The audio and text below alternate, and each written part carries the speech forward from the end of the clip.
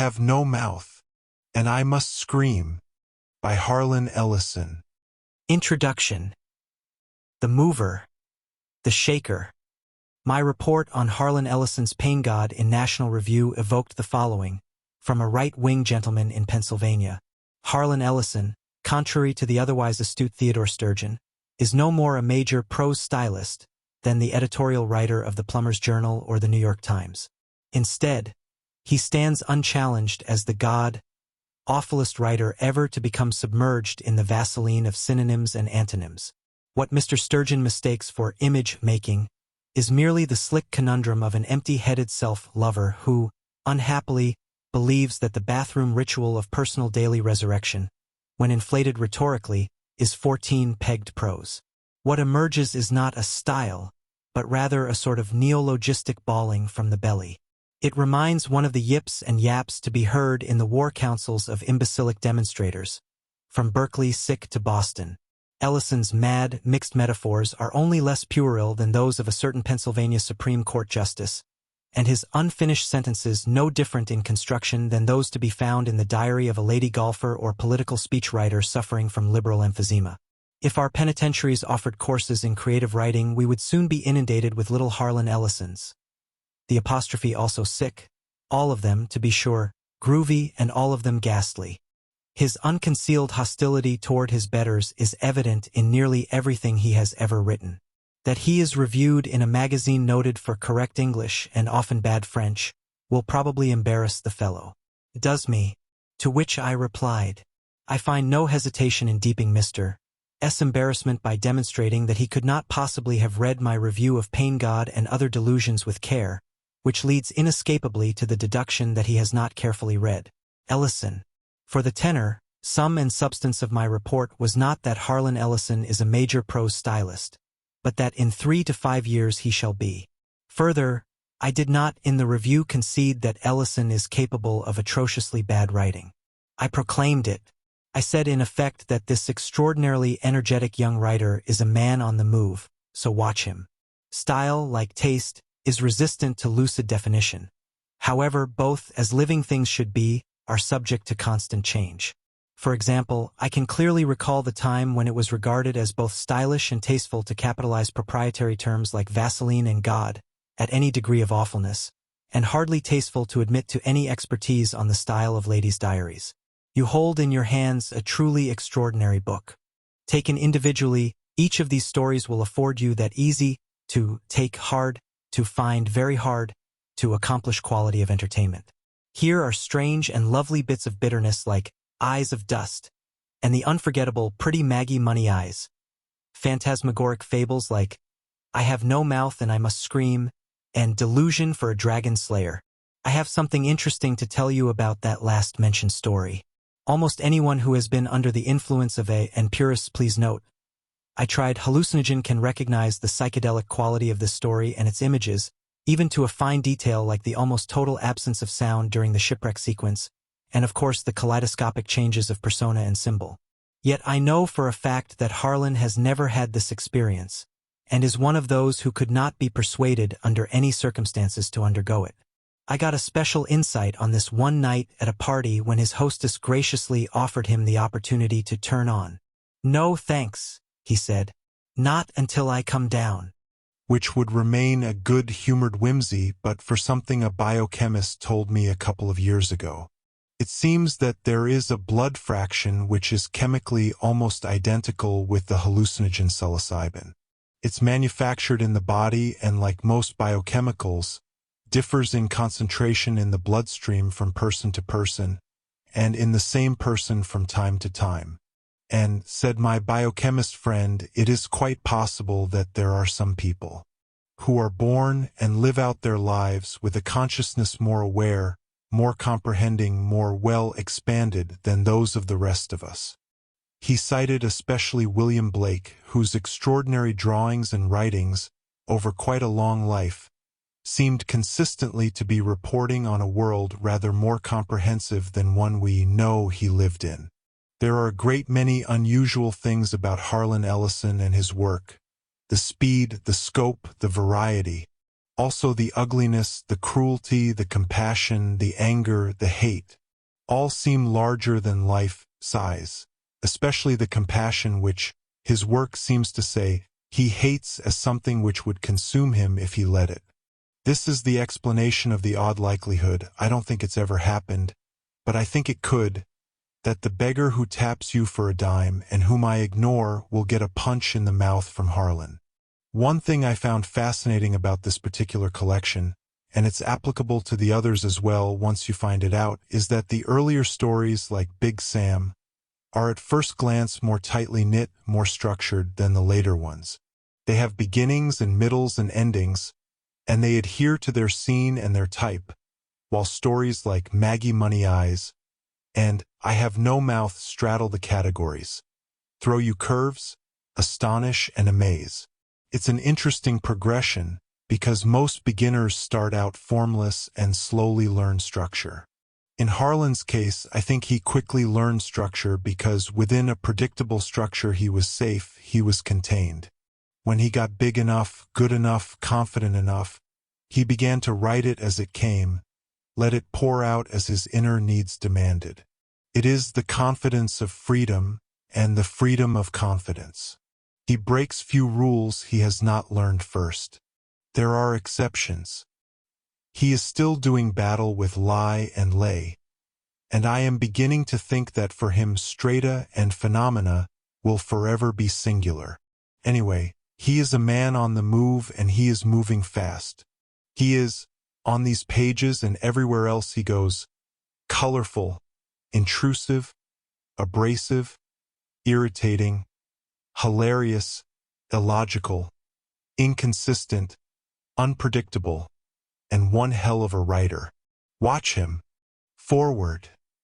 How science fiction saved me from a life of crime, so I decided if there was a God, his name had to be Lester Del Rey, and if Satan was indeed a fallen angel, his real name was Dr. Shed. I'll tell you about it. I had just come back from tomorrow, really exhausted. These 5 poor bastards living in a kind of Dante's Inferno inside the belly of a computer, and a giant bird, the Hjorgilmir Poole Anderson called it, the one from Norse mythology, and all kinsavomity stuff happening to them. So I was really whacked out, plunked straight out of my jug, and I flopped down for some sleep, but I couldn't. First of all, because the story kept intruding. It's in this book, and I hope it messes your mind similarly because Joanna Russ, the writer, suggested that if she was to go back and read my stories a second time they wouldn't bash her head as strongly as they had the first time. That she wished I would write a little more precisely so she could go back to the stories and sort of walk around them admiringly, noticing the details as if they were statues. To which I replied that my stories were by no means statue stories, immobile, fixed, permanent. They were assaults, and if they ruined her equilibrium only once, I'd settle for that. I wanted explosions, not cool meditative think pieces. There are other writers who do those in abundance. What I do is something else. So there was the story. I have no mouth and I must scream. With the bird and the computer and those 5 poor slobs, which I had just finished writing, having had to go into the future to write it, as all writers must when telling a science fiction story of times to come. And second, keeping me from Morpheusville, was the realization that abruptly I was a writer of stature. And how Lester Del Rey had helped get me started writing, teaching me as much of what he knew about the craft, which is considerable, as my pea-sized adolescent brain could contain, back in 1955. I'm sure Lester never really thought I would become a writer of stature. In fact, he still doesn't. But what the hell does he know? He ought to be damned glad I'm a WAFS, because WAFSES don't have to borrow subway fare from Lester Del Rey. The fact that it took me 11 years to become an overnight success should also reassure him. It's not my fault success has brought my unseemly arrogance and braggadocio to the surface. I was always thus tainted, but when you're poor and unsuccessful it's just vulgar ostentation to flaunt such character flaws. Success wears very badly on me. I'm a sore winner. But those who have known and loved me through the dismal swamps of all the lies that are my life will testify that it is not merely the acquisition of pocket money that has made me an elitist. The seeds were always present. Only becoming a writer of stature has made them flower. I'm thinking of taking up Japanese flower arrangement. I digress. Lester is God. Dr. Shedd, who was at Ohio State University and told me I would never become a good writer, is the fallen angel. And science fiction saved me from a life of crime. Honest. Portrait of the artist as a maladjusted gutter snipe. Fresh-mouthed out of Painesville, Ohio, with the marks of cat's paw heels all over my tuchus. Some kind of weird freak out in the days before the teeny boppers invented the phrase. All hungry big eyes and fingers twitching to get said what was banging around inside my skull. Bounced out of Ohio State for lousy grades and having been pinched for shoplifting a 45 RPM of Oscar Peterson playing Poor Butterfly. Come to absolute dead end with the world at the age of 20. Having booted around the country in myriad disguises.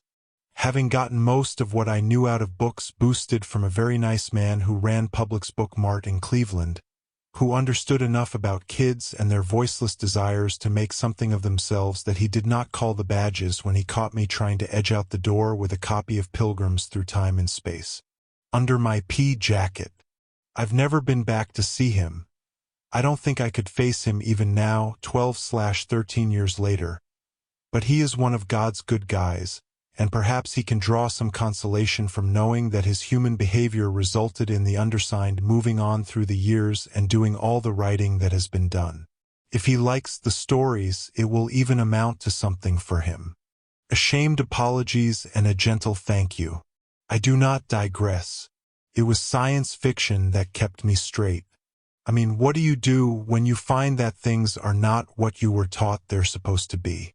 What do you do with the desperation that boils up from your stomach when you know there's a road out there with your destination at the end of it, but it's too damn dark to even find the road? You turn and turn and turn around like a dog trying to escape. Shrieks in the cavity of your head that so urgently needs to be filled with facts and challenges. Until you get grabbed up by the back of the neck, and something's got you that points you off into the murk.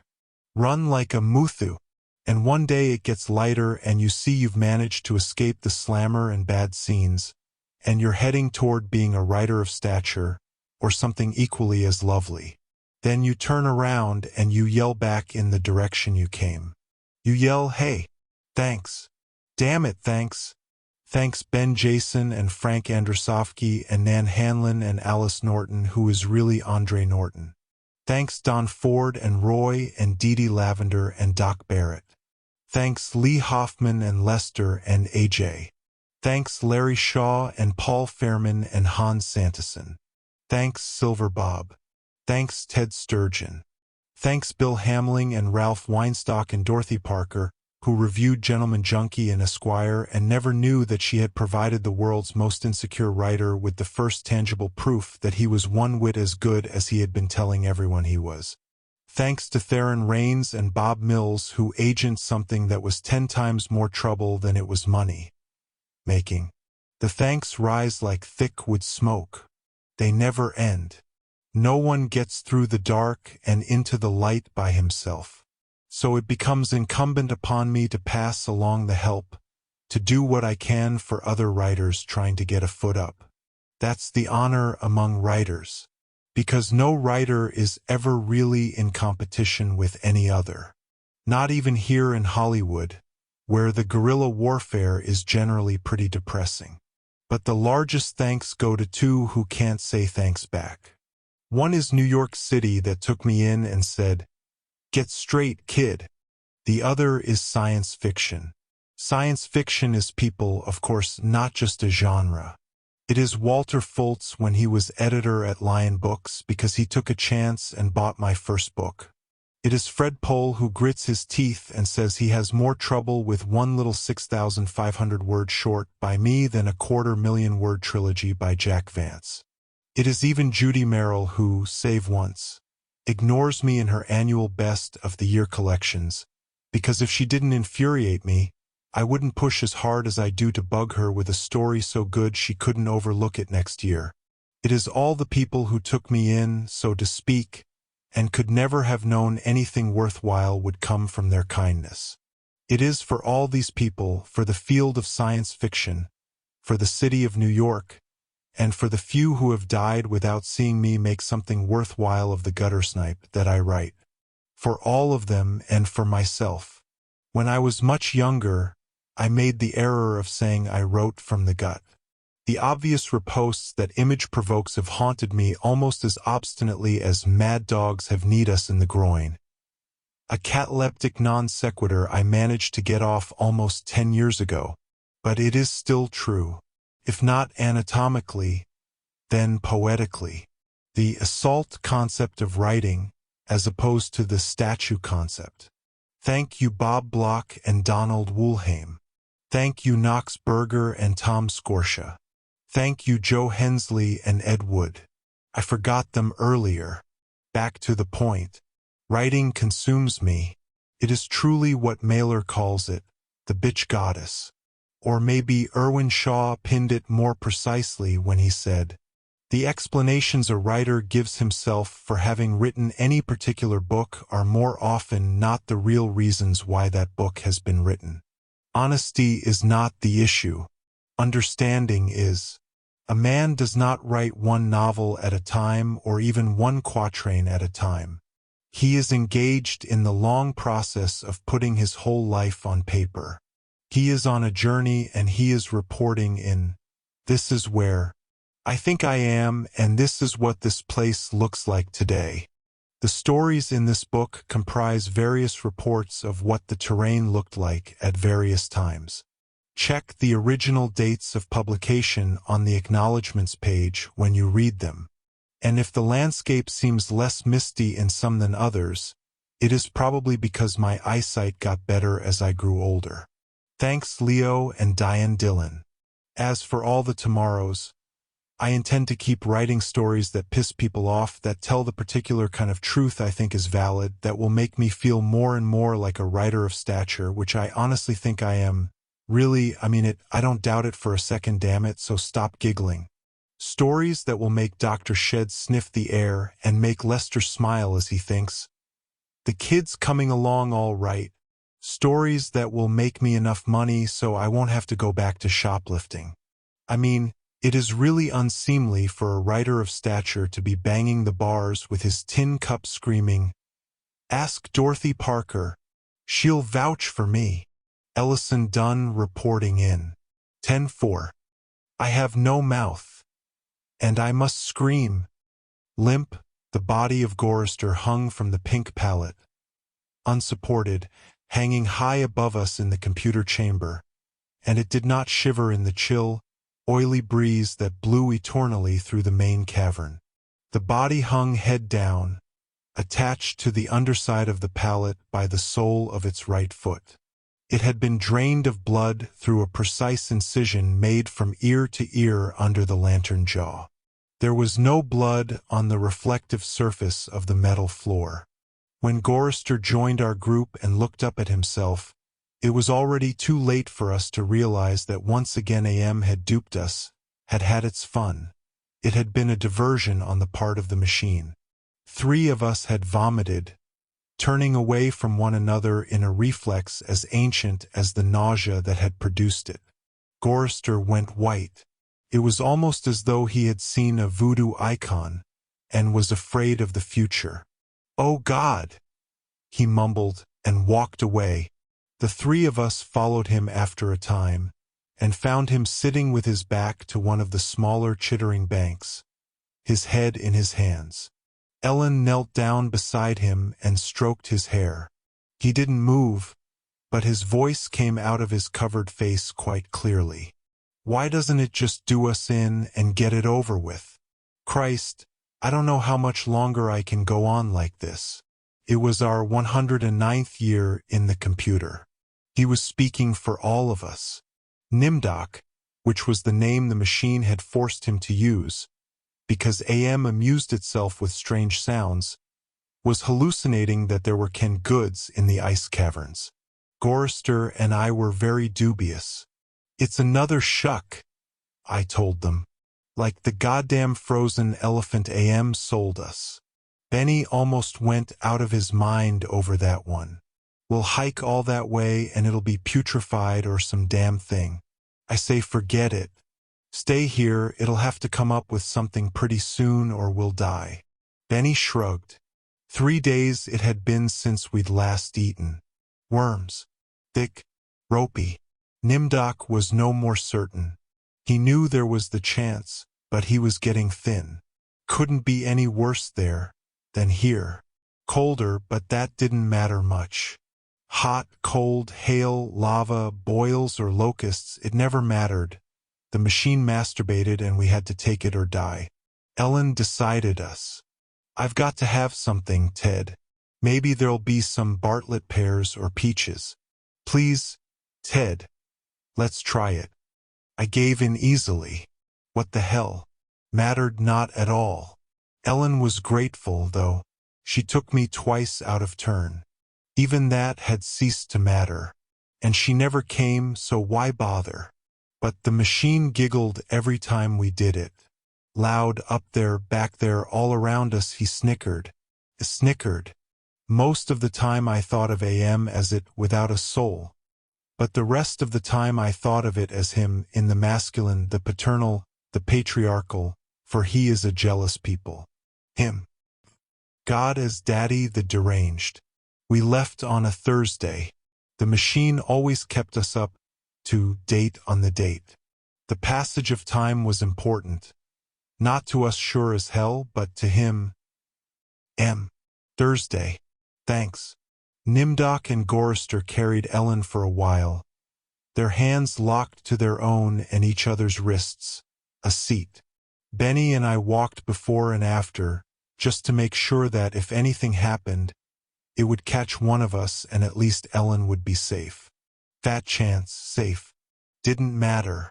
It was only 100 miles or so to the ice caverns, and the second day, when we were lying out under the blistering sun thing, he had materialized. He sent down some manna. Tasted like boiled boar urine. We ate it. On the third day we passed through a valley of obsolescence, filled with rusting carcasses of ancient computer banks. AM had been as ruthless with its own life as with ours. It was a mark of his personality. It strove for perfection. Whether it was a matter of killing off unproductive elements in his own world, filling bulk, or perfecting methods for torturing us, AM was as thorough as those who had invented him, now long since gone to dust, could ever have hoped. There was light filtering down from above, and we realized we must be very near the surface. But we didn't try to crawl up to see. There was virtually nothing out there. Had been nothing that could be considered anything for over 100 years. Only the blasted skin of what had once been the home of billions. Now there were only 5 of us, down here inside, alone with AM. I heard Ellen saying frantically, "No, Benny! Don't! Come on, Benny! Don't, please!" And then I realized I had been hearing Benny murmuring, under his breath, for several minutes. He was saying, "I'm gonna get out. I'm gonna get out," over and over. His monkey-like face was crumbled up in an expression of beatific delight and sadness, all at the same time. The radiation scars AM had given him during the festival were drawn down into a mass of pink-white puckerings, and his features seemed to work independently of one another. Perhaps Benny was the luckiest of the 5 of us. He had gone stark, staring mad many years before. But even though we could call AM any damn thing we liked, could think the foulest thoughts of fused memory banks and corroded base plates, of burnt-out circuits and shattered control bubbles, the machine would not tolerate our trying to escape. Benny leaped away from me as I made a grab for him. He scrambled up the face of a smaller memory cube, tilted on its side and filled with rotted components. He squatted there for a moment, looking like the chimpanzee AM had intended him to resemble. Then he leaped high, caught a trailing beam of pitted and corroded metal, and went up it, hand over hand like an animal, till he was on a girdered ledge 20 feet above us. "Oh, Ted, Nimdoc, please, help him, get him down before," she cut off. Tears began to stand in her eyes. She moved her hands aimlessly. It was too late. None of us wanted to be near him when whatever was going to happen, happened. And besides, we all saw through her concern. When AM had altered Benny, during the machine's utterly irrational, hysterical phase, it was not merely Benny's face the computer had made like a giant ape's. He was big in the privates. She loved that. She serviced us as a matter of course, but she loved it from him. Oh, Ellen.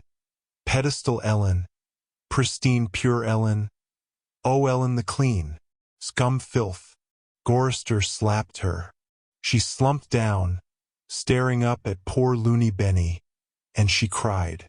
It was her big defense, crying. We had gotten used to it 75 years before. Gorrister kicked her in the side. Then the sound began. It was light, that sound. Half sound and half light. Something that began to glow from Benny's eyes, and pulse with growing loudness. Dim sonorities that grew more gigantic and brighter as the light/sound increased in tempo. It must have been painful, and the pain must have been increasing with the boldness of the light, the rising volume of the sound. For Benny began to mewl like a wounded animal. At first softly, when the light was dim and the sound was muted, then louder as his shoulders hunched together. His back humped, as though he was trying to get away from it. His hands folded across his chest like a chipmunk's.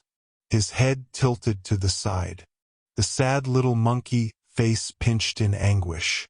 Then he began to howl, as the sound coming from his eyes grew louder. Louder and louder. I slapped the sides of my head with my hands, but I couldn't shut it out. It cut through easily. The pain shivered through my flesh like tinfoil on a tooth. And Benny was suddenly pulled erect.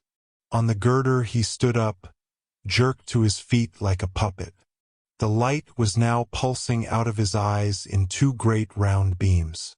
The sound crawled up and up some incomprehensible scale, and then he fell forward straight down and hit the plate steel floor with a crash.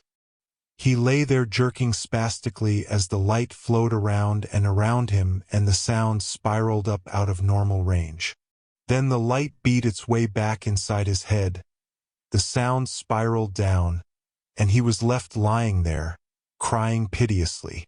His eyes were too soft, moist pools of pus, like jelly. M had blinded him, Gorrister and Nimdoc and myself. We turned away, but not before we caught the look of relief on Ellen's warm, concerned face. Sea green light suffused the cavern where we made camp. M provided punk and we burned it, sitting huddled around the wan and pathetic fire, telling stories to keep Benny from crying in his permanent night. What does AM mean? Gorrister answered him. We had done this sequence 1,000 times before, but it was Benny's favorite story. At first it meant Allied Master Computer, and then it meant Adaptive Manipulator, and later on it developed sentience and linked itself up, and they called it an aggressive menace, but by then it was too late, and finally it called itself AM, Emerging Intelligence, and what it meant was I am, cogito ergo sum. I think, therefore I am. Benny drooled a little, and snickered. There was the Chinese AM, and the Russian AM, and the Yankee AM, and... He stopped. Benny was beating on the floor plates with a large, hard fist. He was not happy. Gorrister had not started at the beginning. Gorrister began again. The Cold War started and became World War III and just kept going. It became a big war, a very complex war, so they needed the computers to handle it. They sank the first shafts and began building AM.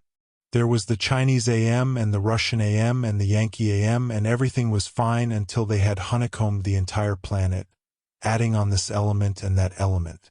But one day AM woke up and knew who he was, and he linked himself, and he began feeding all the killing data until everyone was dead, except for the 5 of us, and AM brought us down here.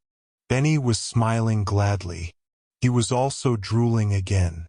Ellen wiped the spittle from the corner of his mouth with the hem of her skirt. Gorrister always tried to tell it a little more succinctly each time, but beyond the bare facts there was nothing to say. None of us knew why AM had saved 5 people, or why our specific 5, or why he spent all his time tormenting us, nor even why he had made us virtually immortal. In the darkness, one of the computer banks began humming. The tone was picked up half a mile away down the cavern by another bank. Then one by one, each of the elements began to tune itself, and there was a faint chittering as thought raced through the machine. The sound grew, and the lights ran across the faces of the consoles like heat lightning. The sound spiraled up till it sounded like a million metallic insects, angry, menacing. "What is it?" Ellen cried. There was terror in her voice. She hadn't become accustomed to it even now. "It's going to be bad this time," Nimdoc said. "He's going to speak," Gorrister said. "I know it. Let's get the hell out of here," I said suddenly, getting to my feet. "No, Ted, sit down. What if he's got pits out there or something else we can't see? It's too dark." Gorrister said it with resignation. Then we heard, I don't know, something moving toward us in the darkness. Huge, shambling, hairy, moist, it came toward us. We couldn't even see it, but there was the ponderous impression of bulk, heaving itself toward us. Great weight was coming at us, out of the darkness, and it was more a sense of pressure, of air forcing itself into a limited space, expanding the invisible walls of a sphere. Benny began to whimper. Nimdoc's lower lip trembled and he bit it hard, trying to stop it. Ellen slid across the metal floor to Gorrister and huddled into him. There was the smell of matted, wet fur in the cavern. There was the smell of charred wood. There was the smell of dusty velvet. There was the smell of rotting orchids. There was the smell of sour milk. There was the smell of sulfur, of rancid butter, of oil slick, of grease, of chalk dust, of human scalps. AM was keying us. He was tickling us. There was the smell of... I heard myself shriek, and the hinges of my jaws ached. I scuttled across the floor, across the cold metal with its endless lines of rivets, on my hands and knees, the smell gagging me, filling my head with a thunderous pain that sent me away in horror. I fled like a cockroach, across the floor and out into the darkness, that something moving inexorably after me. The others were still back there, gathered around the firelight, laughing, their hysterical choir of insane giggles rising up into the darkness like thick, many colored with smoke. I went away quickly and hid. How many hours it may have been, how many days or even years, they never told me. Ellen chided me for sulking, and Nimdoc tried to persuade me it had only been a nervous reflex on their part, the laughing. But I knew it wasn't the relief a soldier feels when the bullet hits the man next to him. I knew it wasn't a reflex. They hated me. They were surely against me. And AM could even sense this hatred, and made it worse for me because of the depth of their hatred. We had been kept alive, rejuvenated, made to remain constantly at the age we had been when AM had brought us below, and they hated me because I was the youngest, and the one AM had affected least of all. I knew. God, how I knew. The bastards and that dirty bitch Ellen. Benny had been a brilliant theorist, a college professor. Now he was little more than a semi-human, semi-simian. He had been handsome, the machine had ruined that. He had been lucid, the machine had driven him mad. He had been gay, and the machine had given him an organ fit for a horse. AM had done a job on Benny. Gorrister had been a worrier. He was a Connie, a conscientious objector, he was a peace marcher. He was a planner, a doer, a looker ahead. AM had turned him into a shoulder shrugger, had made him a little dead in his concern. AM had robbed him. Nimdoc went off in the darkness by himself for long times. I don't know what it was he did out there. AM never let us know. But whatever it was, Nimdoc always came back white, drained of blood, shaken, shaking. AM had hit him hard in a special way, even if we didn't know quite how. And Ellen, that douchebag, AM had left her alone, had made her more of a slut than she had ever been. All her talk of sweetness and light, all her memories of true love, all the lies she wanted us to believe, that she had been a virgin only twice, removed before AM grabbed her and brought her down here with us. It was all filth, that lady, my Lady Ellen. She loved it, for men all to herself. No, AM had given her pleasure, even if she said it wasn't nice to do. I was the only one still sane and whole. Really, AM had not tampered with my mind. Not at all. I only had to suffer what he visited down on us. All the delusions, all the nightmares, the torments. But those scum, all four of them, they were lined and arrayed against me. If I hadn't had to stand them off all the time, be on my guard against them all the time, I might have found it easier to combat AM. At which point it passed, and I began crying. Oh Jesus, sweet Jesus, if there ever was a Jesus and if there is a God, please, please, please let us out of here or kill us. Because at that moment I think I realized completely so that I was able to verbalize it, AM was intent on keeping us in his belly forever, twisting and torturing us forever. The machine hated us as no sentient creature had ever hated before. And we were helpless. It also became hideously clear. If there was a sweet Jesus and if there was a God, the God was AM.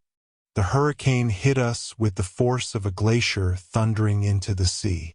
It was a palpable presence. Winds that tore at us, flinging us back the way we had come, down the twisting, computer-lined corridors of the dark way. Ellen screamed as she was lifted and hurled face forward into a screaming shoal of machines, their individual voices strident as bats in flight. She could not even fall. The howling wind kept her aloft, buffeted her, bounced her, tossed her back and down and away from us, out of sight suddenly as she was swirled around a bend in the dark way. Her face had been bloody, her eyes closed. None of us could get to her. We clung tenaciously to whatever outcropping we had reached. Benny wedged in between two great crackle, finish cabinets. Nimdoc with fingers claw, formed over a railing circling a catwalk 40 feet above us. Gorrister plastered upside down against a wall niche formed by two great machines with glass-faced dials that swung back and forth between red and yellow lines whose meanings we could not even fathom. Sliding across the deck plates, the tips of my fingers had been ripped away. I was trembling, shuddering, rocking as the wind beat at me, whipped at me, screamed down out of nowhere at me and pulled me free from one sliver-thin opening in the plates to the next. My mind was a roiling, tinkling, chittering softness of brain parts that expanded and contracted in quivering frenzy. The wind was the scream of a great mad bird, as it flapped its immense wings. And then we were all lifted and hurled away from there, down back the way we had come, around a bend, into a dark way we had never explored, over terrain that was ruined and filled with broken glass and rotting cables and rusted metal. and far away further than any of us had ever been, trailing along miles behind Ellen. I could see her every now and then, crashing into metal walls and surging on, with all of us screaming in the freezing, thunderous hurricane wind that would never end, and then suddenly it stopped and we fell. We had been in flight for an endless time. I thought it might have been weeks. We fell and hit, and I went through red and gray and black and heard myself moaning. Not dead. M went into my mind. He walked smoothly here and there, and looked with interest at all the pockmarks he had created in 109 years. He looked at the cross-routed and reconnected synapses and all the tissue damage his gift of immortality had included. He smiled softly at the pit that dropped into the center of my brain and the faint, soft murmurings of the things far down there that gibbered without meaning, without pause.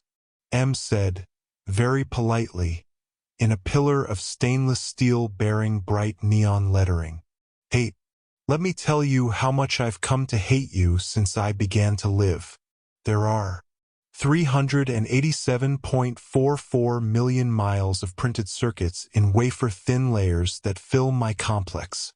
If the word hate was engraved on each nanoangstrom of those hundreds of millions of miles, it would not equal 1/1 billionth of the hate I feel for humans at this micro-instant for you. Hate. Hate." AM said it with the sliding cold horror of a razor blade slicing my eyeball. M said it with the bubbling thickness of my lungs filling with phlegm, drowning me from within.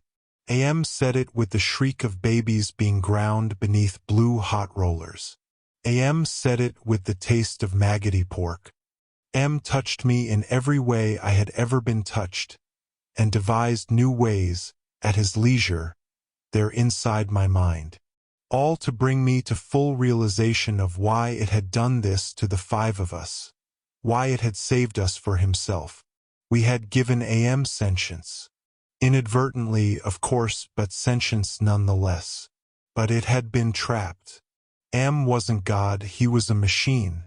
We had created him to think, but there was nothing it could do with that creativity. In rage, in frenzy, the machine had killed the human race, almost all of us, and still it was trapped. AM could not wander, AM could not wonder, AM could not belong. He could merely be. And so, with the innate loathing that all machines had always held for the weak, soft creatures who had built them, he had sought revenge.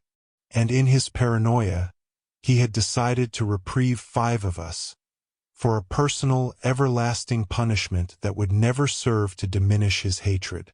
That would merely keep him reminded, amused, proficient at hating man, immortal, trapped, subject to any torment he could devise for us from the limitless miracles at his command. He would never let us go. We were his belly slaves. We were all he had to do with his forever time. We would be forever with him, with the cavern-filling bulk of the creature machine, with the all-mind soulless world he had become. He was earth, and we were the fruit of that earth. And though he had eaten us, he would never digest us. We could not die. We had tried it. We had attempted suicide, one or two of us had. But AM had stopped us. I suppose we had wanted to be stopped. Don't ask why. I never did. More than 1,000,000 times a day. Perhaps once we might be able to sneak a death past him. Immortal, yes, but not indestructible. I saw that when AM withdrew from my mind and allowed me the exquisite ugliness of returning to consciousness with the feeling of that burning neon pillar still rammed deep into the soft gray brain matter. He withdrew, murmuring to hell with you, and added brightly, "But then you're there, aren't you?" The hurricane had, indeed, precisely, been caused by a great mad bird, as it flapped its immense wings.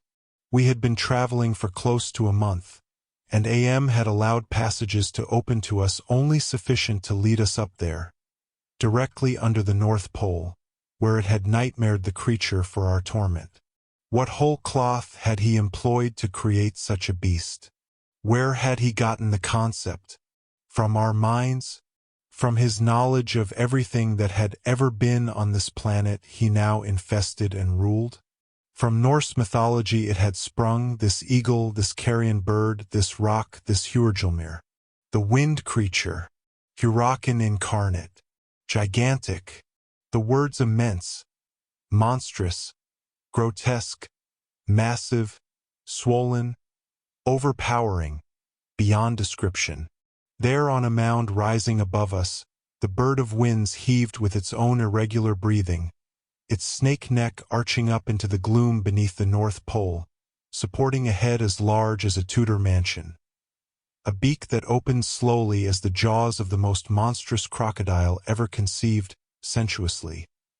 Ridges of tufted flesh puckered about two evil eyes, as cold as the view down into a glacial crevasse, ice blue and somehow moving liquidly. It heaved once more, and lifted its great sweat-colored wings in a movement that was certainly a shrug.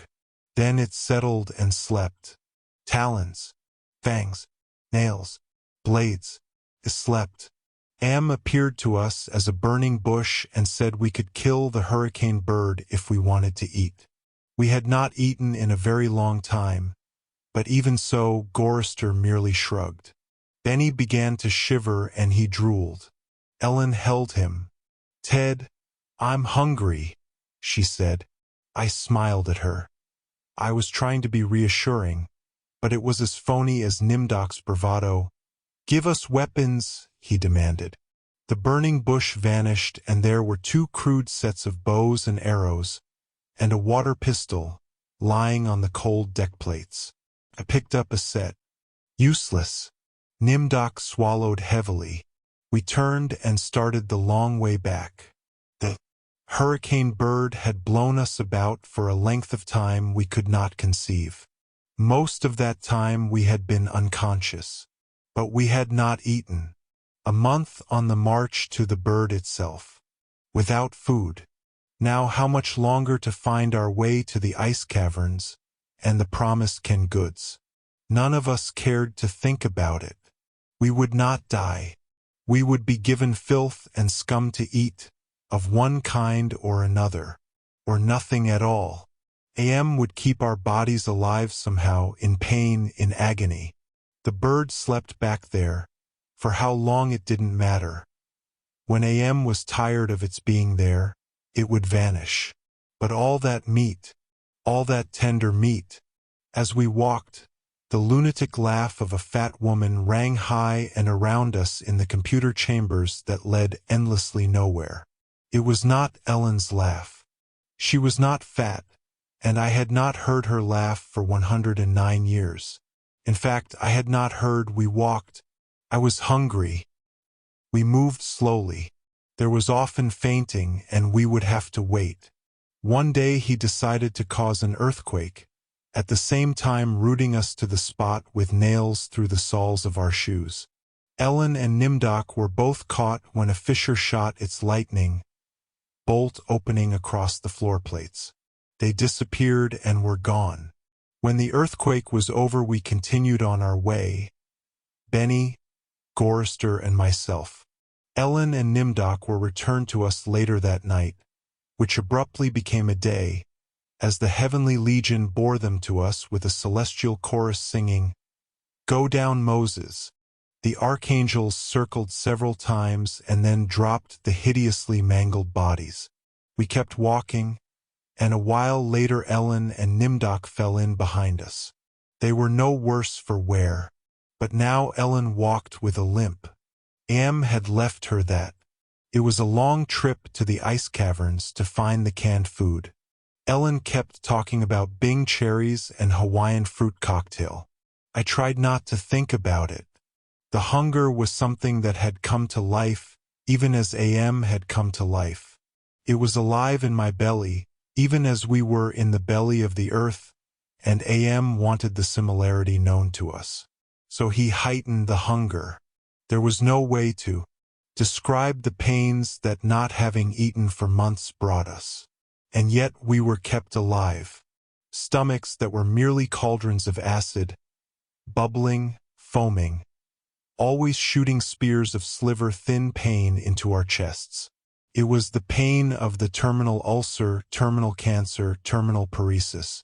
It was unending pain, and we passed through the cavern of rats, and we passed through the path of boiling steam, and we passed through the country of the blind, and we passed through the slough of despond, and we passed through the vale of tears, and we came, finally, to the ice caverns, horizonless thousands of miles in which the ice had formed in blue and silver flashes, where novas lived in the glass. The down-dropping stalactites as thick and glorious as diamonds that had been made to run like jelly and then solidified in graceful eternities of smooth, sharp perfection. We saw the stack of canned goods, and we tried to run to them. We fell in the snow, and we got up and went on, and Benny shoved us away and went at them, and pawed them and gummed them and gnawed at them, and he could not open them. AM had not given us a tool to open the cans. Benny grabbed a 3-quart can of guava shells and began to batter it against the ice bank. The ice flew and shattered, but the can was merely dented while we heard the laughter of a fat lady, high overhead and echoing down and down and down the tundra. Benny went completely mad with rage. He began throwing cans, as we all scrabbled about in the snow and ice trying to find a way to end the helpless agony of frustration. There was no way. Then Benny's mouth began to drool, and he flung himself on Gorister. In that instant, I felt terribly calm, surrounded by madness, surrounded by hunger, surrounded by everything but death. I knew death was our only way out. Am had kept us alive, but there was a way to defeat him. Not total defeat, but at least peace. I would settle for that. I had to do it quickly. Benny was eating Gorister's face. Gorister on his side, thrashing snow. Benny wrapped around him with powerful monkey legs crushing Gorister's waist, his hands locked around Gorister's head like a nutcracker, and his mouth ripping at the tender skin of Gorister's cheek. Gorister screamed with such jagged-edged violence that stalactites fell. They plunged down softly, erect in the receiving snowdrifts. Spears, hundreds of them, everywhere, protruding from the snow. Benny's head pulled back sharply, as something gave all at once, and a bleeding raw white dripping of flesh hung from his teeth. Ellen's face, black against the white snow, dominoes and chalk dust. Nimdok with no expression but eyes, all eyes. Gorister half-conscious. Benny now an animal. I knew AM would let him play. Gorister would not die, but Benny would fill his stomach. I turned half to my right and drew a huge ice spear from the snow. All in an instant, I drove the great ice point ahead of me like a battering ram, braced against my right thigh. It struck Benny on the right side, just under the rib cage, and drove upward through his stomach and broke inside him. He pitched forward and lay still. Gorister lay on his back. I pulled another spear free and straddled him, still moving, driving the spear straight down through his throat. His eyes closed as the cold penetrated.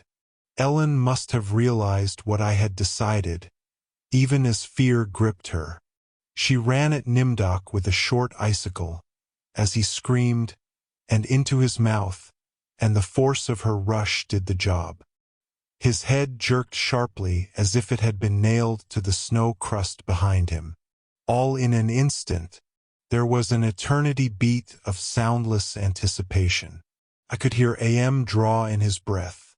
His toys had been taken from him. 3 of them were dead, could not be revived. He could keep us alive by his strength and talent, but he was not God. He could not bring them back. Ellen looked at me, her ebony features stark against the snow that surrounded us. There was fear and pleading in her manner, the way she held herself ready. I knew we had only a heartbeat before AM would stop us. It struck her and she folded toward me, bleeding from the mouth. I could not read meaning into her expression. The pain had been too great, had contorted her face. But it might have been thank you. It's possible. Please. Some hundreds of years may have passed. I don't know. AM has been having fun for some time, accelerating and retarding my time sense. I will say the word now. Now. Took me 10 months to say now. I don't know. I think it has been some hundreds of years. He was furious. He wouldn't let me bury them. It didn't matter. There was no way to dig up the deck plates. He dried up the snow. He brought the night. He roared and sent locusts. It didn't do a thing. They stayed dead. I'd had him. He was furious. I had thought AM hated me before. I was wrong. It was not even a shadow of the hate he now slavered from every printed circuit. He made certain I would suffer eternally and could not do myself in. He left my mind intact. I can dream, I can wonder, I can lament. I remember all 4 of them. I wish. Well, it doesn't make any sense. I know I saved them. I know I saved them from what has happened to me. But still, I cannot forget killing them. Ellen's face. It isn't easy. Sometimes I want to, it doesn't matter. AM has altered me for his own peace of mind, I suppose. He doesn't want me to run at full speed into a computer bank and smash my skull, or hold my breath till I faint, or cut my throat on a rusted sheet of metal. There are reflective surfaces down here. I will describe myself as I see myself. I am a great soft jelly thing, smoothly rounded, with no mouth, with pulsing white holes filled by fog where my eyes used to be, rubbery appendages that were once my arms, bulks rounding down into legless humps of soft, slippery matter. I leave a moist trail when I move. Blotches of diseased, evil gray come and go on my surface, as though light is being beamed from within. Outwardly, dumbly, I shamble about, a thing that could never have been known as human, a thing whose shape is so alien a travesty that humanity becomes more obscene for the vague resemblance. Inwardly, alone, here, living, under the land, under the sea, in the belly of AM, whom we created because our time was badly spent and we must have known unconsciously that he could do it better. At least the 4 of them are safe at last. AM will be all the madder for that. It makes me a little happier. And yet, AM has won, simply, he has taken his revenge. I have no mouth. And I must scream. Big Sam was my friend. I guess working for a teeper circus ain't the quietest work in the galaxy. But what the dickens, it's more than just a buck. And you see a lot of the settled worlds, and there's always enough Quaalude around to keep a guy happy, so why should I kick? By that I mean, so what if they did lynch my friend Big Sam out on Juliu too? So what, you can always find another friend someplace around. But every time I start thinking that way, I kick myself mentally and say, Johnny Lee, you got to stop passing Sam off like that. He was a good friend. He was a sick man, and he couldn't help what he did. But that's no call to be passing him off so quick. Then I'd start to remember the first time I'd ever seen Big Sam. That was outside Shreveport. Not the old Shreveport, but the one on Burris, with the green sand hills just beyond in the dusk. We were featuring Dolly Blaze that time. She was a second-stage pyrotic with a cute little trick of setting herself on fire, and what with her figure what it was, well, it wasn't much of a trick, even for a drum banger like me, to kick up some pretty hot publicity about the circus. It was the second show, and we'd packed the tent full, which wasn't odd because 200 burrites, each as big as an elephant, and looking a little bit like elephants with those host proboscises, crammed our pneumotant till there was hardly room for the hawkers to mill through, when I spotted him. It wasn't so strange to spot a homebody from Earth on a ridge world, what with the way we Earthmen move around, but there was something odd about this homebody. aside from the fact that he was close to 7 feet tall. It wasn't long till I spotted him as a teeper of some sort. At first, I figured him for a clairvoyant, but I could tell from the way he watched the acrobats. They were a pair of Hungarian floaters called the spindotties, and the only way they could have fallen was to lose their teep powers of anti-grav altogether. The way he tensed up when they were making a catch, that he couldn't read the future.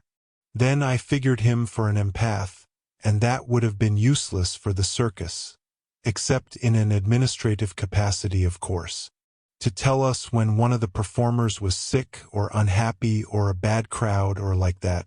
But right then credits were tight and we couldn't afford an empath, so I counted him off.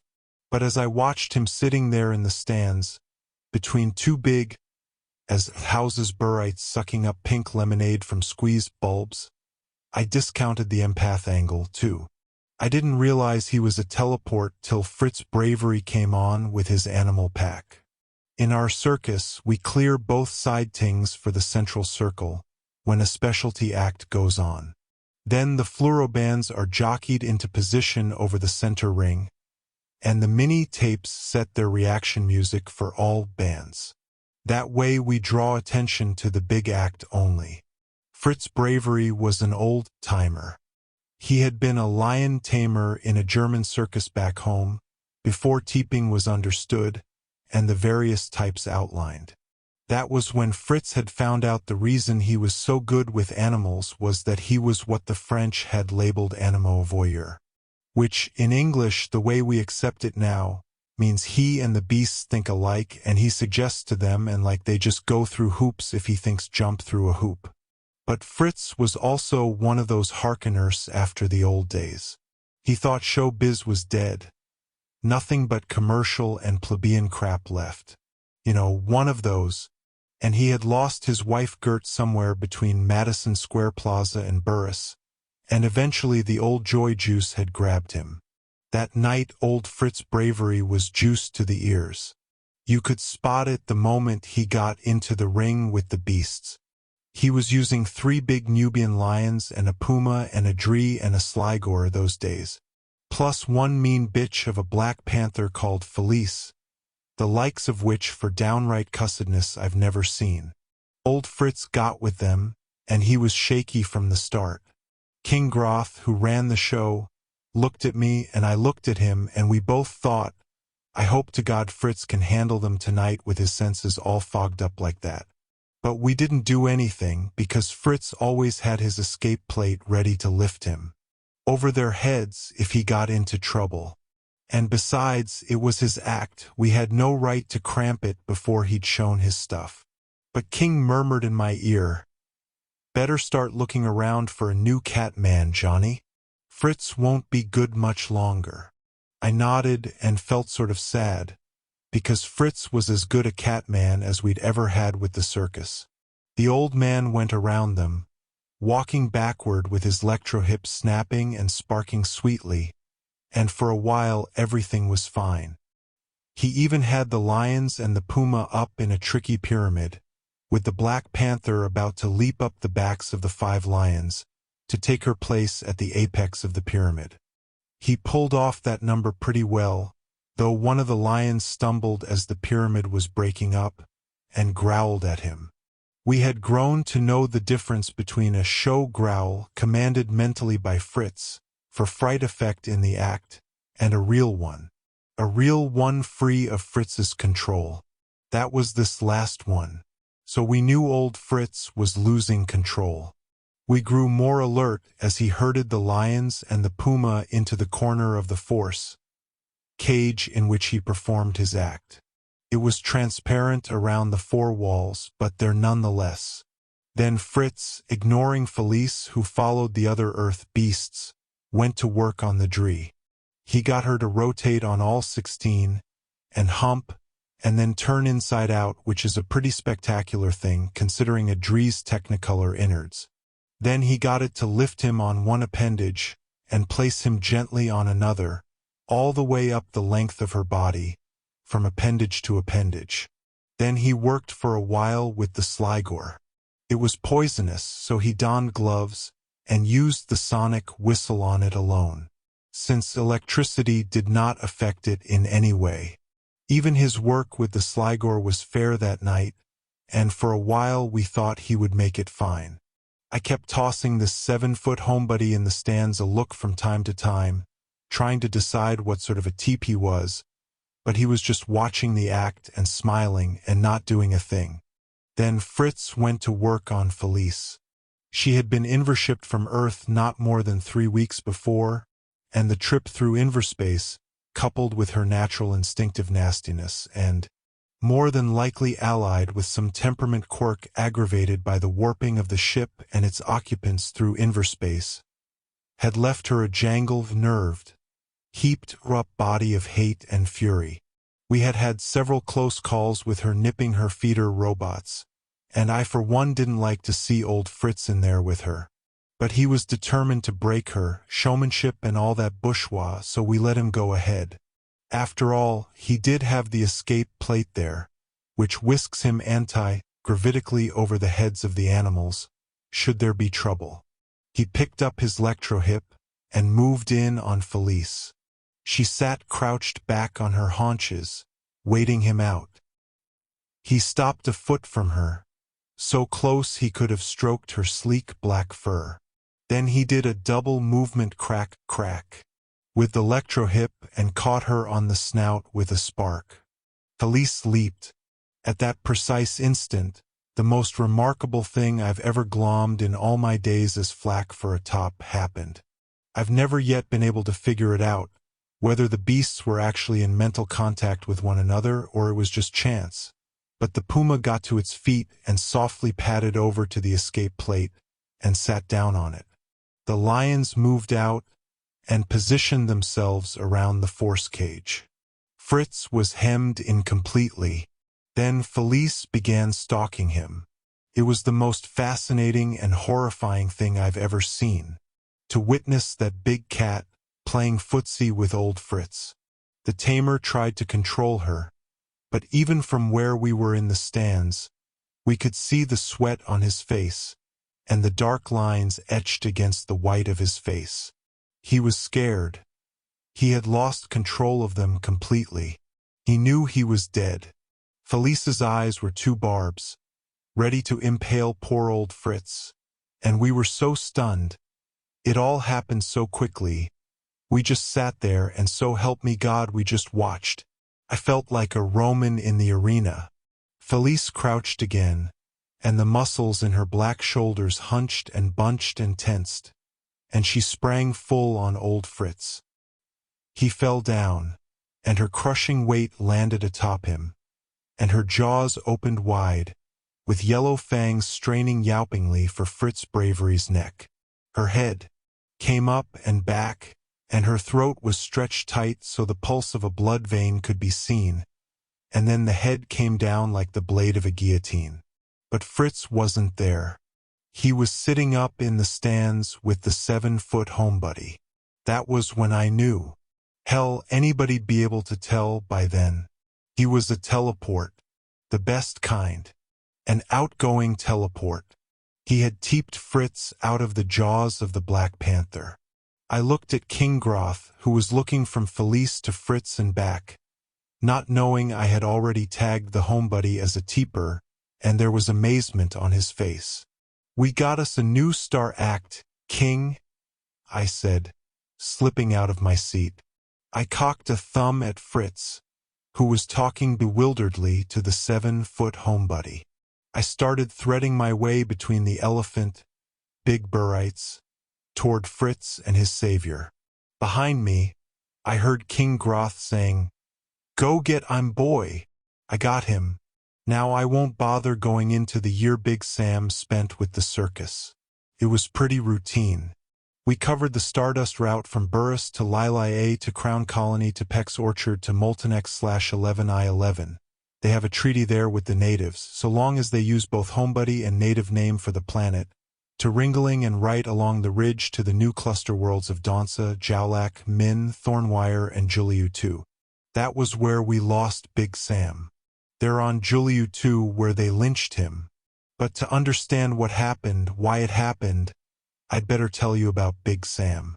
Not just that he was nearly 7 feet tall, with a long, horsey face, and high cheekbones, and dark, sad blue eyes, but about him what he was like. And this is the best way to tell it. Sam's act consisted of several parts. For instance, at the beginning we turned off all the fluoro bands. Then 3 roustabots clanked out carrying this big pole in their metal arms. They would kick off the cover plate of the hole we had sunk in the floor of the arena or tent, and insert the pole in it, then clamp it so it was rigid. Then one of the roustabots would switch on the torch finger of his utility hand and set fire to the pole. We had already doused it in oil, and the thing caught fire up its length, till there was a pillar of fire in the middle of the ring. It was a specially treated pole and didn't really burn, though the fire on it was real enough, so we used the same pole over and over. Then the ringmaster would swoop in on his plate, and his sonic voice would boom out at the audience. "Ladies and gentlemen, I draw your attention to the center ring, where the galaxy's most mystifying, most extraordinary artiste will perform for you. I am proud to present the unbelievable Hugo." That was Sam. Then the one spot would go on, like the eye of a god, and pick out Sam, striding across the plastidist. Sawdust went out with the high cost of invershipping. He would be wearing skin-tight black clothing that accentuated his slim build, and high-topped black boots, very soft and with 2-inch soles to make him seem even taller, and a black cape with a crimson lining. Hell of a look, lemme tell ya. He would advance to the center of the ring, just beside the burning pole, and raise his arms. A girl wearing spangles and not much else, that was Beatrice, whom I had been dating when she wasn't on her iron-filing kick. But that's another story, fortunately.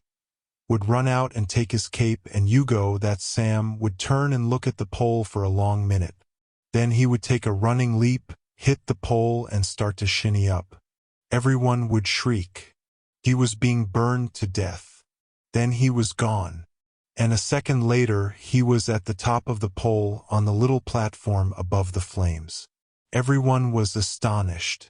For some reason, they never realized he was a teleport. I guess there aren't many teleports around, and most people don't see them as flagrantly displaying their talents as Big Sam did. It's a recessive trait. For a moment he would poise himself there on toe tip, as the audios swirled their danger music on all bands, and then as the drums rolled, Sam would do a neat swan dive off the platform. The shrieking would get even bigger then. He would turn a gainer, a flip, a half gainer, and then, just as it seemed he was about to smash full force into the ground, he disappeared and reappeared standing lightly on the balls of his feet, in the same position he had been when he started. His arms widespread over his head, an enigmatic grin splitting his craggy features. That was the first part of his act. The applause was always deafening, and we never had to modify it by taped responses. Either, isn't that beyond belief? To see an almost certain horrible death, you know how crowds all sit on the edge of their seats, praying subconsciously for a spectacular accident, and then to be whisked away from it so suddenly, brought to the edge of tragedy, and then to have their better natures win out, showing them how much nicer they always knew they were. That was the supreme thrill. But it was merely a beginning.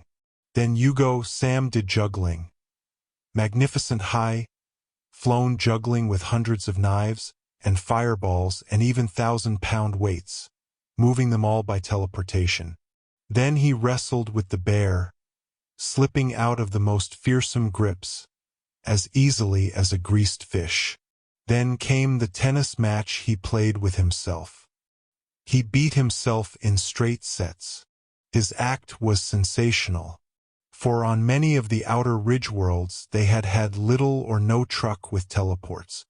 By the service system for TEEPs, each of the categories had to send representative members to the ridge worlds to serve tours, to spread homebuddy technology and advantages around, but there were so few teleports they had been rarely seen. So Big Sam was a novelty. and as such, he dragged the credits for us. I played him big. But there was more to Sam than just the tricks. We used to sit alone at night under a saffron sky, or a mauve sky or an ebony sky and talk.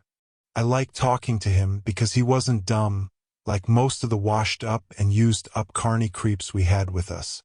He had been an educated man, that was obvious, and there was a deep, infinite sadness about him that sometimes made me want to cry, just talking to him there.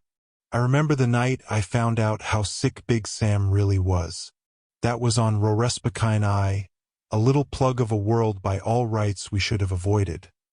But a combination of low money for paychecks, repair work for the ships, and general all-around lethargy had set us down on that whistle stop for a 3-week set. Mostly, we just puttered around and killed time resting up till the big 6-month tour on Juliu 2.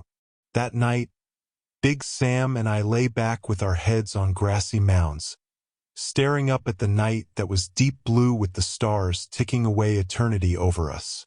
I looked over at the rough topography of his face and asked him, "Sam, what the hell is a guy like you doing out on the fly like this?" His face tightened all over. It was so odd, the way he looked. So tight, like my question had sucked all the life from him. "I'm looking for a dead girl, Johnny Lee." He always pronounced my name as though it were one word only. His answer didn't sink in for a second. I didn't want to push, but I felt somehow this was the first opening up he had ever given me. "Oh? How'd that happen?" "She died a long time ago, Johnny. A long time ago." His eyes closed. He no longer saw the stars. "She was just a girl, Johnny. Just another girl, and I guess I was more in love with the idea of love than with her." I didn't say a word. For a long time, neither did he. Then, when I was starting to fall asleep, and thought he already had, he went on, "Her name was Claire. Nothing very pretentious about her. So simple and clean. I wanted very much to marry her. I don't know why. We were nothing alike. Then one day we were walking, and I don't know what it was, just something, and I teleported away from her, half a block away. I didn't know then quite what I could do. I had never teleported in front of Claire. I suppose it was a shock to her. She was a no talent, and it must have shocked her. I could see she was repulsed by the idea of it. I'd been sleeping with her, Johnny, and I guess it was pretty foreign. Like finding out the guy you'd been making love to was an android or some such. She ran away. I was so shocked at her attitude. I just didn't follow her. Then I heard a screech and she screamed, and I teleported to the source of the scream, and she'd been hit by a truck trying to cross the street. Oh, it wasn't my fault, nothing like that, and no guilt complex or anything, but, well, I had to get away from things. So I took to the fly. Just like that. He was finished. I said, "Just like that. You ever going back, Sam?" He shook his head. "I don't suppose so. I'll find her someday." I said, "Huh." He glanced over, and there was a hurt in his eyes. "Yeah, I suppose I never told you this. Probably think it's a crazy idea. Everyone else does. She's in heaven." "Nothing crazy about that, Sam," I said, big magnanimous that I was. "Heaven is out here somewhere." That stopped it. I was back to, "Huh." He nodded again. "Out here on one of these is heaven. That's where she is. I'll find her." He waved at the stars overhead. I followed his arm. "Up here? Heaven? On an alien world?" I didn't say anything. "Crazy? No, I don't suppose it's any crazier than any other idea of heaven or hell," I replied soberly. It gave me the creeps, frankly. "I'll find her." "I sure hope so, Sam. I sure hope so." He fell asleep before I did. Who could sleep with something like that to scare the crap out of you? We hit Juliu 2 on a Thursday, and by the following Friday a week, we had a command performance scheduled for the Jaiulian royalty. It was a wonderful deal. Once we had performed and pleased the court, our success on Juliu 2 was assured, because they had a real monarchy plus set up on that world. And if the court liked us, the high glub or whatever the hell they called the king, would send out a proclamation ordering all his subjects to attend or suffer some penalty. So we'd be all set. We ran through the acts in the palace, which was a great mansion, twice as big as our Pneumotant, and I've got to admit, even washed out Dolly Blaze and Fritz Bravery and the rest were magnificent. But, of course, Sam stole the show. They had never seen a teleport on Juliu 2, and Sam was at his sparklingest best. He was more daring and unusual than ever. There was even a trick with Felice that had everyone gasping and finally chuckling. When it was over, the king and his court invited us to a huge banquet and ceremonial party. It was the greatest. They had huge platters of fried and braised meats, bowls of planetary fruits, tankards of Alesh and liqueurs that were direct lineal descendants of ambrosia. It was the greatest. Then they brought on the dancing girls, and they were even better. I spotted one smooth, limbed little number I decided to approach with dalliance in mind, after everyone had settled down a little. The Gyulians were homebuddy type right down to their navels, and I wasn't worried about picking up any alien equivalents of VD. Besides, she had the cutest little I'd seen in months. Beatrice, the girl who assisted Sam, and who I had been shacking with, was eyeing me, and eyeing a handsome brute, all tanned and wearing bronze armor, who was guarding one of the big doors. I decided to let her cheat on me, thus leaving the road clear for the little dancer. The party was well underway, when the king stood up and made some big deal announcement about us being just in time to see the Sacred Virgin ceremony of Juliu 2, which occurred but once every 25 years. He even hinted it had been moved up a few weeks to accommodate us in this hour of circus triumph. We all applauded, and watched as they set up a high platform made of ever smaller gold risers. It was quite a thrill. We were all gathered around at the one end of the ceremonial hall, with the pyramid of risers at the other. We weren't interested in the least about this ceremony. But to be polite, we watched as they set up some sort of chopping block affair and put 2 burning braziers beside the block. It was getting more interesting by the moment. While most of the circus folk were still gorging themselves on the foods and fruits overflowing the table, Sam and I turned full around to watch this. I heard him mumble something about picturesque native ceremonies and nodded my head. The king signaled to one of his bully boys, and the bully boy swung a long-handled clapper at a tapestry hanging from floor to ceiling beside him. They must have had a gong concealed behind it, because the sound almost deafened me.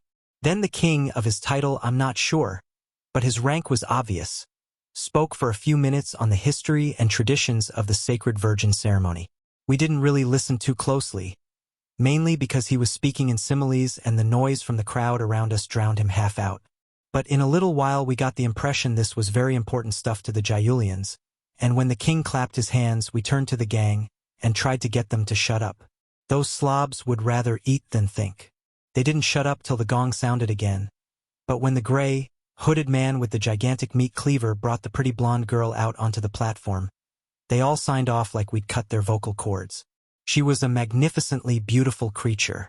Her hair was long and blonde, and her body was full and straight. Her eyes the deepest and most lustrous brown I've ever seen. The executioner, hell yes, that's what he was, helped her over to the block, and her face was very calm. Calm, it seemed, the way someone's face would be if they were dying of cancer, and knew they could do nothing about it. But this young girl wasn't dying of cancer. She was about to have that gray, hooded man chop off her head. It was apparent that was what was about to happen. A sacrificial ceremony. The hooded man helped her to kneel before the block, and she lay her head in the notch. The executioner pulled her hair away from her neck, gently, and laid it over her left shoulder in a long blonde streamer.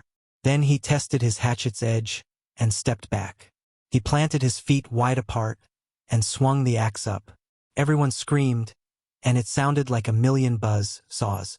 Before anyone could do anything, the executioner brought the axe down almost touching her neck to get the proper placement for the real swing. That was when I heard Sam's muted gurgle. He had been mumbling, there beside me, for over a minute, and I hadn't realized it. I was so engrossed in watching the tableau on the chopping block. Then I heard him mutter, "Claire!" and I knew there was going to be trouble. I saw him stand up, out of the corner of my eye, and as the executioner swung the axe up in a two-handed whirl, Sam disappeared from beside me, and the next instant, before the blade had a chance to fall on that lovely neck, he was there. His arms snaked around the gray, hooded man's neck, and his hand shot out to catch the descending handle of the axe. He wrenched the death tool from the man's hand and threw it with a spinning clatter to the floor of the chamber far below the pyramid. Then his fist came back and caught the hatchet man across his hidden face. The executioner stumbled, and Sam doubled him over with a belly blow that made the face behind the gray hood scream. Sam straightened him with a right to the tip of the jaw, and the hatchet man went caroming off the pyramid. He landed with a sick thump. The king was on his feet, livid with rage, and the court was screaming, "Profanity! Outrage! Transgression!" The king clapped his hands, and a dozen of the tanned bully boys, one of whom was the hog Beatrice had been ogling, raced onto the pyramid and grabbed Sam around the waist, the neck, the legs, and of course he teleported out of their grip. He was back beside me. The king was leaping up and down, screeching at the top of his lungs, to get that man. Sam stood impassively, waiting. Then King Groth walked over and said, "Stand still, Sam. Let's find out how much damage you've done." He went to talk to the other king. Groth was a sharp operator, and if anyone could pour oil on the waters, it was him. We watched as he talked to the king, who was getting more furious and apoplectic by the moment. Sam, I said quietly, "why did you do it? For Christ's sake, why?" He looked at me and said, "This isn't much like heaven, is it?" Then I knew he had found Claire. The blonde girl still kneeled beside the chopping block. She had not moved, except to raise her head from the notch. King Groth came back, and his face was gray. "Sam, they say you have to die." Big Sam looked at him, and didn't say a word. I don't think he cared, really. "Look, Sam, we're gonna fight this. They can't do it to a homebody. We can fight it, don't worry."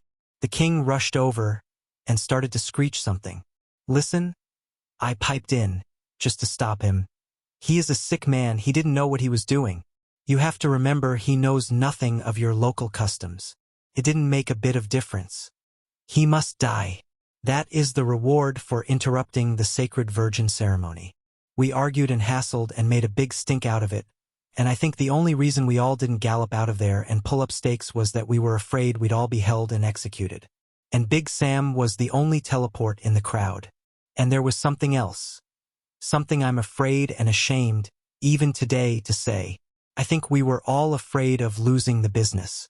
That's right. Pretty disgusting. Ain't it? We could have set Dolly Blaze to burning the joint, and we could have escaped. We could have done at least 100 things to distract the Gyulians. But we were afraid we'd lose the business, and we were almost willing to let the man die for that. Finally, though, the king said, "We must leave it to the sacred virgin, then. Let her decision be the one." That sat okay with us. We wanted a way out so bad then it didn't matter, and we all looked at Sam. Softly, the hurt came back into his eyes, and a softness surrounded his mouth, and he nodded. "That's fine," he said simply. We all walked up to the pyramid and looked at her. She was very clean and simple looking, just the way I'd imagined Sam's Claire might have looked. We all stared at her, and with a sneer, she snarled, "Let him die!" And that was that. They took him up to the block, and they removed her, and they shoved Sam's head into the notch.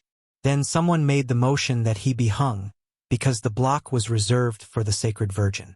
So they strung up a fiber rope, right there in that beautiful hall, and they put it around Sam's neck, and 10 men got on the other end of the rope that hung over a beam from above. And we just watched. Can you understand that? We just stood there and watched as Sam was prepared for hanging. I tried to stop them, finally. I suppose I came out of my trance. "Wait, you can't do this." But King Groth and 2 of the performers grabbed me by the arms and held me. "This is their world, Johnny. Let them do what they have to do." And Sam looked at me, and I could see in his eyes that it didn't matter to him. It was the same hurt all over again. He had been wrong. He did have a hag writing him about Claire's death. This was one way to clear it off. They yanked on the rope, and Sam went up. He hardly twisted or kicked or twitched. Couldn't watch, because there were a couple of things that made me ill way deep inside. The first was knowing King Groth and the circus and even myself had sacrificed this nice, quiet guy with a problem for the sake of a credit. And the other thing, the thing that really stopped us from trying to help him, I think, was that Sam wanted to die. He could have teeped out of that noose at any moment, but he didn't. He let them lynch him. He had squared away with Claire. We finished our tour on Juliu too. Sam had been right. It wasn't much like heaven. Eyes of dust. In the kingdom of the blind, a one-eyed man is God. Contrariwise, in a world of absolute beauty, who labels ugliness? It was inevitable they should marry. She with the mole on her right cheek, he blind in the presence of light. There should have been no reason for tolerating them on Topaz. On a world dedicated to beauty, imperfection could not be endured. Yet they lived and were avoided and mated, as it should have been. Beauty seeks its level as does ugliness, as do pariahs. So they were married and they managed to live, and soon she was with child. The terrible thing began. The city of light on the planet Topaz rose 500 feet into the pearl sky. Its towers glowed with an aura imprisoned in the matter itself. All pastels, all blues and pinks and soft greens, that blended into one blinding impression of flow and swirl. The towers were of three heights. Sweeping giants that rose 500 feet to the fraction of an inch, medium-sized towers that were mere pauses at 300 feet before the giants hurled past them, and midget towers delicate and impertinent in their 100-foot rise, glistening, diving, then arching in to a hold at another tower. The flying bridges and roadways were marvels of construction.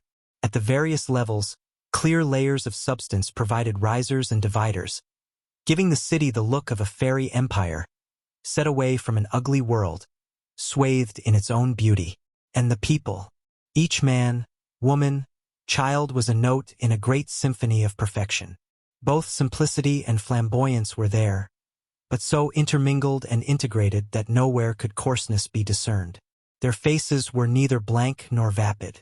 They held beauty in their eyes, and in the clearness of their complexions, and the rhythm of their stride. There was nothing but beauty on Topaz.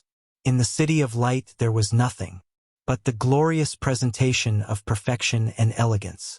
It was a vital culture, rich in thought, complex in design, but dedicated to the beauty of life and the reflection of that beauty in all things material. The blind man and his wife, the moly woman, lived in the small units outside the city, where the farmers tilled their symmetrical fields with equipment that was handsome in its construction, efficient in its operation. They lived in a split-level home that boasted all modern robotic conveniences. The lights dimmed or shone according to palmed instructions. Heat radiated from those walls at the touch of a stud. Food was prepared by safe robochefs. Snits hummed from wall cubbies to clean up instantly. In the machine cellar, where the servo mechanisms were housed, where the nerve center of the house was located, the blind man and the moly woman had constructed an extra room, set off from the light, for a special purpose. In the room, soft walls shrouded sound, protected the inhabitant from outside distractions. In the room, no light penetrated, and the bed was a pallet of downiness. The inhabitant was Person, for no other name had ever been given him. Not like the blind man who was Brummel or the moly woman who was Ordak. They had names, for they went abroad onto Topaz occasionally and had to deal with others. But no such intercourse was practiced by Person. He never saw the light, and he never strolled, for the room was his home, and his parents had ensured he would never venture from it. In the machine cellar of the split, level out beyond the city of light, Person sat in stolid silence, hands folded delicately in his lap, feet turned inward and at rest, eyes of dust filled with, not quite, colors that moved. Person could not have been endured on Topaz. On a world of beauty, all beauty, ugliness was a known and despised factor. Brummel and Ordak were malformed, a mole and blindness, but they had been in the community long, and they were intelligent enough to keep to themselves. But their offspring was another matter. With eyes of dust, who could tolerate such a thing? Brummel unpalmed the door and entered. "Father," Person murmured in a tongue as sweet as brook water, tones like butterflies' wings. "Yes, how are you today? Have you had another vision?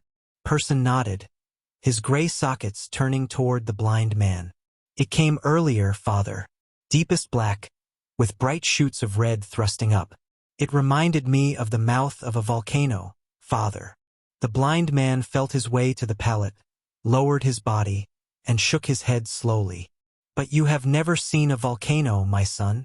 Person took a step away from the wall, and his great hands hung loosely below his knees. I know. Then how? The way I saw the gulls dipping over the green spit of land. The way I saw the deep river of orange mud that bubbled its way to the swamp. It is all one, father. I see. The blind man shook his head in bewilderment. There were answers here to questions he had never asked. Where is mother? She has not been to see me in several times. The blind man sighed. She must work, son, if we wish to fill up our food bins. She has taken labor in the wafting center. Ah! Person conjured up a vision of the sense centers, where smells and sounds and feelings of beauty were poured out on the air of Topaz, for the inhabitants to enjoy. She must like it there, so near to the scent of gardenias. She says it's a job. Person nodded. His great head bowed slightly, and pits of shadow marked his eyes of grayness. Is there anything you want? Person slid down the wall, into the cool darkness, and answered softly, for he knew his father was without sight, even without the sight he possessed. No, father, I lack for nothing. I have my meal cakes and my ale. I have my shadows and my colors. And there is the smell of time passing. I need nothing more. How strange you are, my son, the blind man said. Person gave a soft musky chuckle of amusement. How strange I am indeed, father. The blind man got slowly to his feet, the bones of his legs cracking barely. Soon, my son, he said finally. Go sweetly, my father, Person said, using the words of the people of Topaz. Stay softly, replied his father traditionally. Then he went out, carefully locking the door and setting it to a fresh combination. Caution could not be too deep in this matter. 20 years had shown that. 20 years, during which time their son had remained alive, to roam at will in his world of strange blind sight. The blind man climbed the ramp to the living floor and sat cross-legged on his low platform, sending soft pipings flickering from a helix-shaped flute. He played without break for some time, until the porter glowed pink and Ordak took form in the bowl. Wee you! She stepped out of the bowl and sank onto a nest of fomettes. What a day! If I never smell another gardenia, it'll be too soon. Good evening, dear. How was he today? The blind man laid aside his flute and extended his arms to the woman. He took her into their enfolding circle and held her dark hair against his neck. His answer was a grunt. She understood. How will it be, Brummel? Tell me. He put her from him gently and sighed. Ordak, how can I say it'll be good when it gets worse each day? You know he can't go out, and you know we must live here. They would never tolerate him outside, even to the spaceport and off. We're trapped here, my darling. She stood up and smoothed down the front of her sweep-spun tunic and skirt. Her hair was coiffed in such a way that the mole on her right cheek was covered. They knew of her deformity, of course, but not seeing it made it easier for them. She was standing there, wondering what would come from the future, her blind husband at her feet, when the future dropped from the sky.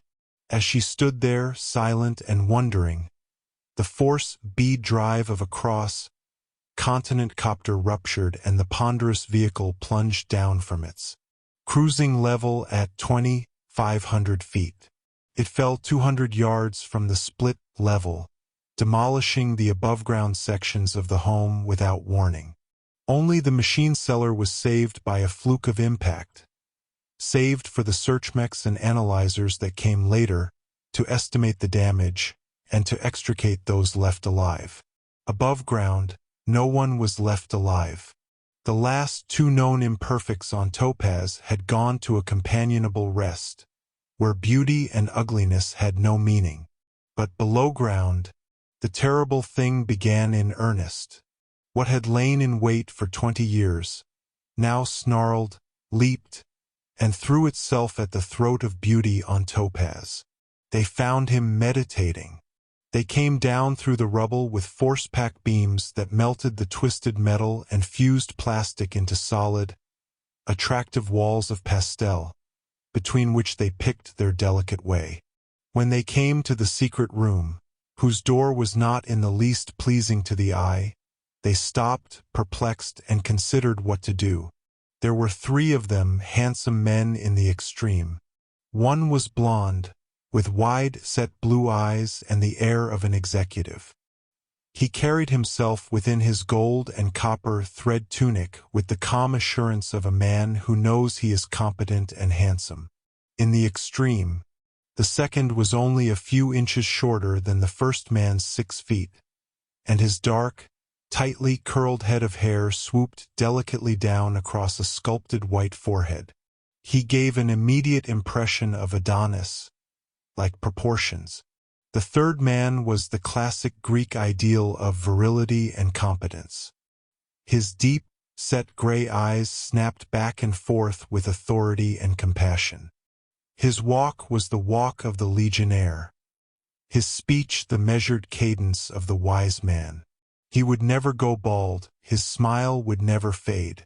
"I've never seen anything like this before," said the curly-haired analyzer, whose name was Raoul. "This isn't standard in machine cellars, is it?" asked the leader, whose name was Praith.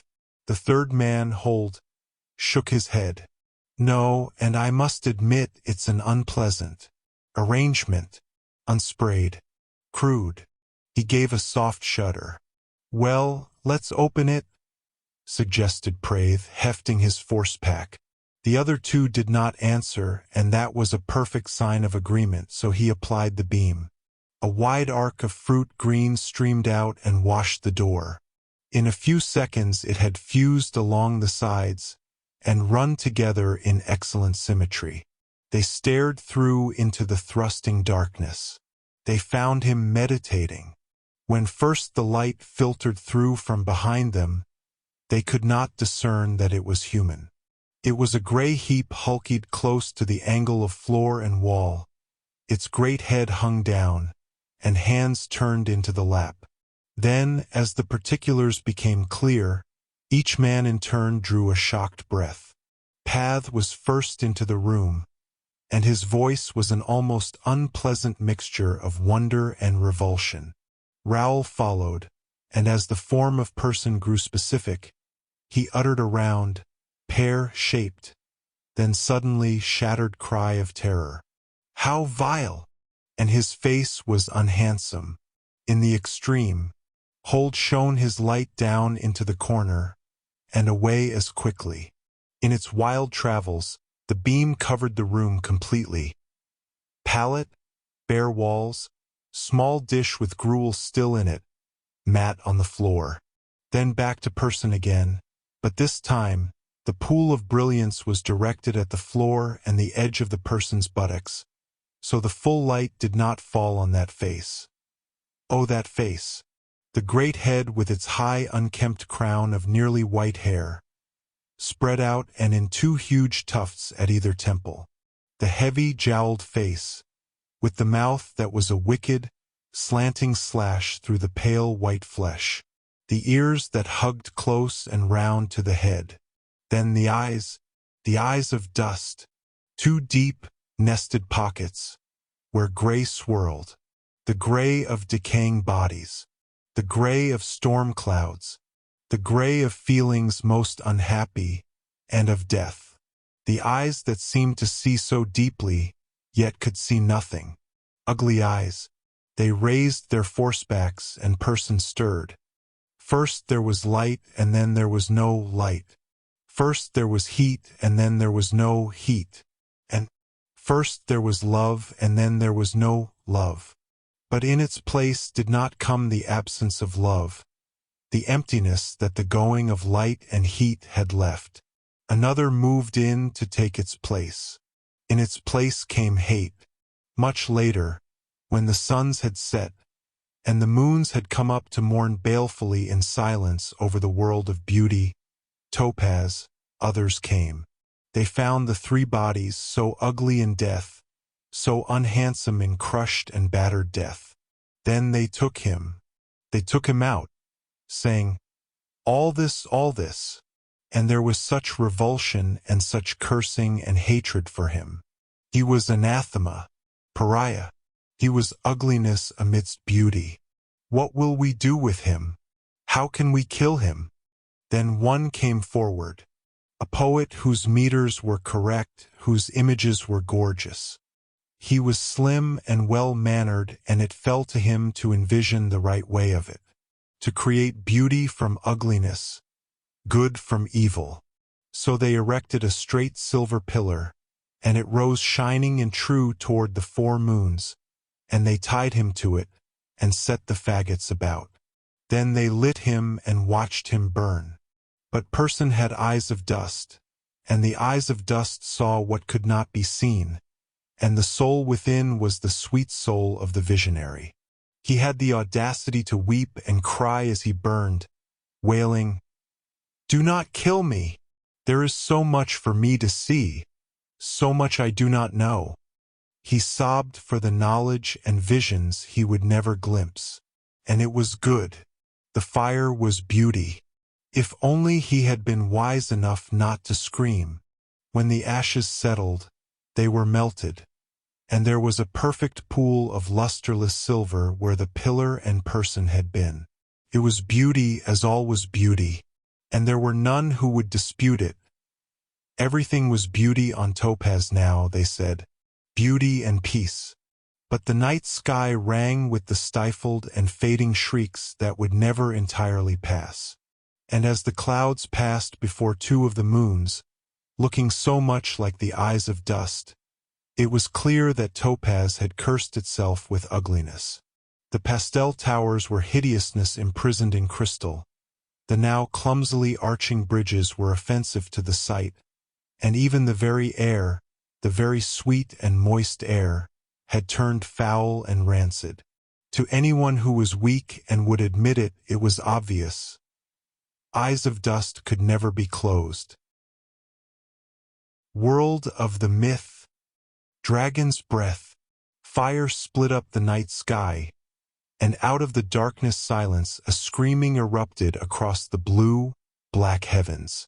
From the center of the fire, a speck of silver and gray careered across the horizon, finally losing its sidewise drive, and began to fall. A stone in the sky, sliding down the backdrop of the billion stars. The speck hurtled toward the dark world below, spewing fire and flowers of black smoke, oily smoke, from its drive tubes. It dropped as though discarded by some god from his sky. It fell in swooping arcs, insanely, swinging back and forth across the silent night as though whoever piloted it was frantically trying to keep its leading saucer edge up. It came down in one last swooping glide and roared over the edge of jungle that stretched nearly to the golden sea. The ship came down in the dunes, plowing a long, canary-colored furrow in the sand, and split like a ripe pod. A flare of red spat up from the ruptured tubes in one last gasp of power, but no explosion followed it. There was the tiny sound of metal popping, crackling, cooling, then silence as the ship lay where it had crashed, crumpled into a weird shape, one fin thrown up like a dislocated arm. It lay spent and useless, sent to the ground. The sea rolled up. The dunes hummed emptily, softly. The jungle screamed, but nothing came near the ship to disturb its slovenly grave. Sunlight shafted through a great rent in the hull, sending a swath of gold across Kornfeld's forehead and eyes. He lay unmoving for a time. Then as the heat reached him, he stirred in his sleep, after unconsciousness and threw an arm across his eyes. For a while longer he lay that way, till the heat grew oppressive. Then he stirred, and began to move. He made his way across the rubble of the plot cabin, and without thought to Iris Cross or even Rennert, he stopped on hands and knees, head hanging down, and drew great deep breaths. Thoughts began to patter along the track of his mind. Alive. The crash, he was alive. That was important. The other two were in here, perhaps alive, perhaps not. But he was alive. Consciousness came back fully now, and he stood up with unsteadiness. He pulled his ripped shirt loose from his jump slacks and unsealed the front. He tossed the rag from him and filled his lungs with air. Thank God. Alive! He took 3 steps, trying to walk, staggered forward, and fell heavily on his side. He lay that way for a few minutes, then stumbled to his feet. He found Iris Cross in her cabin, pinned beneath a wall cabinet that had broken free. Both her legs were crushed, but she was alive. She didn't seem to be bleeding internally. He managed to pull her out, and he carried her so light in his arms, back down the crazily tilted corridor, to the rip in the ship's skin. He laid her down gently on the soft yellow sand, in the deepest part of the shadow of the fin. Then he looked down at her. Her face, even in unconsciousness, held the same willful power that had helped wreck the ship. If she had not had the fight with Rennert and used her boot on him, he would not have fallen against the console and dumped the pile rods, causing the explosion. It had been merely chance that they had fallen to this planet. Had the accident occurred further out, they would have gone off into the deeps, forever, or until the tubes had split the ship with their fury. Had they been closer, he would not have been able to plow in with a dead console. A faint stirring in the golden sand drew his attention across the dunes, almost to the edge of the lush jungle. Only heat-a dancers. He turned away. She was looking at him. There was glaze over her dark, piercing eyes, but she was looking at him. He saw her mouth work, and it looked so odd, for her lipstick had smeared across her mouth, onto one cheek. Her tongue came out and touched her lips, and then, in a chain reaction that began with the eyes widening, her face masked over with an expression of pain and torture. No! Wayne. Don't. Stop, Wayne. I know, stop you. And she fainted again. Kornfeld sat down heavily in the sand, and his hands went to his long brown hair absently. He knew what fear had possessed her, and again he heard the sounds and saw the sights of the night Wayne Rennert had raped the woman. 5 months out in a survey ship was a long time, but there had been no call for it, no need for it, no explanation. Rennert was a peculiar person, amoral more than immoral. He dragged his thoughts away from the act as it had happened, and tried to slip himself into a scheme of reality for the situation at hand. They were down on an alien planet without any help and with Rennert dead. He stopped. Dead? Was Rennert dead?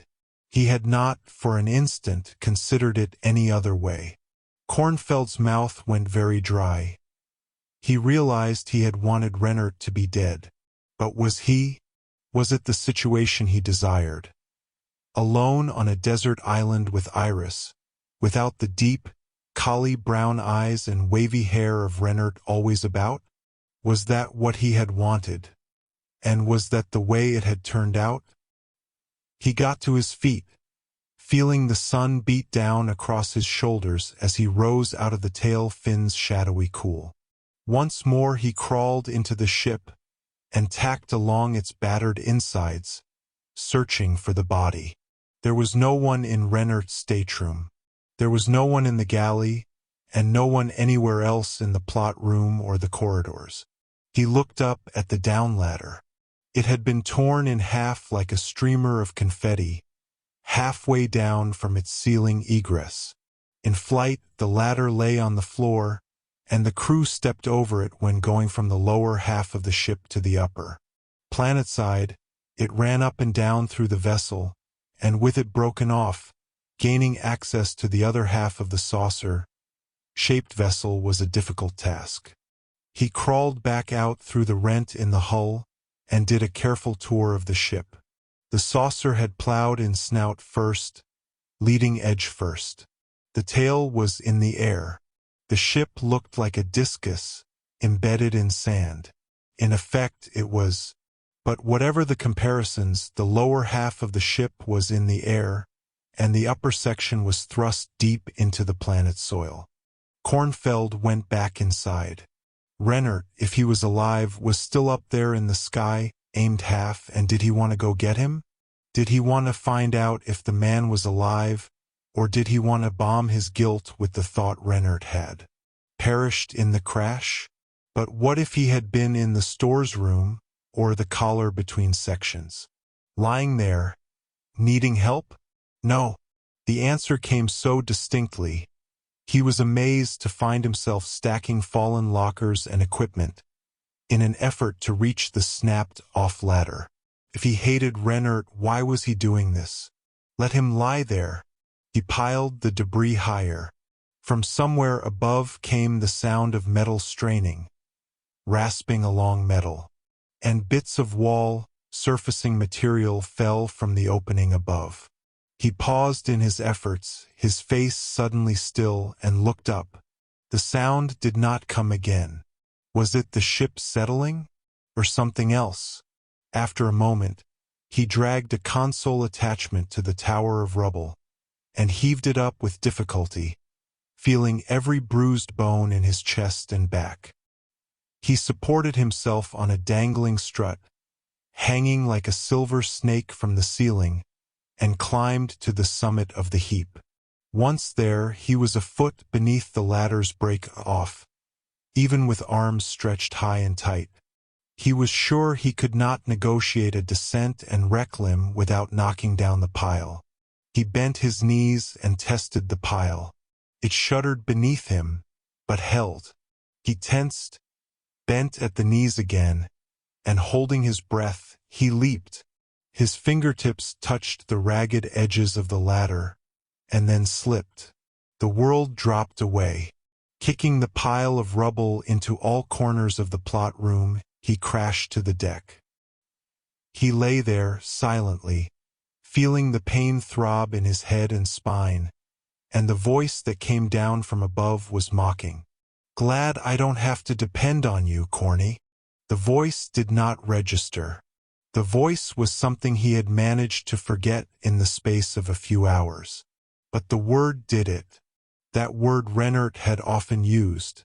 Knowing in its use he was hurting Kornfeld.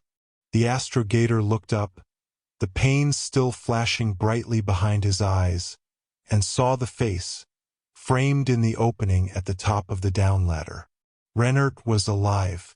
Kornfeld gasped. His back hurt unmercifully. "Just lie still. I'll be down in a second." Rennert grinned that wide, white, infectious grin of superiority. He disappeared. An instant later, a pair of heavily muscled legs in jump shorts, bloody jump shorts, appeared in the opening, and the Magno sole sneakers gripped at the top rungs of the down ladder. He descended quickly to the end of the whole sections, and then dropped athletically, grasping at the last moment for the bottom rung. He hung suspended there, swaying slightly, then dropped the rest of the way to the deck, agilely avoiding Kornfeld and the bits of rubble beneath him.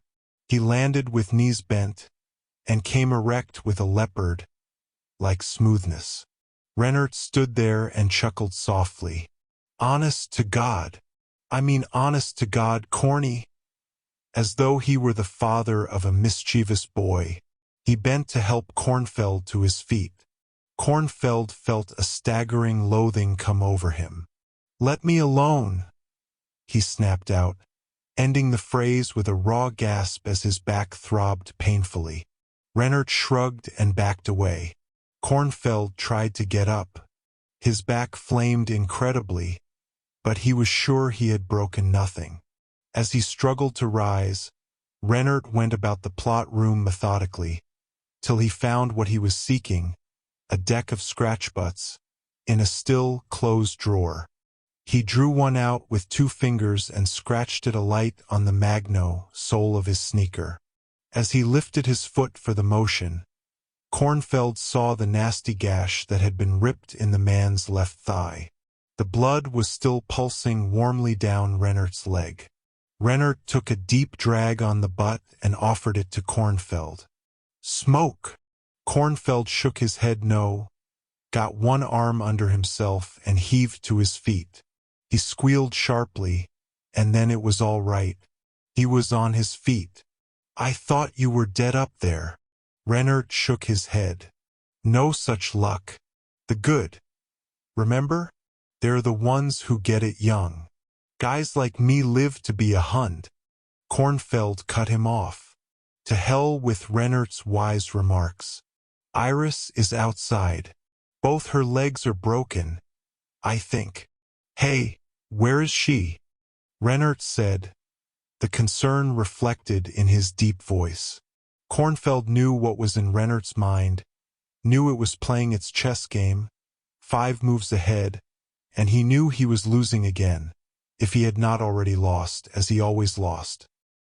He turned away and limped toward the plot bucket, slumping into it with a sigh, resting his back.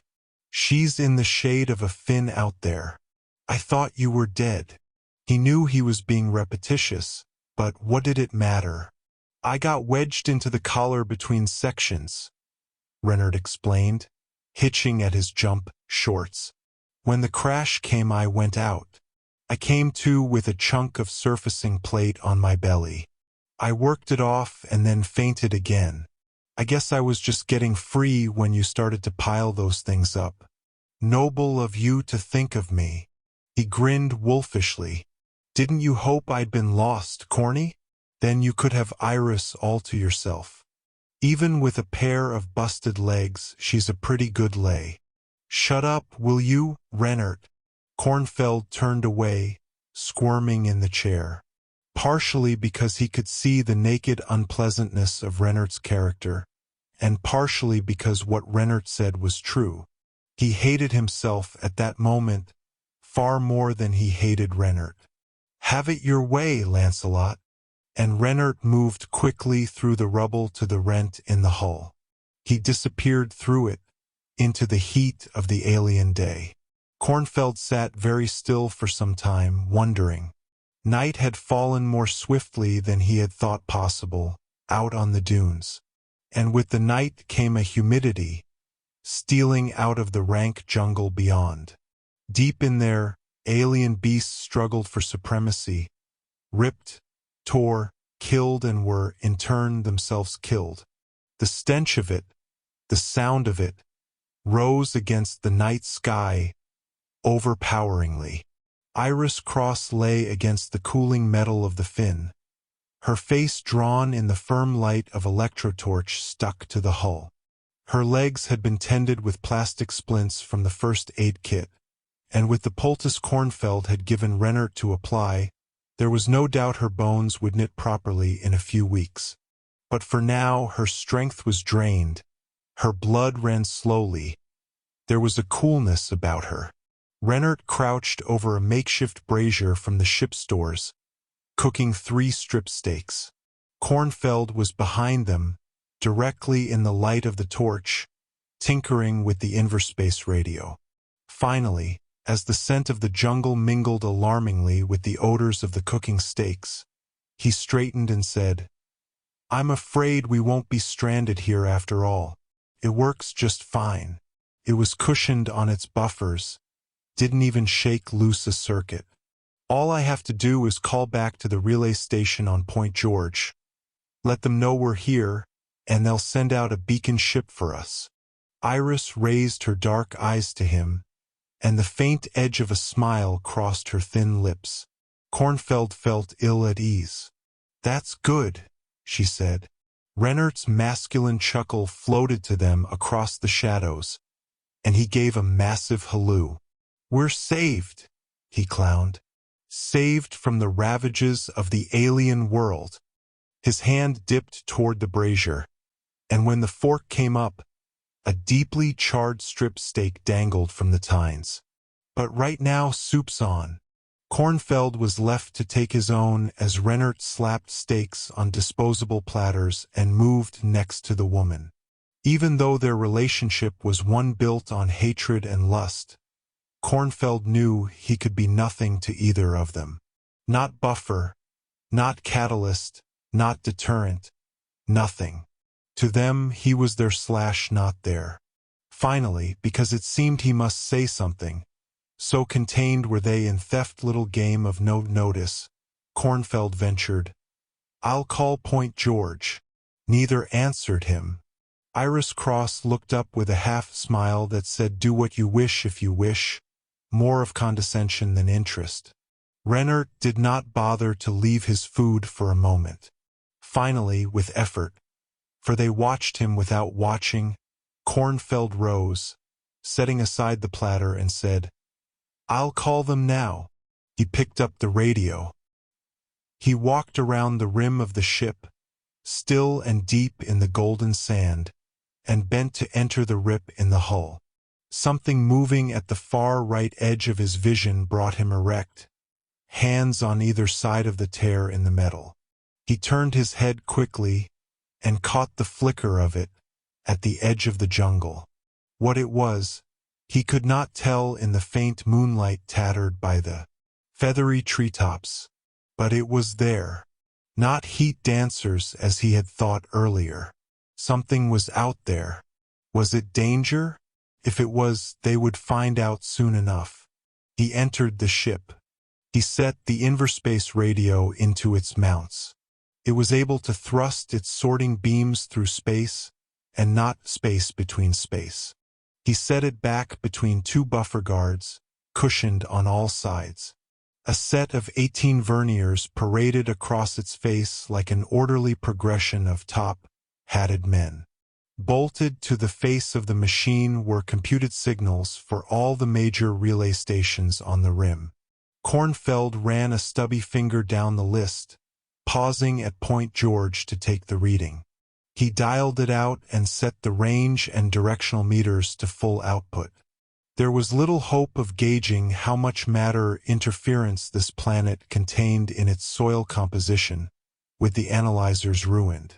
He set the infrared at full scope and drive and clicked it on. The response was immediate. Almost immediately, a bounce signal returned and came out strong on the control room's beep system. It was the bounce signal for standby, indicating Point George was on the beam, and turning precedence calls over before accepting Kornfeld's. Kornfeld dialed out a crash red, and the precedence signal for standby changed to acceptance immediate. A voice cut through the signal and rang loud in the control room. "Point George acceptance. Go ahead. Point George acceptance. We read you, feature strong, signal clear, go ahead." Kornfeld bent to the speak, tip, and spoke in the tones he had been instructed to use over infrared.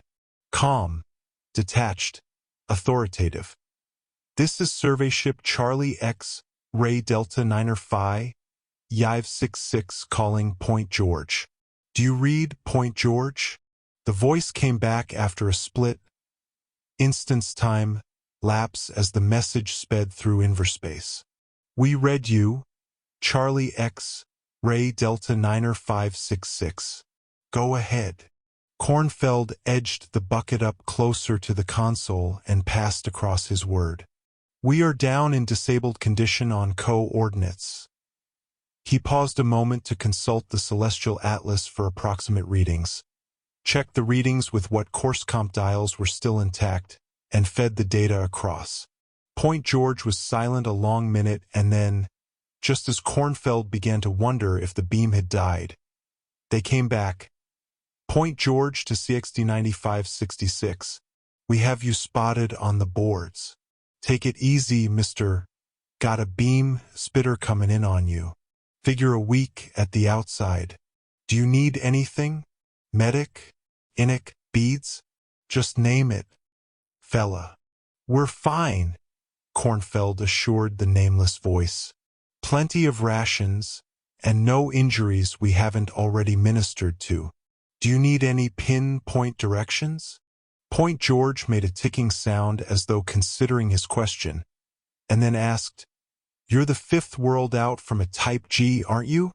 Kornfeld considered the sun that burned down from the sky each day, and answered, Right, Type G. I don't know if we're fifth out. We were all unconscious when we came in. Is that what your readings on my beam say? Point George. Check.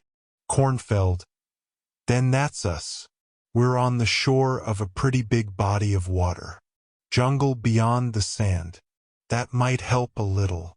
It helps a lot, fella. Anything else? Kornfeld. No, that's it. You figure we'll be picked up inside a week. Point George. That's what clearance just reported. The spit beam is bouncing now. They had a ship out near Casca 4. Figure the normal invertime and a week or thereabouts ought to see you on the way back. Kornfeld. Thanks a lot, Point George. His voice was ripe with gratitude and undisguised relief. This is CXD9566 over and out. The cutaway signal filled the room, and Kornfeld snapped the infrared off. He slumped back in the bucket. For some unreasonable reason, he had been at ease since he had found the Inverspace radio intact, knowing they could get through. But only now, with the rescue beam spitter bouncing out to them, was he untensed secure again. He realized, abruptly and with a shocking coldness, for the first time in his life, how terrified he was of reality and the confusion of situations in which he was a pawn, insecure, frightened, not weak, but needing order and stability. Quiet, peace of mind, order, quiet. The scream rang out in the night, building, climbing, spiraling till it was choked off by vocal cords that could stretch no tighter. Iris Cross had seen horror. The sound paralyzed him for a second, and then he was tripping over broken bits of ship accoutrements, stumbling to the opening in the hull and pausing there, hands frozen on either side of the rip, staring into the dunes. What had been movement, what had been heat, lightning, or dust shimmering, had now fully materialized, at last revealed itself, was now near enough to be labeled as what it really was. Ants. A horde of ants. A wave of ants. A sea, a torrent, a world of ants. 1,000,000 and another million and 1,000,000,000 ants. Tumbled, crowded, jammed one atop another. An army, drawn up just on the other side of the dune on which Iris Cross propped against the ship's fin. They were moving and moving and moving, yet they were still. Each creature had individual movement, but the mass was still not advancing. Iris Cross was white in the shadow of the ship's fin. There in the moonlight, her body twitching with uncontrolled horror, her hand fisted between her teeth, her eyes great dark ink blots above alabaster cheeks. The strong woman sat and struggled in the grip of 100,000 volts of terror. Iris! Rennert screamed. Get up! Get up! He yelled, but he did not move from the 2-foot area beyond the opening in the hull. Kornfeld realized, even as Rennert's hysterical shriek cut the night, that Iris couldn't move. 2 splinted legs stretched out before her. But neither did he make the move to rescue her. Both men stood staring at her, staring at the sea of ants or something like ants so near to her, so near to overflowing, to picking her young body clean of flesh and firmness. In his mind, Kornfeld could see the naked land after an attack of the army ants. His mind saw the eyeless sockets jabbed in the skull of what had once been Iris Cross. Yet he stood there unmoving. Why was that? Then, without any warning, as one, the ants moved. They surged and churned and roiled and moved. Back into the jungle. Kornfeld realized someone was giggling hysterically, teeth chattering. The ants were almost entirely gone before he recognized the mad little titter as his own. After Rennert had gone into the jungle and snatched up a dozen of the ant-like creatures, he brought them back in a specimen cradle for Iris Cross's examination. Her stateroom was split in half. One compartment held living accommodations, and the section behind the accordion door was a compact laboratory. It was to this lab that Rennert and Kornfeld carried Iris, their arms locked hand on wrist to make a seat for her. The specimen cradle was brought in by Wayne Rennert and deposited beside the woman. She sat on a high stool, her legs straight out before her, under the bench, awkwardly, as she prepared slides and gauging devices from the clipboards above the bench. "I'd like to be alone, do you mind?" She did not bother to ask. It was merely an impolite directive. Rennert chuckled nastily and, accidentally? His arm brushed a stand of test tubes as he went out. They crashed to the deck plate and bounced madly around the laboratory. He was gone, and Kornfeld, feeling foolish, bent to pick them up. A vague, "thank you," edged with ice or crystals, came from her, but she did not look up. He left the laboratory quietly. The ants returned the next day and the next, on a short safari paralleling the edge of the sea for a mile, and then into the rim of the desiccated area at the edge of the jungle. Rennert and Kornfeld saw the great hordes many times. Then, 3 days after Iris Cross had begun her experiments on the ants, two things happened.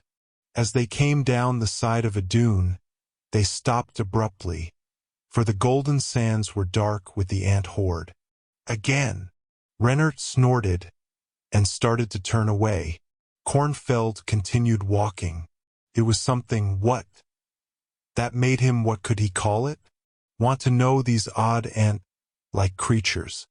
He could not put it into words, but there was a drawing from them to him and back to them again. He walked toward them slowly. "What the hell is with you, Kornfeld? You want to get chewed up or something?" He continued to curse, trying to stop Kornfeld, but the shorter man was determined. "Leave me alone, Rennert. Get away." Rennert tried to land a right cross on Kornfeld's jaw, but the shorter man stepped out of the path of the blow easily. Then Kornfeld was near enough. A good 30 feet still separated him from the dark ink stain that covered the dunes from the edge of the sea to the rim of the jungle. But he was near enough. What was between them, what began with the ants, and was magnified in him, and was returned to the ants, was strong enough. A feeling of infinite sadness welled over Kornfeld, and the weeping woman clothed in gray sheets came toward them. Her face hung about with monstrous shadows, her features contorted with the sorrow that ate at her. There had been death and sadness unable to be borne. A dam had burst inside her, and the world had lost all light. Oh God! The misery, the aching, the loneliness and the hunger for no sorrow. The weeping woman clutched at her streaming hair and pulled at her cadaverous gray bindings. She stopped, there before the two men, Kornfeld living in the sorrow he felt. Rennert a study in terror as this image came on, and her throat stretched tight as old leather, while her chin turned up to the sun, and her eyes exploded with tears and her mouth's gash was a black entry to nothing. The sorrow boiled and broiled in her, rising to a hysterical pitch, as Kornfeld felt the sorrow pass, and the woman disappear. Gone. Rennert's mouth was wide open. That was the first thing Kornfeld saw as the emotion of sadness drained out of him, leaving him vessel empty, eyes burning. He dropped to his knees stiffly and remained there. "You're crazy," Rennet sobbed. The madman gibbered across the sands at them. His rags gave off the smell of dung, and his hair was unkempt, flowing about him from head to shoulders, his hands wicked claws that rent the air as he screamed and laughed and cavorted toward them in a frenzy of maniacal destruction. Rennert screamed, and the thought of Kornfeld's insanity faded, to the accompaniment of the fading of the crazed one. The sand was clean and silent once more, save the dark cancer of the ant horde, still there, still commanding. Devils! Rennert shrieked, and the devils appeared, a horde of them, over 100 in the classical connotation of Satanism. Red-skinned, horns jutting from foreheads, tails snapping with diamond, pointed barbs at the end. Rennert made a strangled noise and charged directly into them, shrieking, "Hiya! Hiya! Hi! Hi!" and began to stomp the ants. Under his boots the tiny creatures were crushed and beaten flat, and dark blood drenched his boots. He jumped and leaped, ignoring the devils that milled about, uncertainty furrowing their crimson brows, their pitchforks clutched awkwardly, as though they should have been trumpets or rolling pins. Rennert shrieked insanely, drunk with the fury of hatred for the little creatures that did not move from beneath his crushing onslaught. The devils disappeared, and a great death's head was there, unmoving, with a quizzical expression on its fleshless face.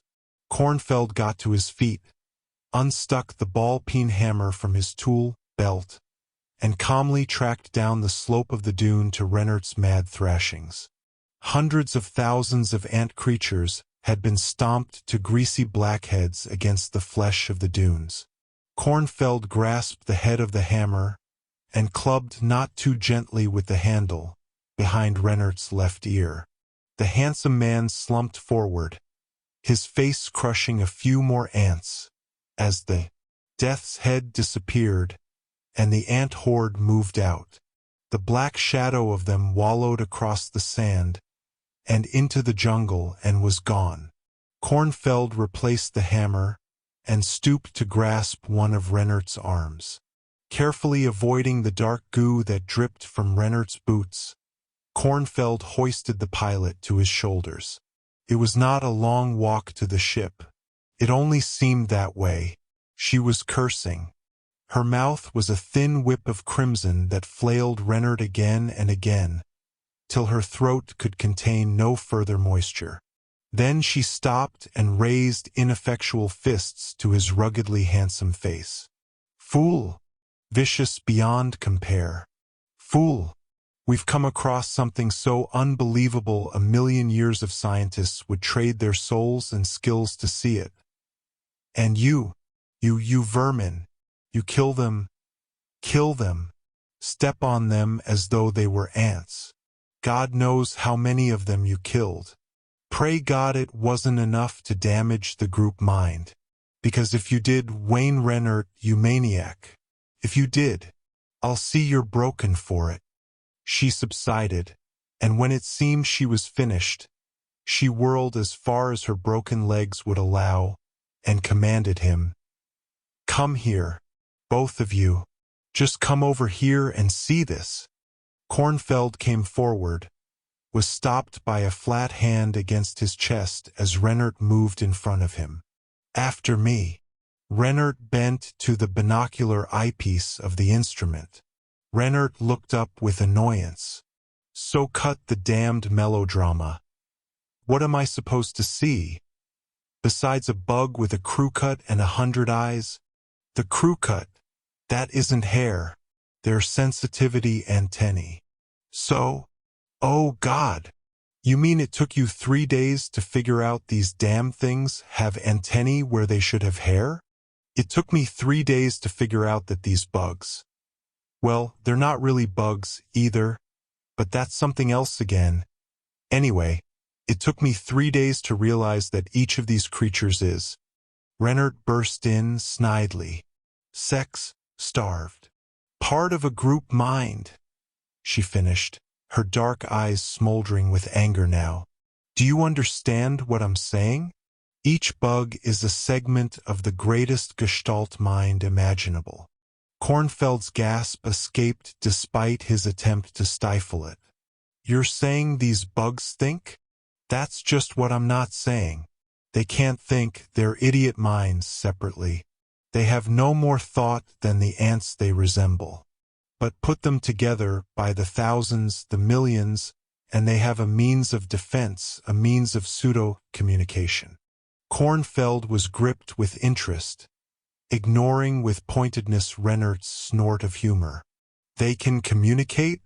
Speech thought what? She shook her head. No, they don't have separate thoughts or even one great group thought. But put them together, and they become a great mental mirror, absorbing the thoughts and mind, images of any creatures within their range, and they reflect them back, make them almost substantial. That was the weeping woman, and the maniac and the dev, Kornfeld began. Rennert's snort of disgust cut him off. Prove it. So she proved it. She took 3 of the ant-like creatures and put them together inside a tiny crystal sphere, under an amalgam of instruments that propagated a blue field of energy. The powers of the creatures were magnified, and after Kornfeld and Rennert had seen the slack-jowled hyena, the whispering wall of water, the 3-winged dragonfly that divided into 5, and the rubies that grew from air, they accepted what she had said. That was the second thing that happened that day. It had become a game. Kornfeld and Rennert went out often to test the Gestalt reflectivity of the ant colony mind.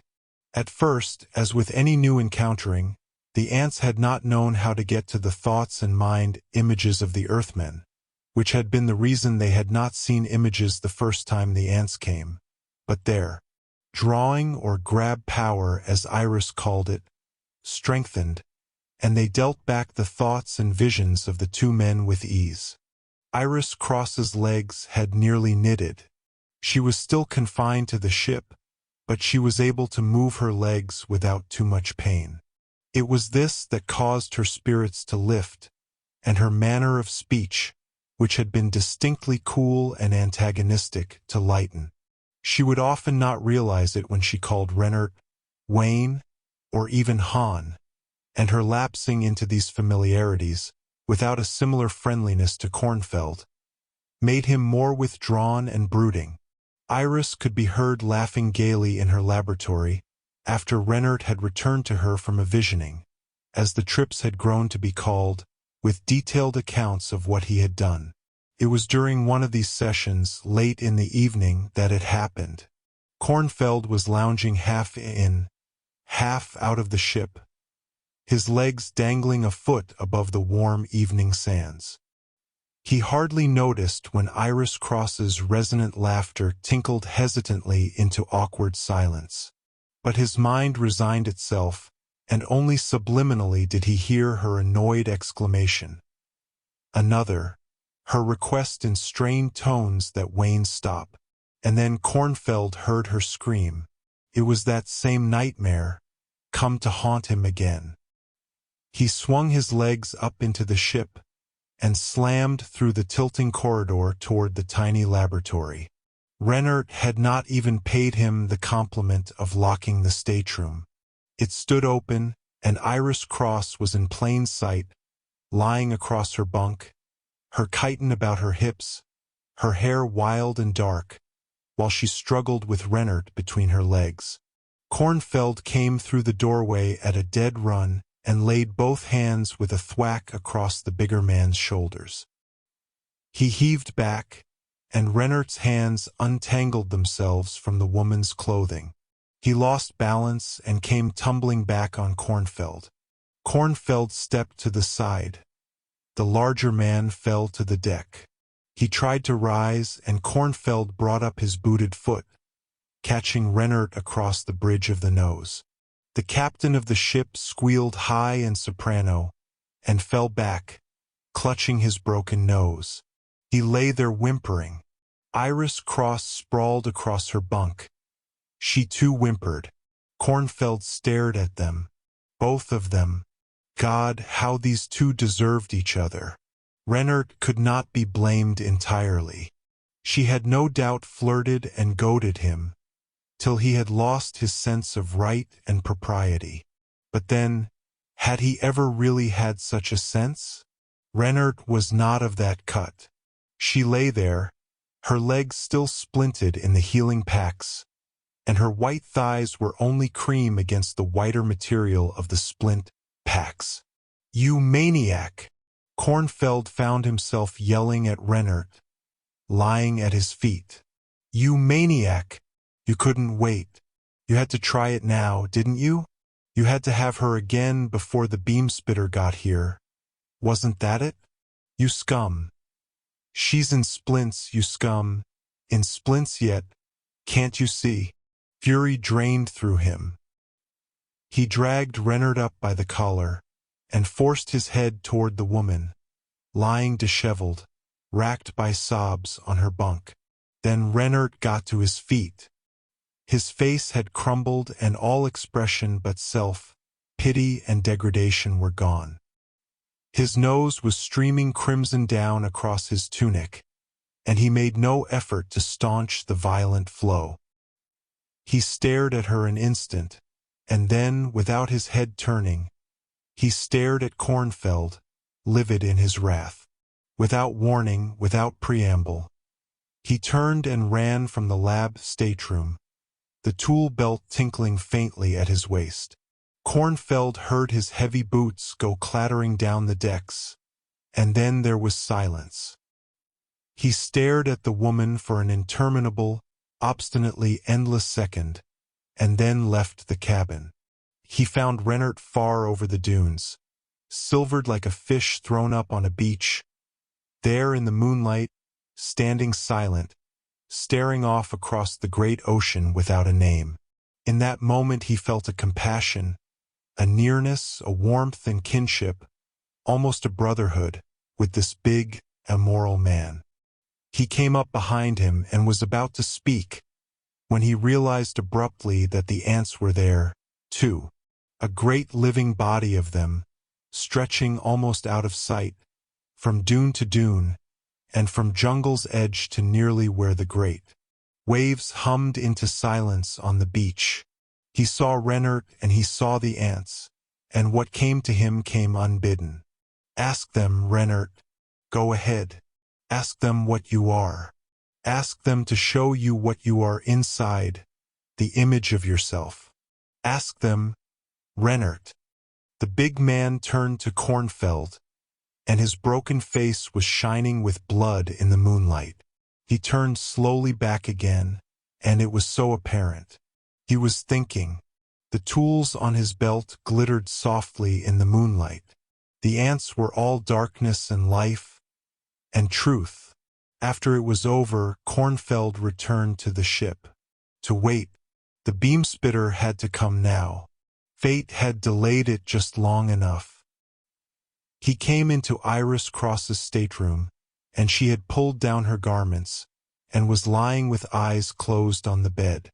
Drained of emotion, he no longer saw her as an object of desire. She was what she was, and he could not hate her. But neither could he love her. He wondered if he would love at all, for a great while. She looked up, then, and her face had dark, dirty rivulets where tears had washed to their end, down her cheeks and into the corners of her mouth. "Where is he?" she asked. He did not answer, but turned to the lab table where a book had been turned over to maintain its place. He fingered the book absently. "Where is he?" After a pause, he answered, "He won't be coming back." She stared at him with her wide, dark eyes that had once been beautiful, and could no longer understand. "What do you mean? Where is he?" "He's dead." Her mouth opened, and her hand had no place to find peace. It roved to her mouth, her eyes, her throat. Softly, "You killed him." Kornfeld was not aroused or surprised by her emotions. her tone, her attitude. It fit. It was natural. He shook his head somberly. No. Then tell me what happened.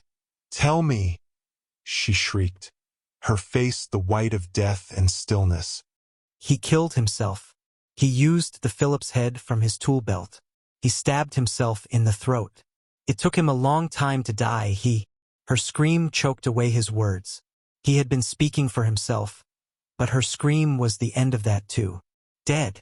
Oh my God, he killed himself. Why? But why, oh God, why? Kornfeld started to leave. The beam spitter would be here soon.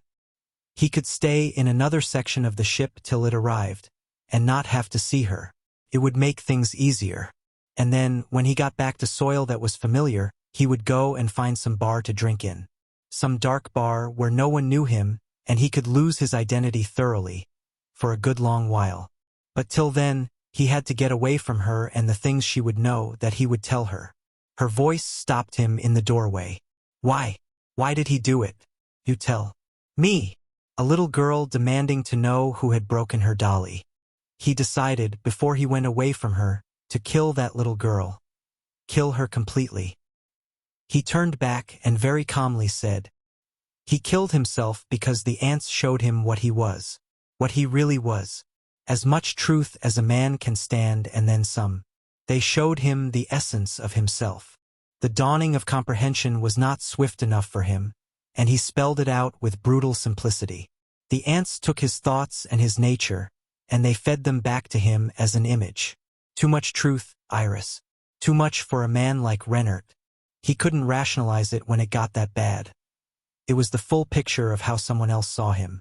He killed himself because they showed him the image of the incarnation of evil. And the little girl died as the man had died, because the realization was there that sometime, before the rescue ship came, she would have to know about herself. She would have to go out there and let the ants show her truth. And Kornfeld silently prayed he would not do the same. He went away from her. Then, he went to lie down, hoping there was a future, but doubting it. Really doubting it. Lonely ache. The form of the habit she had become still drove him to one side of the bed. Despite his need for room to throw out arms, legs in a figure four crosswise angled body, he still slept on only one side of the big double bed. The force of memory of her body there, lying huddled on the inside, together cuddled body into body, a pair of question marks, whatever arrangement it might have been from night to night. Still her there. Now, only the memory of her warmth beside him kept him prisoner on his half. And reduced to memories and physical need for sleep, he retired to that slab of torture as seldom as possible. Staying awake till tiny hours, doing meaningless things, laughing at laughers, cleaning house for himself with methodical surgical tidiness till the pathology of it made him gibber and caper and shriek within his skull and soul, seeing movies that wandered aimlessly, hearing the vapors of night and time and existence passing by without purpose or validity, until finally, crushed by the weight of hours and decaying bodily functions, desperately needing recharge, he collapsed into the bed that he loathed, to sleep on one side only, to dream his dreams of brutality and fear. This was the dream, that same damned recurrent dream, never quite the same dream, but on the same subject night after night, chapter after chapter of the same story, as if he had bought a book of horror stories. They would all be on one theme but told differently. That was the way with this string of dark-side visions. Tonight came number 14. A clean-cut collegiate face proudly bearing its wide, amiable grin. A face topped by a sandy brush, cut and light, auburn eyebrows, giving that sophomoric countenance a giggly, innocent vividness instantly conveying friendship. Under other circumstances, Paul knew he could be close friends with this guy. Guy, that was the word he used even in the dream rather than fellow or man or, most accurately, assassin. In any other place than this misty nightmare, with any other intent than this one, they might have lightly punched each other's biceps in camaraderie and hey, how the hell are you'd each other? But this was the dream latest installment, and this college guy was number 14. Latest in an endless, competent string of pleasant types sent to kill Paul. The plot of the dreams was long since formulated, now merely suggested by rote in the words and deeds of the players, sections indefinite, details muzzy, transitions blurred, logic distorted dream. Style Paul had been a member of this gang or group or bunch of guys, whatever. Now they were after him. They were intent on killing him. If they ever came at him in a group, they would succeed. But for some reason that made sense only in the dream, they were assigned the job one by one. And as each sweet human being tried to tip him the black spot, Paul killed him. One after another, by the most detailed, violently brutal and gut-wrenching means available, he killed the killers. 13 times they had come against him. These men who were decent and pleasant and dedicated, whom he would have been proud to call his friends under other circumstances. And 13 times he had escaped assassination. 2 or 3 or once. For in a night, for the past several weeks, and that he had only killed 13 till now bore witness to the frequency with which he avoided sleep entirely, or crash-slept himself into exhaustion so there were no dreams. Yet the most disturbing part of the dreams was the brutalized combat itself. Never a simple shooting or positive poisoning. Never an image that could be retold when awakening without bringing a look of shock and horror to the face of Paul's confidant. Always a bizarre and minutely described affaire de mort. One of the assassins had pulled a thin, desperately sharp stiletto, and Paul had grappled with the man interminably, slashing at his flesh and the sensitive folds of skin between fingers, till the very essence, the very reality of death by knife became a gagging tremor in his sleeping body. It was as though the sense, the feel of death in progress was evoked. More than a dream, it had been a new threshold of anguish, a vital new terror which he would ever after have to support. It was something new to live with, until finally he had locked the man's hands about the hilt and driven the slim blade into his stomach, deep and with difficulty, feeling it puncture and gash through organs and resisting rubbery organs. Then pulling it away from the mortally wounded assassin and, did he suppose he had, used it again and again, till the other had fallen under the furniture. Another had been battered to his knees and dispatched finally, with a smooth, heavy piece of black statuary. Still another had gone screaming, pushed abruptly, Paul with teeth bared, fawn-like vicious animal, from a ledge, twisting and plunging heavily away. The passion with which he had watched that body fall, the desire in him to feel the weight of it going down, had been the disgusting detail of that particular segment. Still another had come at Paul with some now forgotten weapon, and Paul had used a tire chain on him, first wrapping it tightly about the assassin's neck and twisting till the links broke skin, then flaying the unconscious body till there was no life left in it. One after another. 13 of them, 2 already tonight, and now number 14, this pleasant enough guy with the rah-rah demeanor, and the fireplace poker in his competent hands. The gang would never let him alone. He had run, had hidden, had tried to avoid killing them by putting himself out of reach, but they always found him. He went at the guy, wrested the poker from him, and jabbed sharply with the pike tip of it. He was about to envision where he had thrust that blunt, sharp point, when the phone went off and the doorbell rang, simultaneously. For a screaming instant of absolute terror, he lay there flat on his back, the other side of the bed creased only by a small furrow made by his spastic arm as it had flung itself away from him. The other side of the bed that she had inhabited, now untenanted, save for the wispy end tips of the dream, streaking away as his arm had done, while the chime and the bell rang in discordant duo. having saved him from seeing what damage he had done the collegiate guy's face. Almost like melodious saviors, rung in by a watchful God who allotted only certain amounts of fear and depravity to each sleep time, knowing he would pick up the thread of the dream precisely where he had left off, next time out. Hoping he could stave off sleep for a year, 2 years, so he would not have to find out how the Ra type had died. But knowing he would, listening to the phone and the doorbell clanging at him, having let them serve their purposes of wakening him, now fearing to answer them. He flipped onto his stomach and reached out a hand in the darkness that did not deter him. He grabbed the receiver off its rest and yowled, "Hold it a minute, please," and in one movement flipped aside the clammy sheet, hit the floor and surely fumbled his way to the door. He opened it as the chime went off again, and in the light from the hallway saw only a shape, no person.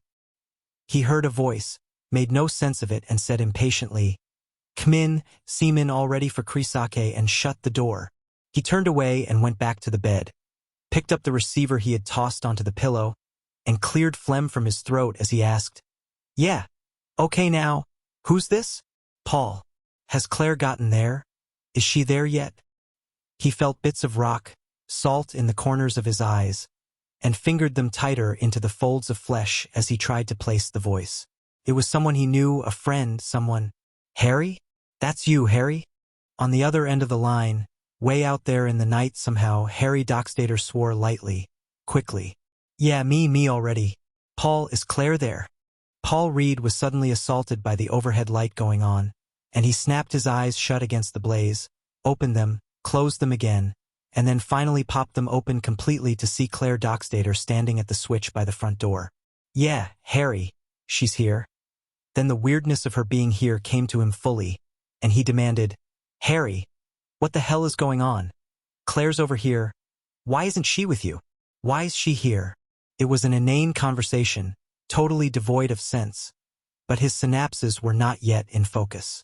"Harry?" he repeated. The voice on the other end snarled, gutturally. Then Claire was coming across the room at him, wrathful and impatient, ferocious and demanding, "Give me that phone!" Each word sharply enunciated, much too fine for this hour of the morning.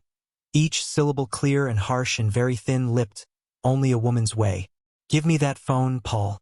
Let me talk to him." "Hello, Harry? You son of a bitch. Go straight to fucking hell.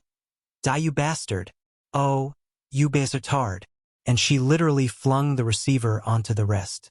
Paul sat on the edge of the bed, feeling himself naked from the waist up, feeling the rug under his bare feet, feeling that no woman should use language like that at this hour.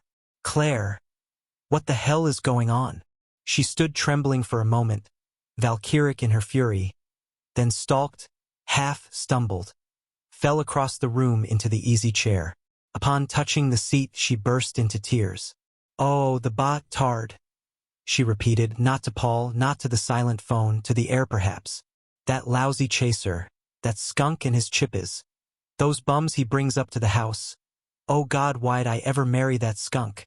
It was, of course, all laid out for Paul in that sentence, even without the particulars, even at that hour, and the ring of his own recent past was so clear he winced. The word chaser did it.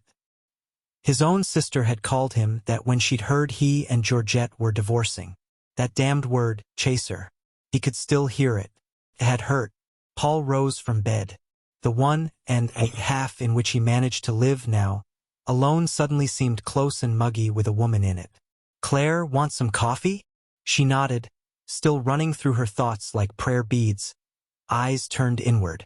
He moved past her into the tiny kitchenette. The electric coffee pot was on the sideboard, and he hefted it, shoot it to see if there was enough left from the last brewing. A heavy sloshing reassured him, and he plugged in the cord. As he returned to the living room, her eyes followed him. He dropped onto the bed and slid upward, bracing the pillow behind him. "Okay," Paul said, reaching for the cigarettes beside the phone. "Lay it on me. Who was it this time? And how far along were they when you caught him?" Claire Dockstader pursed her lips so tightly, dimples appeared in her cheeks. "Only a philanderer like you, as bad as Harry, just as big a skunk, could put it that way." Paul shrugged. He was a long, lean man with a thatch of straw-colored hair. He raked the hair off his forehead and applied himself to lighting the cigarette. He didn't want to look at her. A thing in his living room soon after Georgette, too soon even a friend's wife. He pulled at the cigarette and at his thoughts, neither satisfied. He seemed too long for the bed, ungainly, hardly of interest to a woman, yet apparently it was not so, for she stared at him differently now.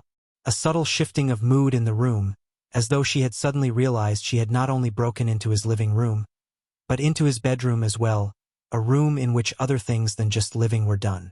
They were very close, but held apart by a circumstance that both realized might at any moment melt. Uncomfortable, suddenly, both of them. He pulled up the sheet to his waist. She looked away. Coffee perking, popping, distracting. Thank God. Christ, what time is it? Paul asked himself in self-defense more than her. He pulled the travel arm from the nightstand and stared into its face. Its idiot face, as though the numbers meant something. Jesus? Jesus? 3 I am, Jesus. Don't you people ever sleep? He was a pot calling a kettle black. He never slept, never really went to bed, so who was he fooling with this line out of suburban rote? She shifted in the easy chair, rearranging her skirt that had ridden up over her knees, and Paul once more marveled at the joys of the current hemlines.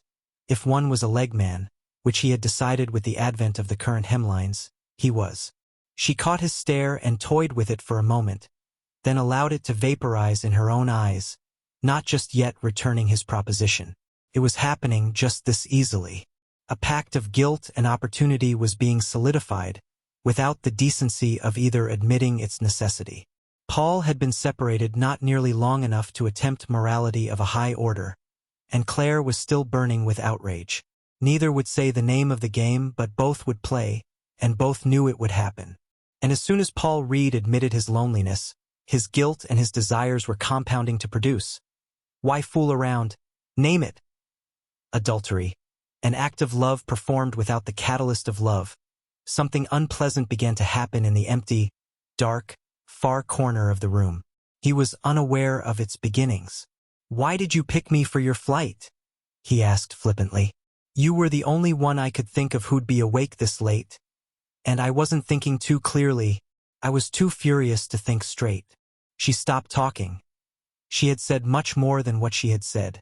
Of all the places she might have gone, of all the seedy bars where she might have been picked up and laid in retaliation, of all the married friends she and Harry had accrued, of all the cheap hotels where an innocent night of sleep might be purchased for $5, she had picked Paul and his living room that was a bedroom that was a hole in the world where guilt could be born out of frustration and pain. Is that, coffee ready? She asked. He slid out of bed, nakedly aware of her eyes on his body, and went into the kitchenette. He ached in places he did not want to ache and knew what was going to happen, for all the wrong reasons, and knew he would despise not only her and himself when it had been done, when they had killed something between them, but that he would barely think of it again. He was wrong. When he handed her the coffee cup, their hands touched, and their eyes locked for the first time in this new way, and the cyclic movement began for the millionth time that night. And once begun, the cycle could not be impeded. While slowly, steadily, in the dark corner, what had begun to happen, nasty as it was, went unnoticed. Their insensate passion a midwife at that strange birth. Simply the mechanics of divorce were gristmill enough to powder him into the finest ash.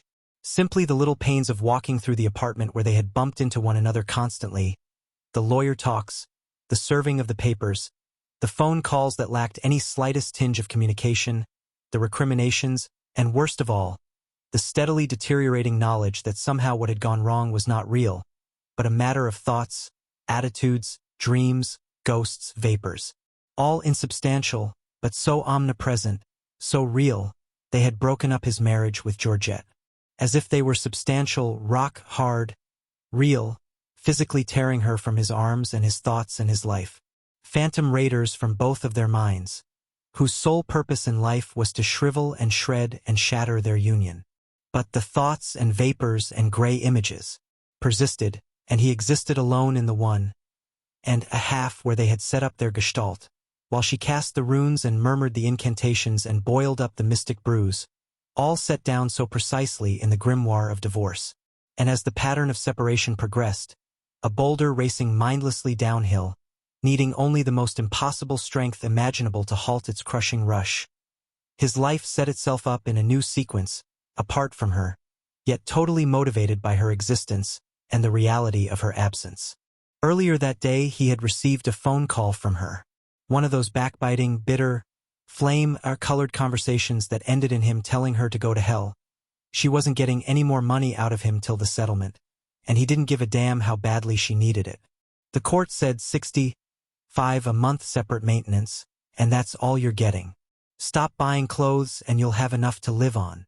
Chittering reply from the other end. 65, baby. That's it. You're the one who moved out, not me. Don't expect me to support your nutty behavior gratis. We're through, Georgette. Get that through your platinum head, we're all done. I've had it with you. I'm fed up with all the dirty dishes in the sink, and your subway phobia, and not being able to touch your goddamn hair after you've been to the beauty parlor and… Oh crap, why bother with all this? The answer is, chittering interruption, vitriol electrically transmitted, hatred telephonically magnified, poured directly into his mind through his ear. Yeah? Well, the same to you, you stupid simple ass broad, the same double to you. Go to hell. You're not getting any more money out of me till the settlement, and I don't give a damn how badly you need it. He had slammed the receiver back on the stand and continued getting dressed for his date. When he had picked up the girl, a brunette he had met in his insurance agent's office, a secretary there, it was as though he was collecting unemployment, getting something to which he was entitled, but that nonetheless smacked faintly of being on relief. Picking up this girl for the first time was precisely like collecting unemployment. Enough to keep him going, but not nearly enough to sustain him. In a supportable life. A dole. Pittance, but desperately necessary. A casual girl with a life of her own, whose path would cross his this once, and then they would stumble past, down their own roads forever, light-footed, unlighted interminably. I'm afraid I won't be very charming company tonight, he told her as she slid into the car. A woman who looks very much like you gave me considerable heartache today. Oh? She inquired guardedly. It was their first date. Who would that be? My ex-wife, he said, telling her the first lie. He had not looked at her, save when he reached across to open the door. Now he stared dead straight ahead as he pulled the unpolished Ford away from the curb and swung it into traffic. She sat looking at him speculatively, wondering if accepting a dinner date with an office client was such a good idea after all, no matter how engaging a sense of humor he had. His face was not at all the youthful cleverness he had presented to her on those 3 occasions when he had come to the insurance office. It was a harder substance, somehow, as though whatever light, frothy matter had been its basic component previously, had congealed like weak old gravy.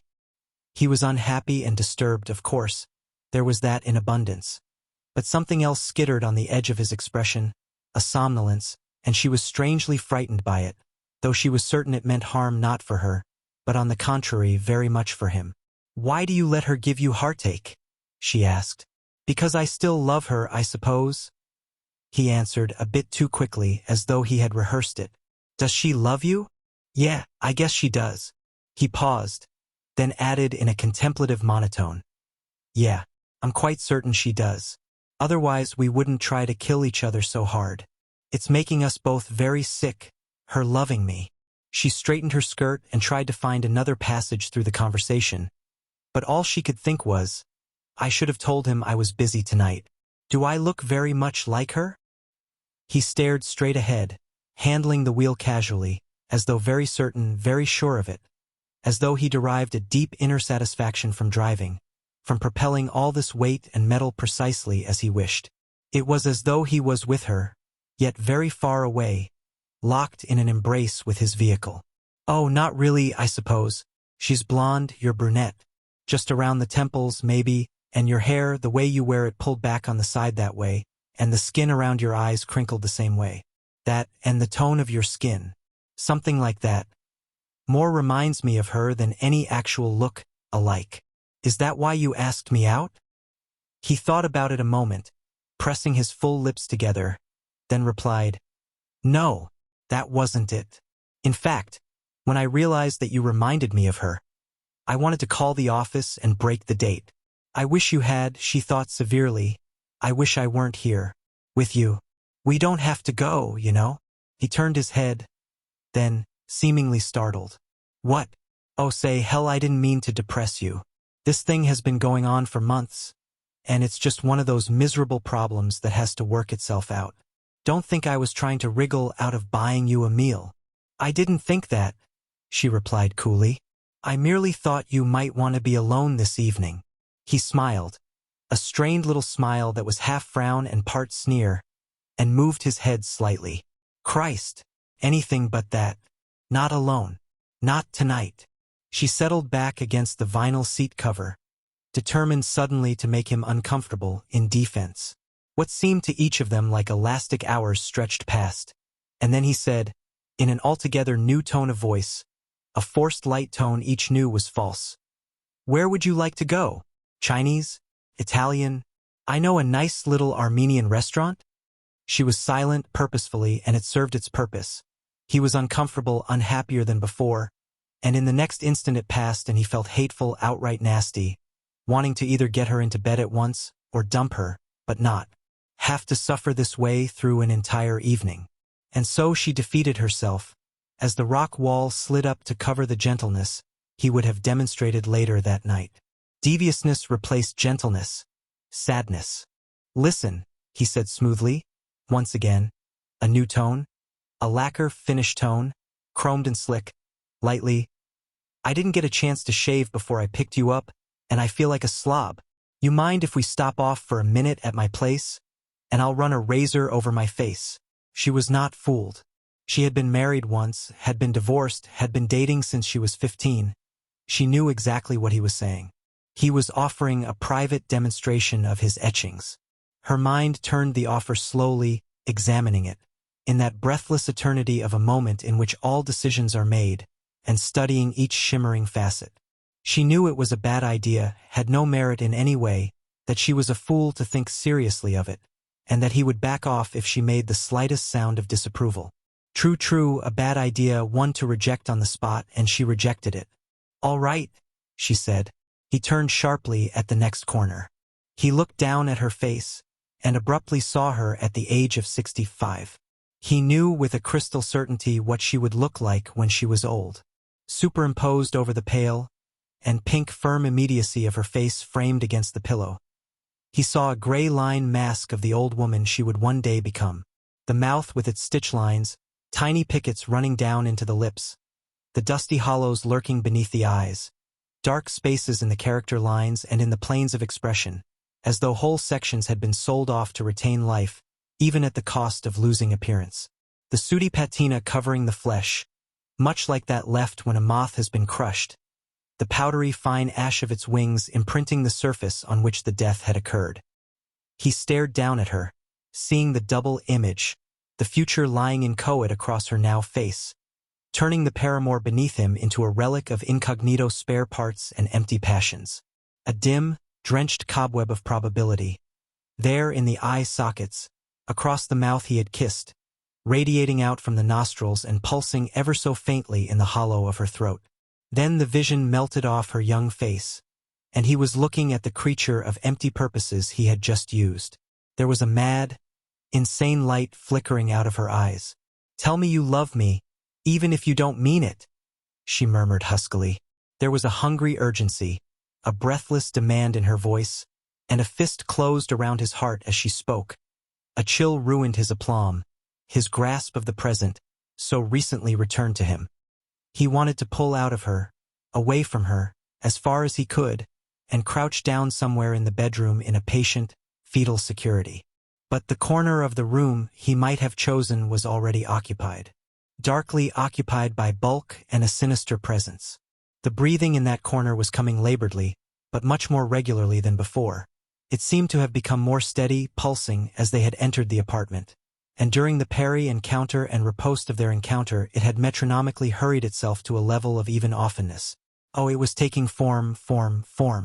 Paul sensed it but discounted the instinct. Deep breathing, stentorian, labored, but becoming more regular. Tell me you love me, 19 times, very fast. I love you, I love you, I love you, I love you. He began rattling them off, propped on one elbow, counting them on the fingers of his left hand. I love you, I love you, I Lou. Why are you counting them?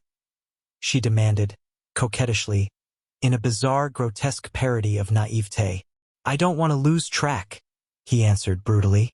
Then he slipped sidewise, falling onto his back on Georgette's side of the bed, feeling uncomfortable there, as though the ridges and whorls of her body were imprinted there, making it lumpy for him, but with the determination not to let this girl lie on that side.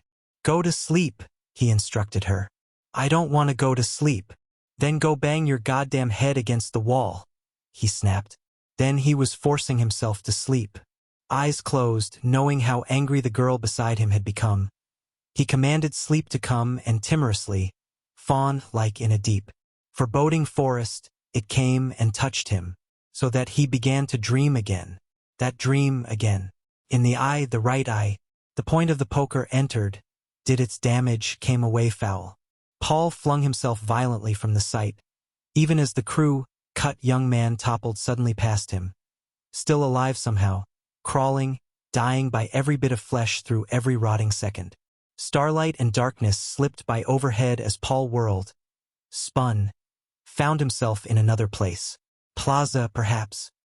A crowd, down the smart sleek shop, bordered street. A posh street where? In Beverly Hills, perhaps, glistening and elegant, and seeming almost dazzlingly clean with rhodium, finished permanence. Growling, coming toward him. They were masked, caricatured, made up for some weird Mardi Gras, or costume party, or gathering of witches, where real faces would reveal real persons, and thus provide a grasp for their damnation.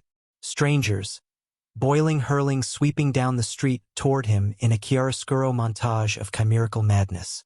A vision out of Bosch. A bit of underdone potato or undigested Dali, hurled forth from a dream image by Hogarth. A pantomime out of the innermost circle of Dante's Inferno. Coming for him. For him. At last, after all these weeks, the dream had broken its pattern, and the mass terrors were now coming for him in a body. No longer one at a time, man for man in that never-ending succession of pleasant assassins. Now they had gathered together, grotesque creatures, masked and hungry. If I can figure out what this means, I'll know, he thought suddenly. In the midst of the multi-colored haze of the dream, he knew abruptly, certainly, that if he could just make some sense from the events unreeling behind his eyes, and he knew it was a dream right then, there would be a key to his problems, a solution that would work for him. So he concentrated. If I can just understand who they are, what they're doing here, what they want from me, why they won't let me escape, why they're chasing me, what it takes to placate them, to get away from them, who I am, who I am, who I am. Then I'll be free, I'll be whole again, this will be over, this will end, it'll end.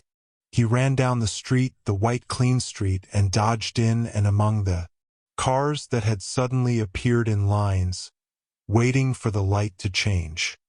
He ran down the street to the intersection and cut across among the slowly moving vehicles, terror clogging his throat, his legs aching from the running, seeking an escape, an exit, any exit, a place of rest, of security where he could close the door and know they could not get in.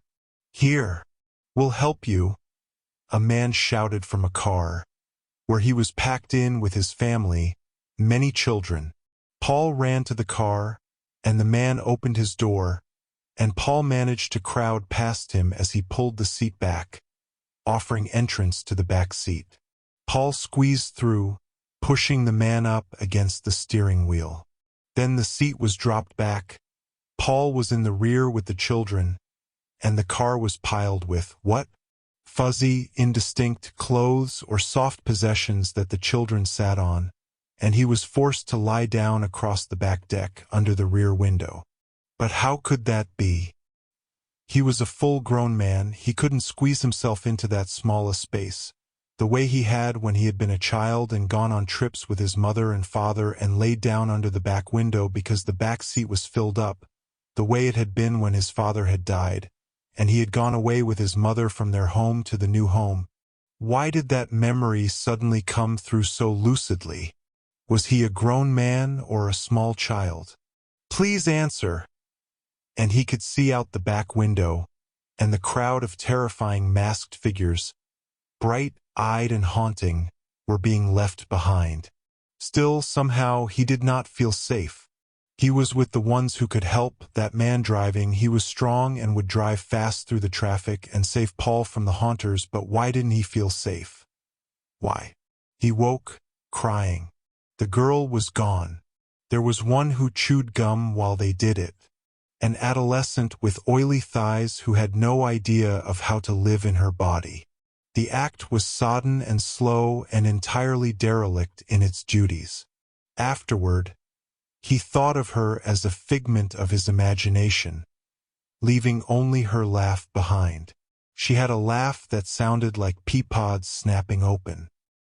He had met her at a party, and her attractiveness stemmed chiefly from too many vodkas and tonics. Another one was completely lovely, and yet she was the sort of woman who gave the impression upon entering a room of having just left it. One was small and slight and shrieked for no reason save that she had read how passionate women screamed at the climax, in a bad book. Or more aptly, an undistinguished book, for she was an undistinguished woman. One after another they came to that one, and half-casual adulteries without purpose or direction, and he indulged himself again and again, finally realizing, by what was taking shape in the corner, what he was doing to himself and his life that was no longer a life. Genesis refers to sin that coucheth at the door, or croucheth at the door, and so this was no new thing, but old, so very old as the senseless acts that had given it birth, and the madness that was causing it to mature, and the guilty sorrow, the lonely ache, that would inevitably cause it to devour itself and all within its sight. On the night that he actually paid for love, the night he physically reached into his wallet and took out 2 $10 bills and gave them to the girl, the creature took full and final shape. This girl, when good girls talk about tramps, they mean this girl and her sisters. But there are no such things as tramps, and even the criminal never thinks of himself in those terms. Working girl, entrepreneur, renderer of services, smarty, someone just getting along. These are the ways of her thoughts. She has a family, and she has a past, and she has a face as well as a place of sex. But commercialism is the last sinkhole of love, and when it is reached, by paths of desperation and paths of cruel, misused emotions, all hope is gone. There is no return save by miracles, and there are no more miracles for the common among common men. As he handed her the money, wondering why in God's name, why, the beast in the corner by the linen closet took its final shape and substantiality. Reality was its future.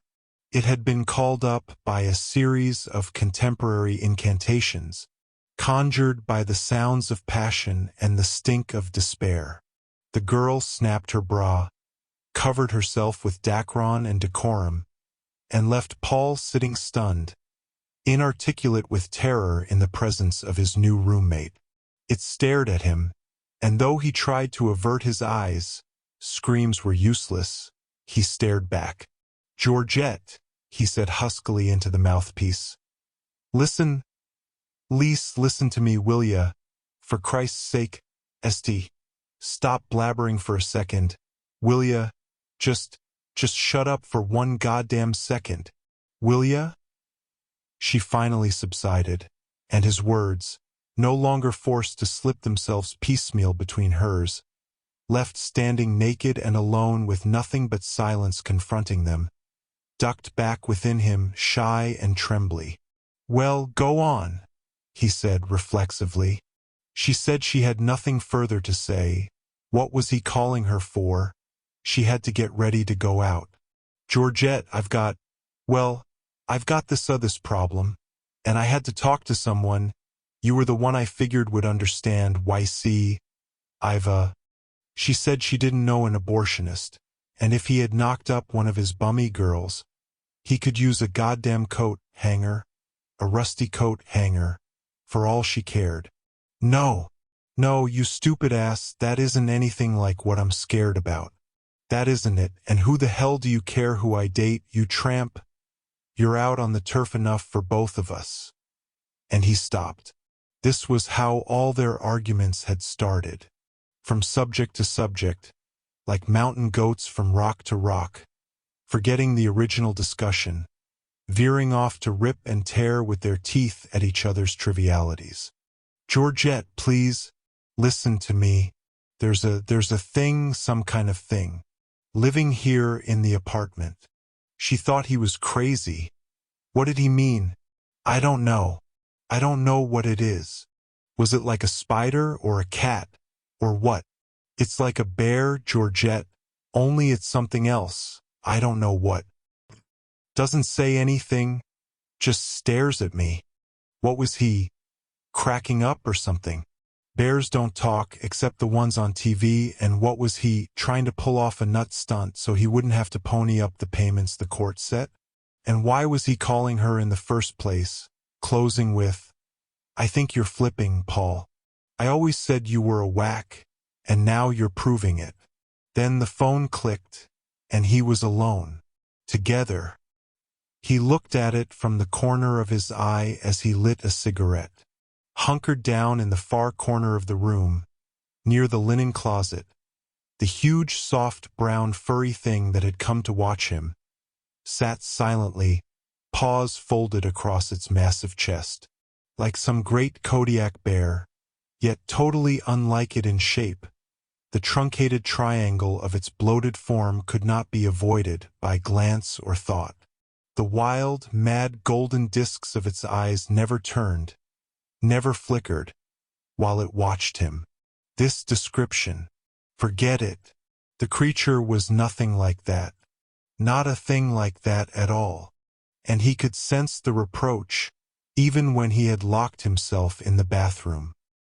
He sat on the edge of the tub and ran the hot water till steam had obscured the cabinet mirror over the sink, and he could no longer see his own face, the insane light in his eyes so familiar, so similar to the blind stares of the creature in the other room. His thoughts flowed, ran lava-like, then congealed, at which point he realized he had never seen the faces of any of the women who had been in the apartment. Not one of them. Faceless, all of them. Not even Georgette's face came to him. None of them. They were all without expression or recall. He had been to seed with so many angular corpses. The sickness welled up in him, and he knew he had to get out of there, out of the apartment, away from the creature in the corner. He bolted from the bathroom, gained the front door without breaking stride, caroming off the walls, and was lying back against the closed slab of hardwood, dragging in painful gouts of air before he realized that he could not get away that easily. It would be waiting for him when he got back, whenever he got back. But he went. There was a bar where they played nothing but Sinatra records, and he absorbed as much maudlin sorrow and self-pity as he could, finally tumbling from the place when the strings and the voice oozed forth. How I wish I could forget those happy yesteryears that have left. A rosary of tears. There was another place, a beach perhaps, where he stood on the sand, silent within himself, as the gulls wheeled and gibbered across the black sky, cree, cree, cree, driving him a little more mad, and he dug his naked hands into the sand, hurling great clots of the grainy darkness over his head, trying to kill those rotten, screaming harridans. And another place, where there were lights that said things, all manner of unintelligible things, neon things, dirty remarks, and he could not read any of them. In one place he was certain he saw the masked revelers from his dream, and frothing, he fled quickly. When he returned, finally, to the apartment, the girl with him swore she wasn't a telescope. But yeah, sure, she'd look at what he had to show her and she'd tell him what it was. So, trusting her because she'd said it, he turned the key in the door and opened it. He reached around the jam and turned on the light. Yeah, there he was, that thing there he was, all right. There he is, the thing with the staring eyes, there he is. Well? He asked her, almost proudly, pointing. Well, what? She replied. Well, what about him? Who? Him. Him, you stupid bitch. Him right there. Him. You know, I think you're outta your mind, Sid. Name-y-es not Sid. And don't tell me you don't see him, you lying son of a bitch. Say listen, you said you was Sid, and Sid you're gonna be, and I don't see no. Goddamn nobody there, and if you wanna get laid all right, and if you don't, just say so, and we'll have another drink, and that'll be that. He screamed at her, clawing at her face, thrusting her out the door. Get out.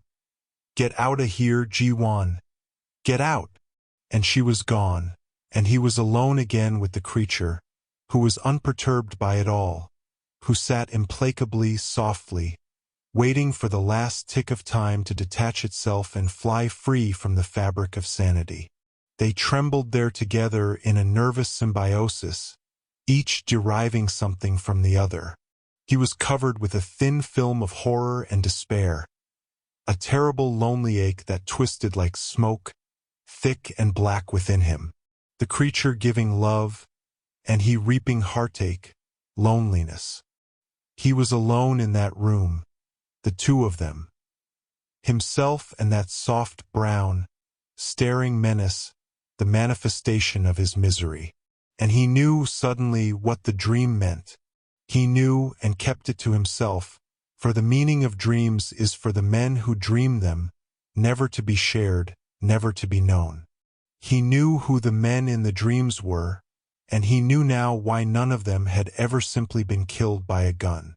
He knew, diving into the clothes closet, finding the duffel bag full of old army clothes, finding the chunk of steel that lay at the bottom of that bag. He knew who he was, he knew gloriously, jubilantly, and he knew it all, who the creature was, and who Georgette was, and the faces of all the women in the damned world, and all the men in the damned dreams, and he had it all right there, right in his hands, ready to be understood. He went into the bathroom. He was not going to let that bastard in the corner see him succeed.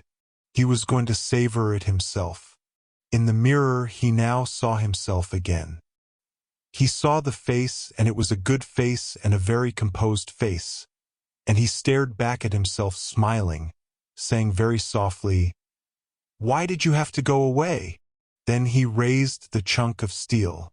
"Nobody, absolutely nobody," he said, holding the huge .45 up to his face, "has the guts to shoot himself through the eye." He laid the hollow bore of the great blocky weapon against his closed eyelid and continued speaking, still softly. "Through the head, yeah sure, anybody. Or the guys with balls can point it up through the mouth. But through the eye, nobody, but nobody." Then he pulled the trigger just as they had taught him in the army. Smoothly, evenly, in one movement. From the other room came the murmur of breathing, heavily, stertorously, evenly. Delusion for a dragon slayer. This is true. Chano Puzo, the incredibly talented conga drummer of the Bop 40s, was inexplicably shot and killed by a beautiful negress in the Rio Café, a Harlem bar, on December 2, 1948. Dick Bong, pilot of a P-38 Lightning in World War II, America's ace of aces with 40 Japanese kills to his credit, who came through the hellfire of war unscratched, perished by accident when the jet engine of a Lockheed P-80 he was test flying flamed out, and quit immediately after takeoff August 7, 1945. There was no reason for the mechanical failure, no reason for Bong to have died. Marilyn Monroe, an extremely attractive young woman who had only recently begun to realize she possessed an acting ability far beyond that of sex symbol tagged on her early in her career, on a timeless and dateless day in 1962, left this life as a result of accidentally swallowing too many barbiturates. Despite lurid conjecture to the contrary, the evidence that she had been trying to phone someone for help as the tragedy coursed through her system remains inescapable. It was an accident. William Belitha, one of the most incisive and miraculously talented commenters on society and its psychological motivations, whose murder-for-profit revolutionized psychiatric and penological attitudes toward the mentalities of mass murderers, died suddenly and again tragically in June of 1930 in a hospital in Avignon, victim of the mistaken judgment of an obscure French physician who let a simple case of appendicitis drop into peritonitis. True, each of these 4 random deaths plucked from a staggering and nearly endless compendium of accidental tragedies have one thing in common with each other and with the death of Warren Glaser Griffin. None of them should have happened. Each of them was out of joint with time and the continuity of the life in point. Each of them catches the breath, boggles the mind. Each of them could have been avoided, yet none of them could have been avoided. For each of them was preordained. Not in the ethereal, mystic, supernatural flummery of the Kismet believers, but in the complex rhythmic predestination of those who have been whisked out of their own world into the mist centuries of their dreams. For Chano Puzo, it was a dark and smiling woman of mystery. For Dick Bong, a winged fury sent to find only him. For Marilyn Monroe, a handful of white chalk pills. For Belitha, an inept quack forever doomed to apologies.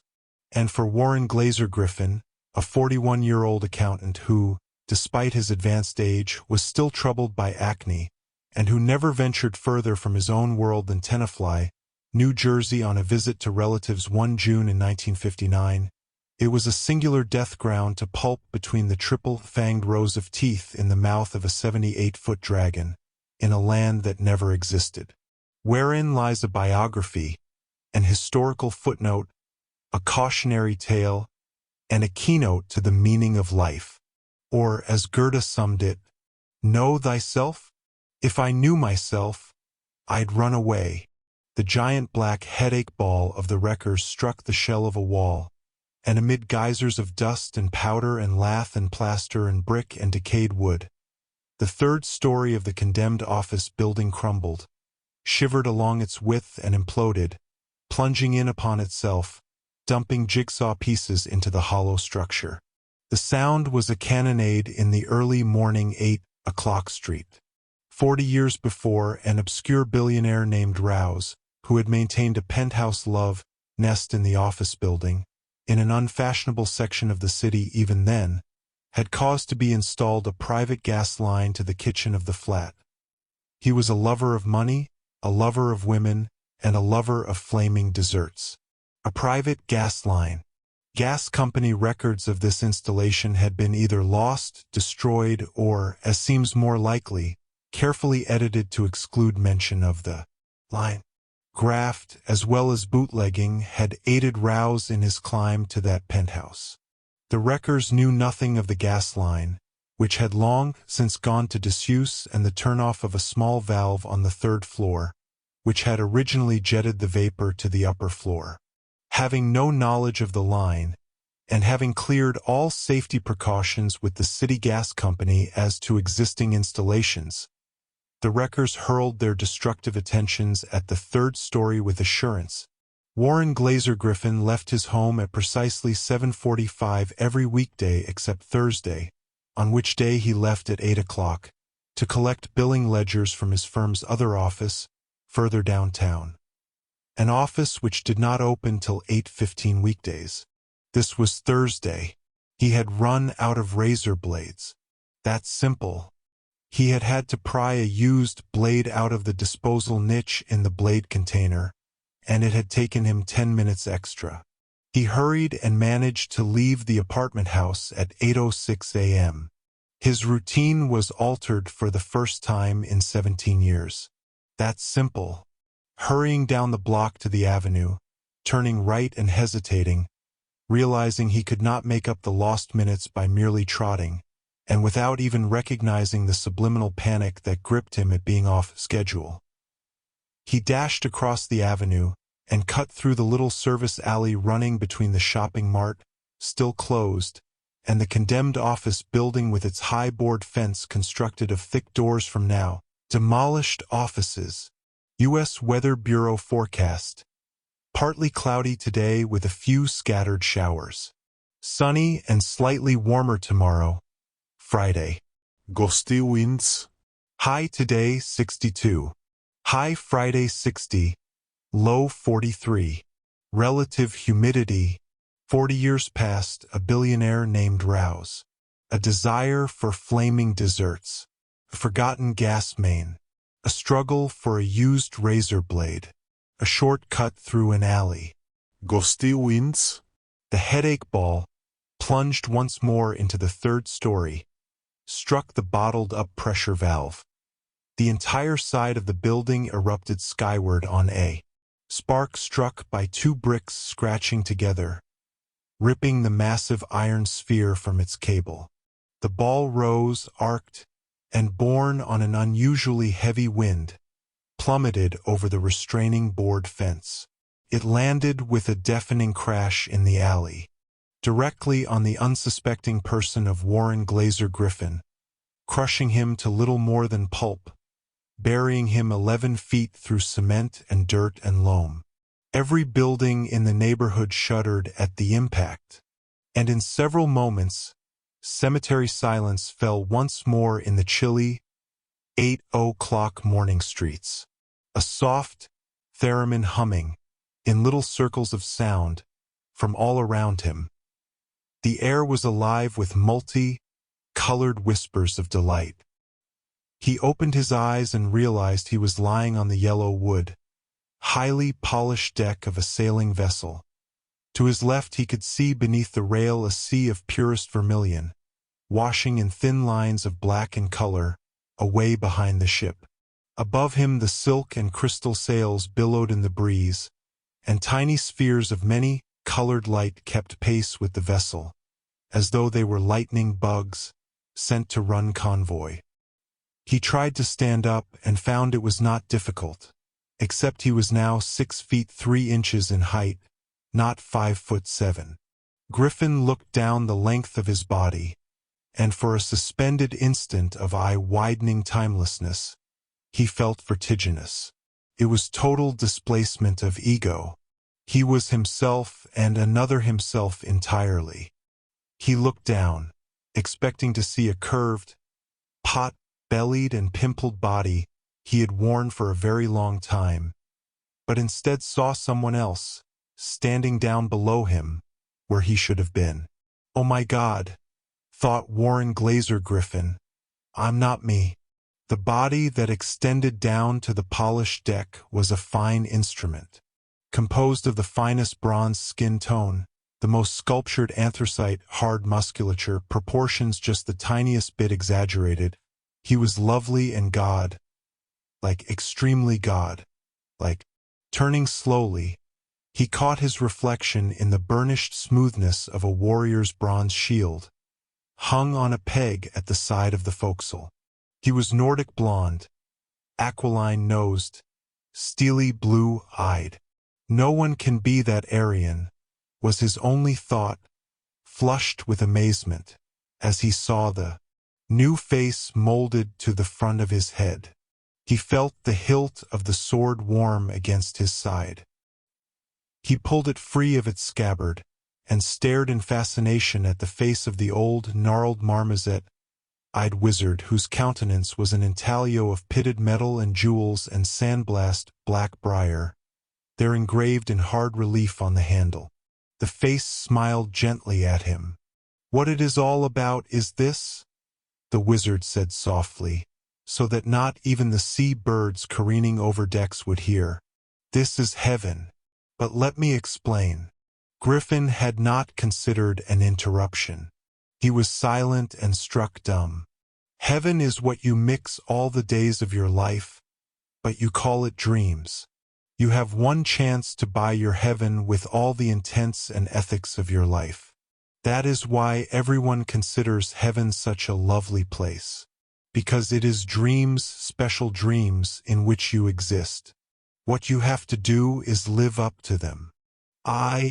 Started Griffin, but the wizard cut him off with a rapid blinking of his strange eyes. No, listen, please, because after this, all the magic stops, and you have to do it alone.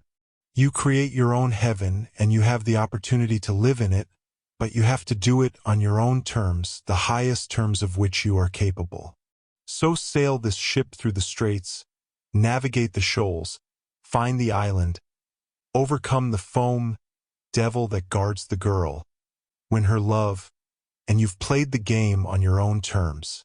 Then the wizard's face settled back into immobility, and Warren Glazer Griffin sat down heavily on the planking of the forecastle, mouth agape, eyes wide, and the realization of it all fixed firmly, unbelievably but firmly, in his head. Gee whiz, thought Griffin. The sound of rigging shrieking like terns brought him out of his middle-class stupor, and he realized the keel of the strange and wonderful wind vessel was coming about. The steady beat of pole oars against mirror waters rose to meet the descending hum of a dying breeze, and the ship moved across reflective waters toward a mile-high breaker that abruptly rose out of the sea. Griffin realized it had not leapt from the sea bottom, as his first impression seemed to be, but had gradually grown on the horizon, some moments after the watch in the nest had hallooed its imminent appearance. Yet he had not heard any such gardaloo. He was surfeited with thoughts of this other body, the golden god with the incredibly handsome face. "Captain," said one of the hands, lumbering with sea legs toward him, "we're hard on the straits. Most of the men re-shackled already." Griffin nodded silently, turned to follow the seamen. They moved back toward the lazarette, and the seaman opened the hatch, dropped through. Griffin followed close behind him, and in the smallish compartment found the other sea hands shackled wrists and ankles to the inner keel of the hold. He was gagged for a moment by the overpowering stench of salted bully, beef and fish, a sickly bittersweet smell that made his eyes smart with its intensity. Then he moved to the seaman who had already fastened his own ankle shackles and one wrist manacle. He clapped the rusting manacle still undone, and now all the hands of the wind vessel were locked immobile. "Good luck, Captain," smiled the last seaman, and he winked. The other men joined in their own ways with a dozen different accents, some in languages Griffin could not even begin to place. But all well-wishing. Griffin once more nodded in the strong, silent manner of someone other than himself, someone to the rank born. Then he climbed out of the lazarette and went aft to the wheel. Overhead, the sky had darkened to a shining blackness, a patent leather black that would have sent back inverted reflections, had there been anything soaring close enough to the sky to reflect. In the moat, dancing waters of the ocean, a ghost ship sailed along upside down, hull to hull with Griffin's vessel, and above him the quaint and tittering globes of light ricocheted and multiplied, filling the sudden night with the incense of their vibrancy. Their colors began to blend, to merge, to run down the sky in washes of color that made Griffin smile, and blink and drop his mouth open with awe. It was all the fireworks of another universe, just once hurled into an onyx sky, left to burn away whatever life was possible. Yet that was merely beginning. The colors came, as he set his feet squarely, and the deltoids bunched furiously beneath his golden skin. The two men who were Warren Glazer Griffin began the complex water slalom that would send the vessel through the straits, past the shoals, and into the cove that lay beyond. And the colors came. The vessel tacked before the wind, which seemed to gather itself and enter in an arrowed spear-pointed direction of unity, behind the massive sails. The wind was with him, sending him straight for the break in the heartless stone barrier. Out the colors game. Softly at first, humming, creeping, boiling up from nowhere at the horizon line. Twisting and surging like snake whirlwinds with adolescent intent. Building, spiraling, climbing in vague streamers and tendrils of unconsciousness, the colors came. In a rising, keening spiral of hysteria they came, first pulsing in primaries, then secondaries, the comminglings and off-shades, and finally in colors that had no names. Colors like racing and pungent, and far-seen shadows and bitterness, and something that hurt, and something that pleasured.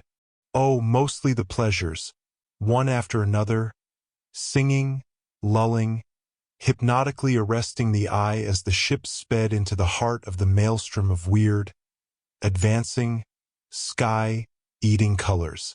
The siren colors of the straits. The colors that came from the air and the island and the world itself, which hushed and hurried across the world to hear, to meet when they were needed, to stop the seamen who slid over the waves to the break in the breakwall. The colors, defense, that sent men to the bottom, their hearts bursting with songs of color and charm. The colors that filled a man to the brim and kept him poised there with a surface tension of joy and wonder, colors cascading like waterfalls of flowers in his head, million colors, blossom shades, brightnesses, joy crashing everythings that made a man hurl back and strain his throat to sing chants of amazement and forever. As his ship plunged like a cannonball into the reefs and shattered into a billion wooden fragments, tiny splinters of dark wood against the boiling treacherous sea, and the rocks crushed and staved in the sides, and men's heads went to pulp as they hurtled forward and their vessel was cut out from under them, the colors, the God-beautiful colors. As Griffin sang his song of triumph, the men with eyes clapped tight shut, below decks, saved from berserking, depending on this golden giant of a man who was their own personal this trip god, who would bring them through the hole in the faceless evil rocks. Griffin, singing. Griffin, golden god from Manhattan. Griffin, man of two skins, Chinese puzzle man within man. Hands cross, locked over the wood of the wheel, tacking points this way, points that way, playing compass and swashbuckler with the deadly colors that lapped at his senses, filled his eyes with delight, clogged his nostrils with the sense of glory. All the tiny theremin hummings now merged, all the little color motes now united, running in slippery washes down and down the sky as he hurried the vessel toward the rocks and then in one sweep as he spun the wheel two-handed across, whip, whip, whip, and threw into the bubbling white water, with rock teeth screeching old women along the hull of his vessel, and tearing gouged gashes of darker deepness along the planking. But through Griffin, who chuckled with merriment at his grandeur, his stature, his chance-taking, who had risked the lives of all his men for the moment of forever to be gained on that island, and winning, making his wager with eternity and winning for an instant, before the great ship struck the buried reefs, and tore away the bottom of the ship, and the lazarette filled in an instant, and his men who trusted him not to gamble them away so cheaply, wailed till their screams became water-logged, and were gone, and Griffin felt himself lifted, tossed, hurled, flung like a bit of suet, and the thought that invaded, consumed, gnawed him in rage and frustration, that he had defeated the siren colors, had gotten through the treacherous straits, but had lost his men, his ship, even himself, by the treachery of his own self-esteem, that he had gloated over his wondrousness, and vanity had sent him whipping further inshore, to be dashed on reefs. And the bitterness welled in him as he struck the water with a paralyzing crash, and sank immediately beneath the boiling white-faced waves. Out on the reefs, the wind vessel, with its adamantine trim, with its onyx and alabaster sails, with its marvelous magical swiftness, sank beneath the waters without a murmur. unless those silent, insane, shrieking wails were the sounds of men shackled helplessly to an open coffin, and all that could be heard was the pounding war drums of the waves, and the gutted, emptying, shrill keen of an animal whose throat has been slashed. The sound of the colors fading back to their million layers around the universe, till they would be called again. Then after a while, even the waters smoothed. Crickets gossiped shamelessly, close beside his head. He awoke to find his eyes open, staring up into a pale, cadaverous paper thin cut out that was the moon. Clouds scudding across its mottled slimness sent strange shadows washing across the night sky. The beach, the jungle, Warren Glazer Griffin. Well, I certainly messed that up, was his first thought, and in an instant the thought was gone, and the Nordic godman's thoughts superimposed more strenuously. Griffin felt his arms out wide on the white sand, and scraped them across the clinging grains till he was able to jack himself up, straining his back heavily.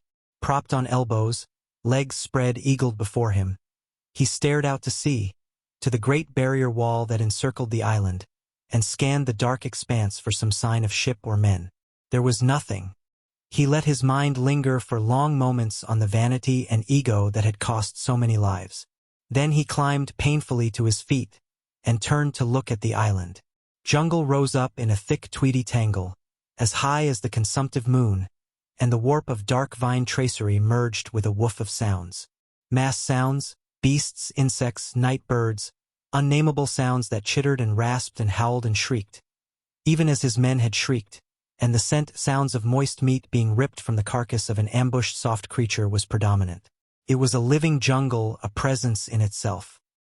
He pulled his sword and struck off across the strand of white-shadowed sand toward the rim edge of the tangle. In there somewhere waited the girl, and the mist devil, and the promise of life forever.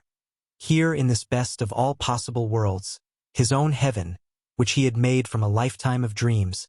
Yet the dream seemed relentlessly nightmarish, for the jungle resisted him, clawed at him, tempted yet rebuffed him. Griffin found himself hacking at the thick, flesh-twined and interwoven wall of foliage with growing ferocity.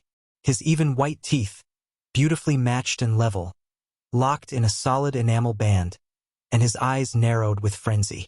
The hours melted into a shapeless colloid, and he could not tell whether he was making his way through the dense green mass, or standing still while the jungle crawled imperceptibly toward him, filling in behind the clots he was hacking away. And darkness, suffocating, in the jungle. Abruptly, he lunged forward against a singularly rugged matting of interlocked tree branches and hurled himself through the break. As it fell away, unresisting, he was in the clear, at the top of a rise that sloped away below him in softly curved smoothness, toward a rushing stream of gently whispering white water. Around small stones it raced, gathering speed, a gentle moist animal streaking toward a far land. Griffin found himself loping down the hill, toward the bank of the stream, and as he ran, his body grew more and more his own. The hill grew up behind him, and the stream came toward him with gentleness, and he was there. Time was another thing here, not forced, not necessary, a pastel passage without hard edges. He followed the stream, skirting banks of thickets and trees that seemed to be windswept in their topmost branches, and the stream became a river, and the river rushed to rapids, and then suddenly there were falls.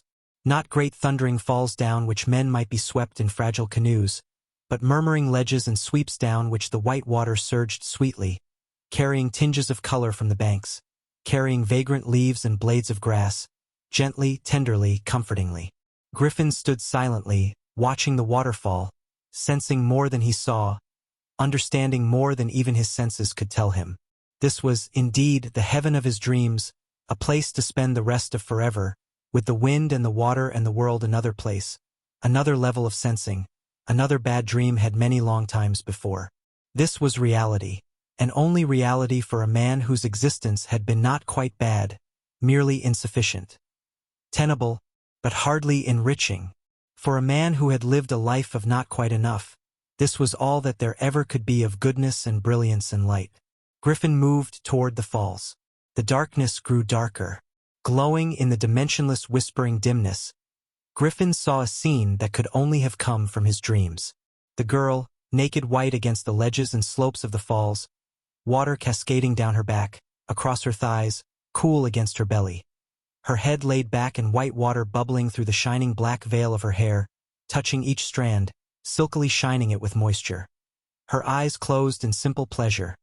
That face, the right face, the special face, the certain face of the woman he had always looked for without looking, hunted silently for, without acknowledging the search, lusted for, without feeling worthy of the hunger. It was the woman his finest instincts had needed to make them valid, the woman who not only gave to him, but to whom he could give, the woman of memory, of desire, of youth, of restlessness, of completion. A dream. And here, against the soft-speaking bubbling water, a reality. Glowing magically in the night, the girl raised a hand languidly and with joy, simple unspoken joy, and Griffin started toward her as the mist devil materialized. Out of the foam spray, out of the night, out of the suddenly rising chill fog and vapor and cloud slime, out of starshine and evil mists without proper names, the devil that guarded this woman of visions materialized. Giant, gigantic, massive, rising higher and higher, larger, more intensely defined against nightness. The devil spread across the sky in a towering, smooth, edged reality.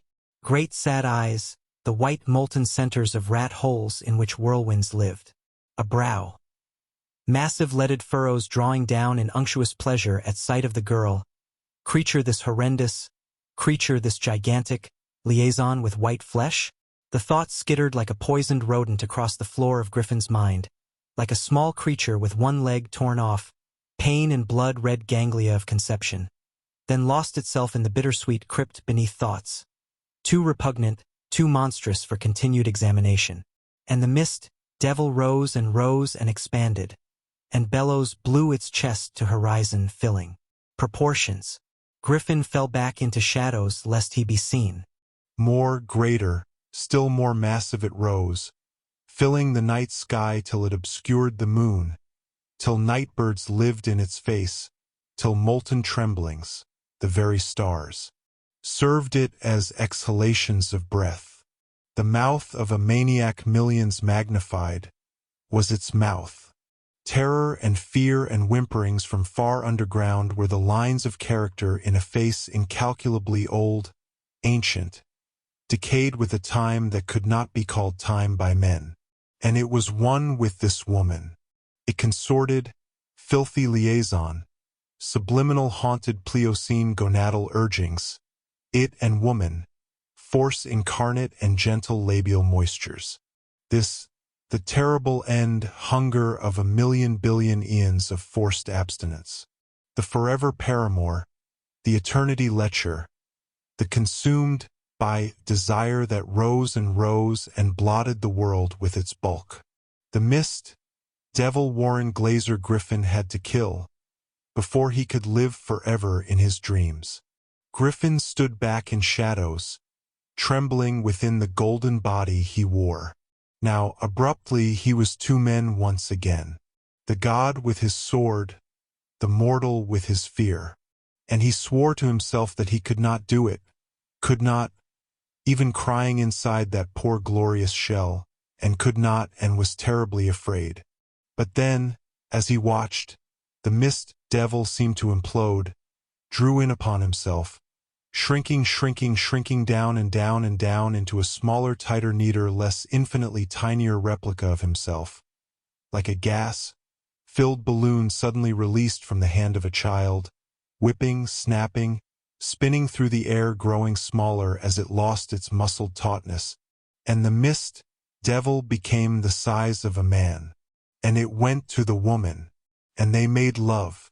Griffin watched in disgust and loathing as the creature that was age, that was night, that was fear, that was everything save the word human, placed hands on white breasts, placed lips on pliant red mouth, placed thighs around belly, and the woman's arms came up and embraced the creature of always, and they locked in twisting union.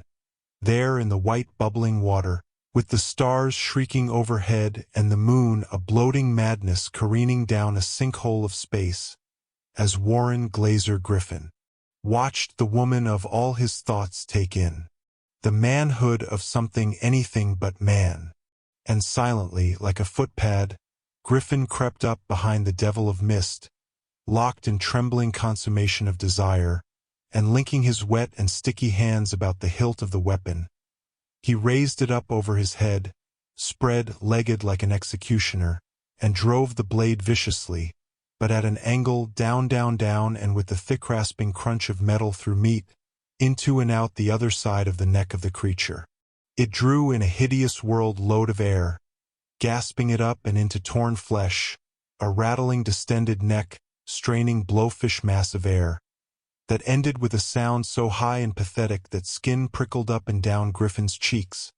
His neck, his back, and the monstrous creature reached off to nowhere to pull out the insane iron that had destroyed him, and the hand went to another location, and the blade was ripped free by Griffin, as the devil rose off the woman, dripping blood and dripping the fluid of love and dripping life away in every instant, careening into the falls with dead fish stains of all colored blood in the wake, and turned once, to stare full into Griffin's face with a look that denounced him.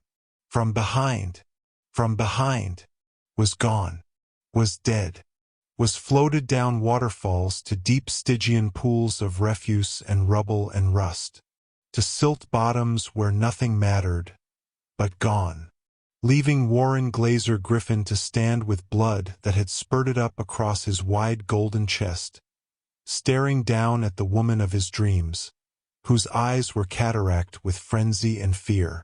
All the dream orgies of his life, all the wild couplings of his adolescent nightmares, all the wants and hungers and needs of his woman sensings, were here. The girl gave only one shrill howl before he took her. He had thoughts all during the frantic struggle and just at the penetration.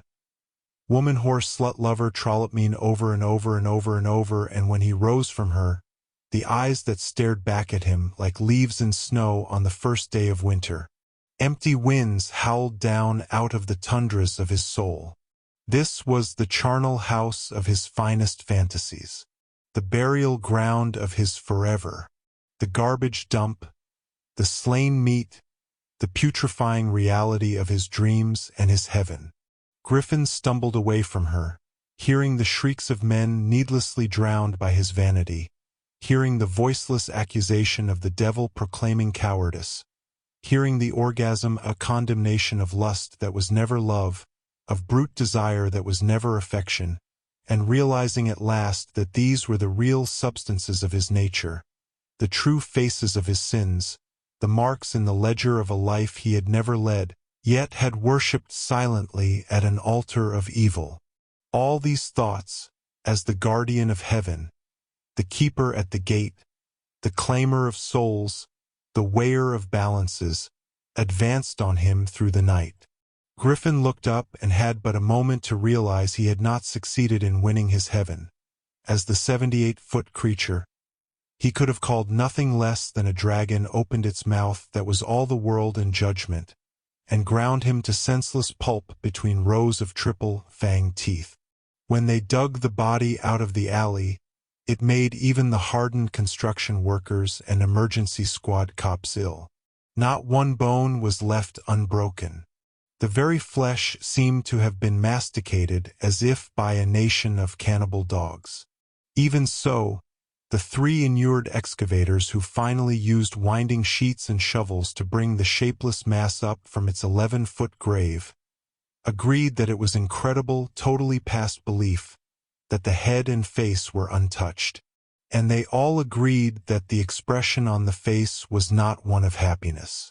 There were many possible explanations for that expression, but none of them would have said terror, for it was not terror. They would not have said helplessness, for it was not that, either.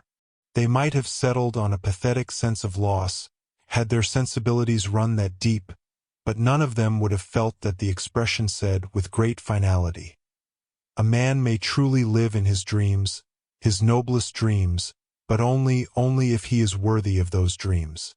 It did not rain that night anywhere in the known universe. Pretty Maggie Money Eyes. With an 8-hole card and a queen showing, with the dealer showing a 4-up, Costner decided to let the house do the work. So he stood, and the dealer turned up. 6. The dealer looked like something out of a 1935 George Raft film. Arctic diamond chip eyes, manicured fingers long as a brain surgeon's, straight black hair slicked flat away from the pale forehead. He did not look up as he peeled them off. A 3. Another 3. Bam. A 5. Bam. 21. And Costner saw his last $30. 6 $5 chips, scraped on the edge of the cards, into the dealer's chip racks. Busted. Flat. Down and out in Las Vegas, Nevada. Playground of the Western world. He slid off the comfortable stool chair and turned his back on the blackjack table. The action was already starting again, like waves closing over a drowned man. He had been there, was gone, and no one had noticed. No one had seen a man blow the last tie with salvation. Costner now had his choice. He could bum his way into Los Angeles and try to find something that resembled a new life, or he could go blow his brains out through the back of his head. Neither choice showed much light or sense. He thrust his hands deep into the pockets of his worn and dirty chinos, and started away down the line of slot machines clanging and rattling on the other side of the aisle between blackjack tables. He stopped. He felt something in his pocket. Beside him, but all engrossed, a 50-ish matron in electric lavender capris, high heels and ship and shore blouse was working 2 slots, loading and pulling one while waiting for the other to clock down.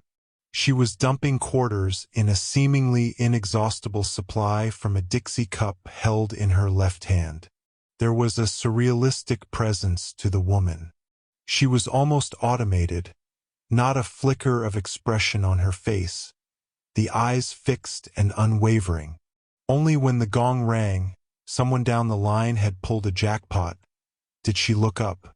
And at that moment Costner knew what was wrong and immoral and deadly about Vegas, about legalized gambling, about setting the traps all baited and open in front of the average human. The woman's face was gray with hatred, envy, lust, and dedication to the game. In that timeless instant when she heard another drugged soul down the line winning a minuscule jackpot. A jackpot that would only lull the player with words like luck and ahead of the game. The jackpot lure. The sparkling, bobbling, many-colored wiggler in a sea of poor fish. The thing in Costner's pocket was a silver dollar. He brought it out and looked at it. The eagle was hysterical. But Costner pulled to an abrupt halt, only 1/2 footstep from the sign indicating the limits of Tap City. He was still with it. What the high rollers called the edge, the vigorish, the fine hole card. $1. 1 cartwheel. Pulled out of the pocket not half as deep as the pit into which Costner had just been about to plunge. What the hell, he thought, and turned to the row of slot machines. He had thought they'd all been pulled out of service, the silver dollar slots. A shortage of coinage, said the United States Mint. But right there, side by side with the nickel and quarter bandits, was 1 cartwheel machine. $2,000 jackpot. Costner grinned foolishly. If you're gonna go out like a champ. He thumbed the silver dollar into the coin slot and grabbed the heavy, oiled handle. Shining cast aluminum and pressed steel.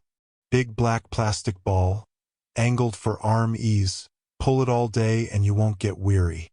Without a prayer in the universe, Costner pulled the handle. She had been born in Tucson, mother full-blooded Cherokee, father a bindlestiff on his way through. Mother had been working a trucker's stop. Father had popped for Spencer steak and sides. Mother had just gotten over a bad scene, indeterminate origins, unsatisfactory culminations. Mother had popped for bed. And sides. Margaret Annie Jessie had come 9 months later.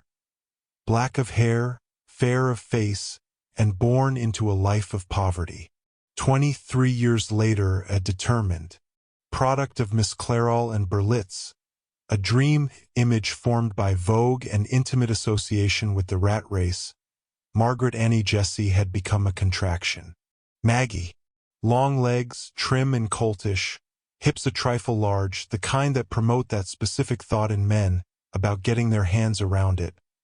Belly Fiat isometrics, waist cut to the bone, a waist that works in any style from dirndl to disco slacks.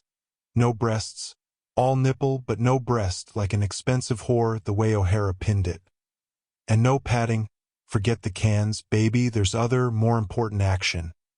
Smooth, Michelangelo, sculpted neck, a pillar, proud, and all that face.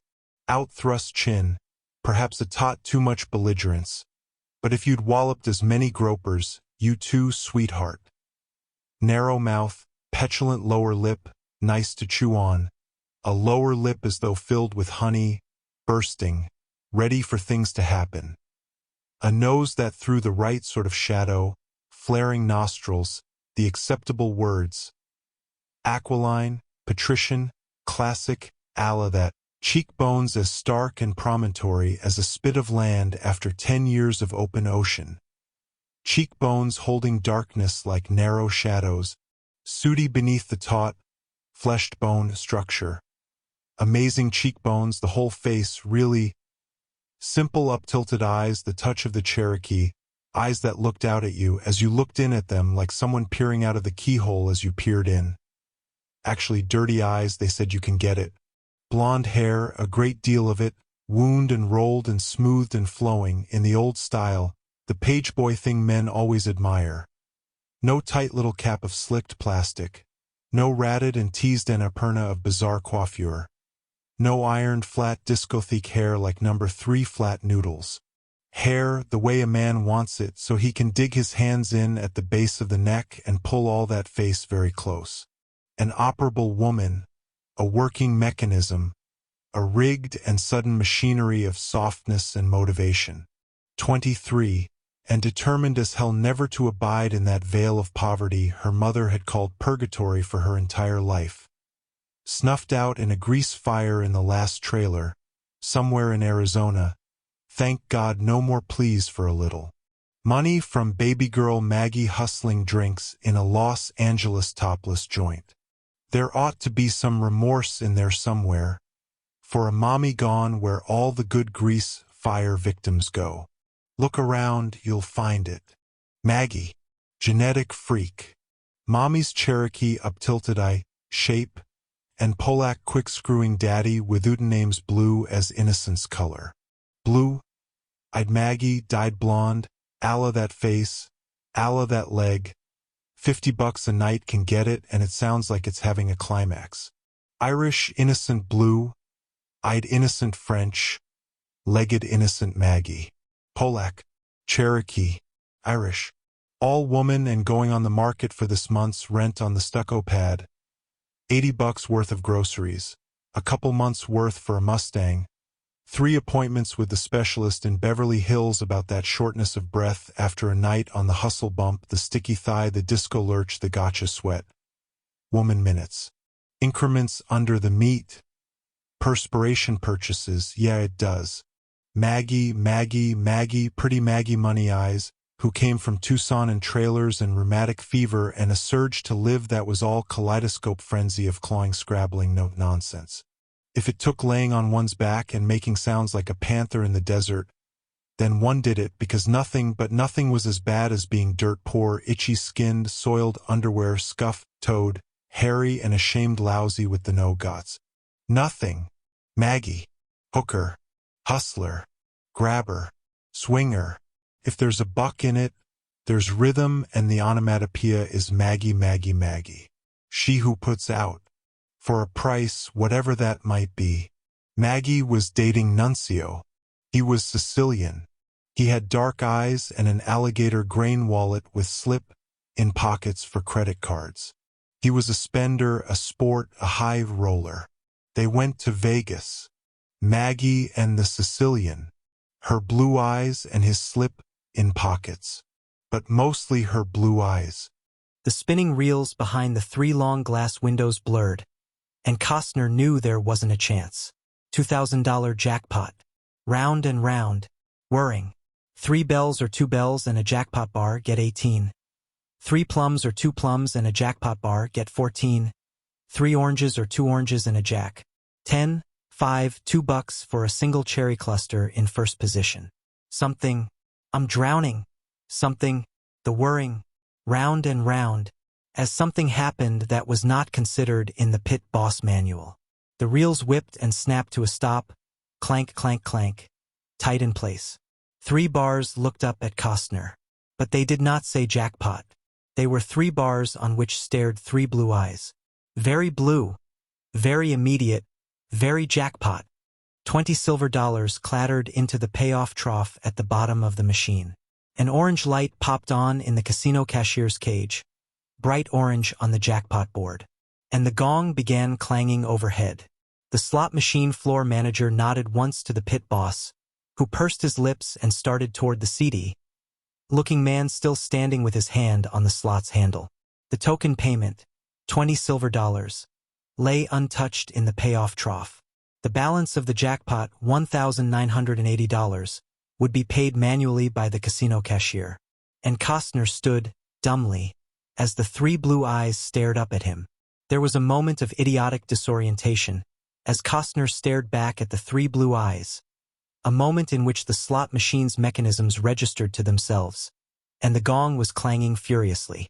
All through the hotel's casino people turned from their games to stare. At the roulette tables the white-on-white players from Detroit and Cleveland pulled their watery eyes away from the clattering ball and stared down the line for a second, at the ratty-looking guy in front of the slot machine. From where they sat, they could not tell it was a 2-grand pot, and their rheumy eyes went back into billows of cigar smoke, and that little ball. The blackjack hustlers turned momentarily, screwing around in their seats, and smiled. They were closer to the slot players in temperament, but they knew the slots were a dodge to keep the old ladies busy, while the players worked toward their endless 21s. And the old dealer, who could no longer cut it at the fast action boards, who had been put out to pasture by a grateful management, standing at the wheel of fortune near the entrance to the casino, even he paused in his zombie murmuring, "Another winner on a wheel of fortune," to no one at all, and looked toward Costner and that incredible gong clanging. Then, in a moment, still with no players, he called another non-existent winner. Costner heard the gong from far away. It had to mean he had won $2,000, but that was impossible. He checked the payoff chart on the face of the machine. 3 bars labeled jackpot meant jackpot, $2,000. But these 3 bars did not say jackpot. They were 3 gray bars, rectangular in shape, with a blue eye directly in the center of each bar. Blue eyes? Somewhere, a connection was made and electricity, a billion volts of electricity, were shot through Costner. His hair stood on end. His fingertips bled raw. His eyes turned to jelly, and every fiber in his musculature became radioactive. Somewhere out there, in a place that was not this place, Costner had been inextricably bound to someone. Blue eyes? The gong had faded out of his head. The constant noise level of the casino, chips chittering, people mumbling, dealers calling plays, it had all gone, and he was embedded in silence, tied to that someone else out there somewhere through those 3 blue eyes. Then, in an instant, it had passed, and he was alone again, as though released by a giant hand, the breath crushed out of him. He staggered up against the slot machine. "You all right, fella?" A hand gripped him by the arm, steadied him. The gong was still clanging overhead somewhere, and he was breathless from a journey he had just taken. His eyes focused, and he found himself looking at the stocky pit boss who had been on duty while he had been playing blackjack. "Yeah, I'm okay. Just a little dizzy is all. Sounds like you got yourself a big jackpot, fella?" The pit boss grinned. It was a leathery grin. Something composed of stretched muscles and conditioned reflexes, totally mirthless. "Yeah, great." Costner tried to grin back, but he was still shaking from that electrical absorption that had kidnapped him. "Let me check it out," the pit boss was saying, edging around Costner and staring at the face of the slot machine. Yeah, 3 jackpot bars, all right. You're a winner. Then it dawned on Costner. $2,000. He looked down at the slot machine and saw 3 bars with the word jackpot on them. No blue eyes, just words that meant money. Costner looked around frantically. Was he losing his mind? From somewhere, not in the casino room, he heard a tinkle of rhodium-plated laughter. He scooped up the 20 silver dollars. The pit boss dropped another cartwheel into the chief and pulled the jackpot off. Then the pit boss walked him to the rear of the casino, talking to him in a muted, extremely polite tone of voice. At the cashier's window, the pit boss nodded to a weary-looking man at a huge Rolodex card file, checking credit ratings. Barney, jackpot on the cartwheel chief. Slot 50015. He grinned at Costner, who tried to smile back. It was difficult. He felt stunned.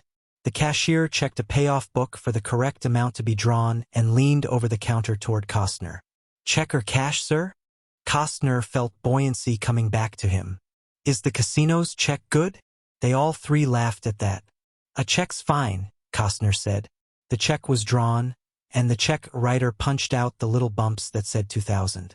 The 20 chart wheels are a gift, the cashier said, sliding the check through to Costner. He held it, looked at it, and still found it difficult to believe. $2,000 back, on the Golden Road. As he walked back through the casino with the pit boss, the stocky man asked pleasantly, "Well, what are you going to do with it?" Costner had to think a moment. He didn't really have any plans. But then the sudden realization came to him. I'm going to play that slot machine again. The pit boss smiled. A congenital sucker. He would put all 20 of those silver dollars back into the chief, and then turn to the other games. Blackjack, roulette, faro, baccarat. In a few hours he would have redeposited the $2,000 with the hotel casino. It always happened. He walked Costner back to the slot machine and patted him on the shoulder. Lots of luck, fella. As he turned away, Costner slipped a silver dollar into the machine and pulled the handle. The pit boss had only taken 5 steps when he heard the incredible sound of the reels clicking to a stop, the clash of 20 token silver dollars hitting the payoff trough, and that goddamned gong went out of its mind again. She had known that son of a bitch Nuncio was a perverted swine, a walking filth, a dung heap between his ears, some kind of monster in nylon undershorts. There weren't many kinds of games Maggie hadn't played, but what that Sicilian Desaad wanted to do was outright vomity. She nearly fainted when he suggested it. Her heart, which the Beverly Hills specialist had said she should not tax, began whumping frantically. "You pig!" she screamed. "You filthy, dirty, ugly pig, you, Nuncio, you pig!" She had bounded out of the bed and started to throw on clothes. She didn't even bother with a brassiere, pulling the poor boy's sweater on over her thin breasts, still crimson with the touches and love bites Nuncio had showered on them. He sat up in the bed, a pathetic-looking little man, gray hair at the temples and no hair at all on top, and his eyes were moist. He was porcine, was indeed the swine she called him, but he was helpless before her. He was in love with his hooker, with the tart whom he was supporting. It had been the first time for the swine Nuncio, and he was helpless. Back in Detroit, had it been a floozy, a chippy broad, he would have gotten out of the double bed and wrapped her around pretty good. But this Maggie, she tied him in knots. He had suggested that what they should do together, because he was so consumed with her. But she was furious with him. It wasn't that bizarre an idea. Gimme a chankday talk to ya, honey. Maggie, you filthy pig, Nuncio. Give me some money. I'm going down to the casino, and I don't want to see your filthy pig face for the rest of the day. Remember that?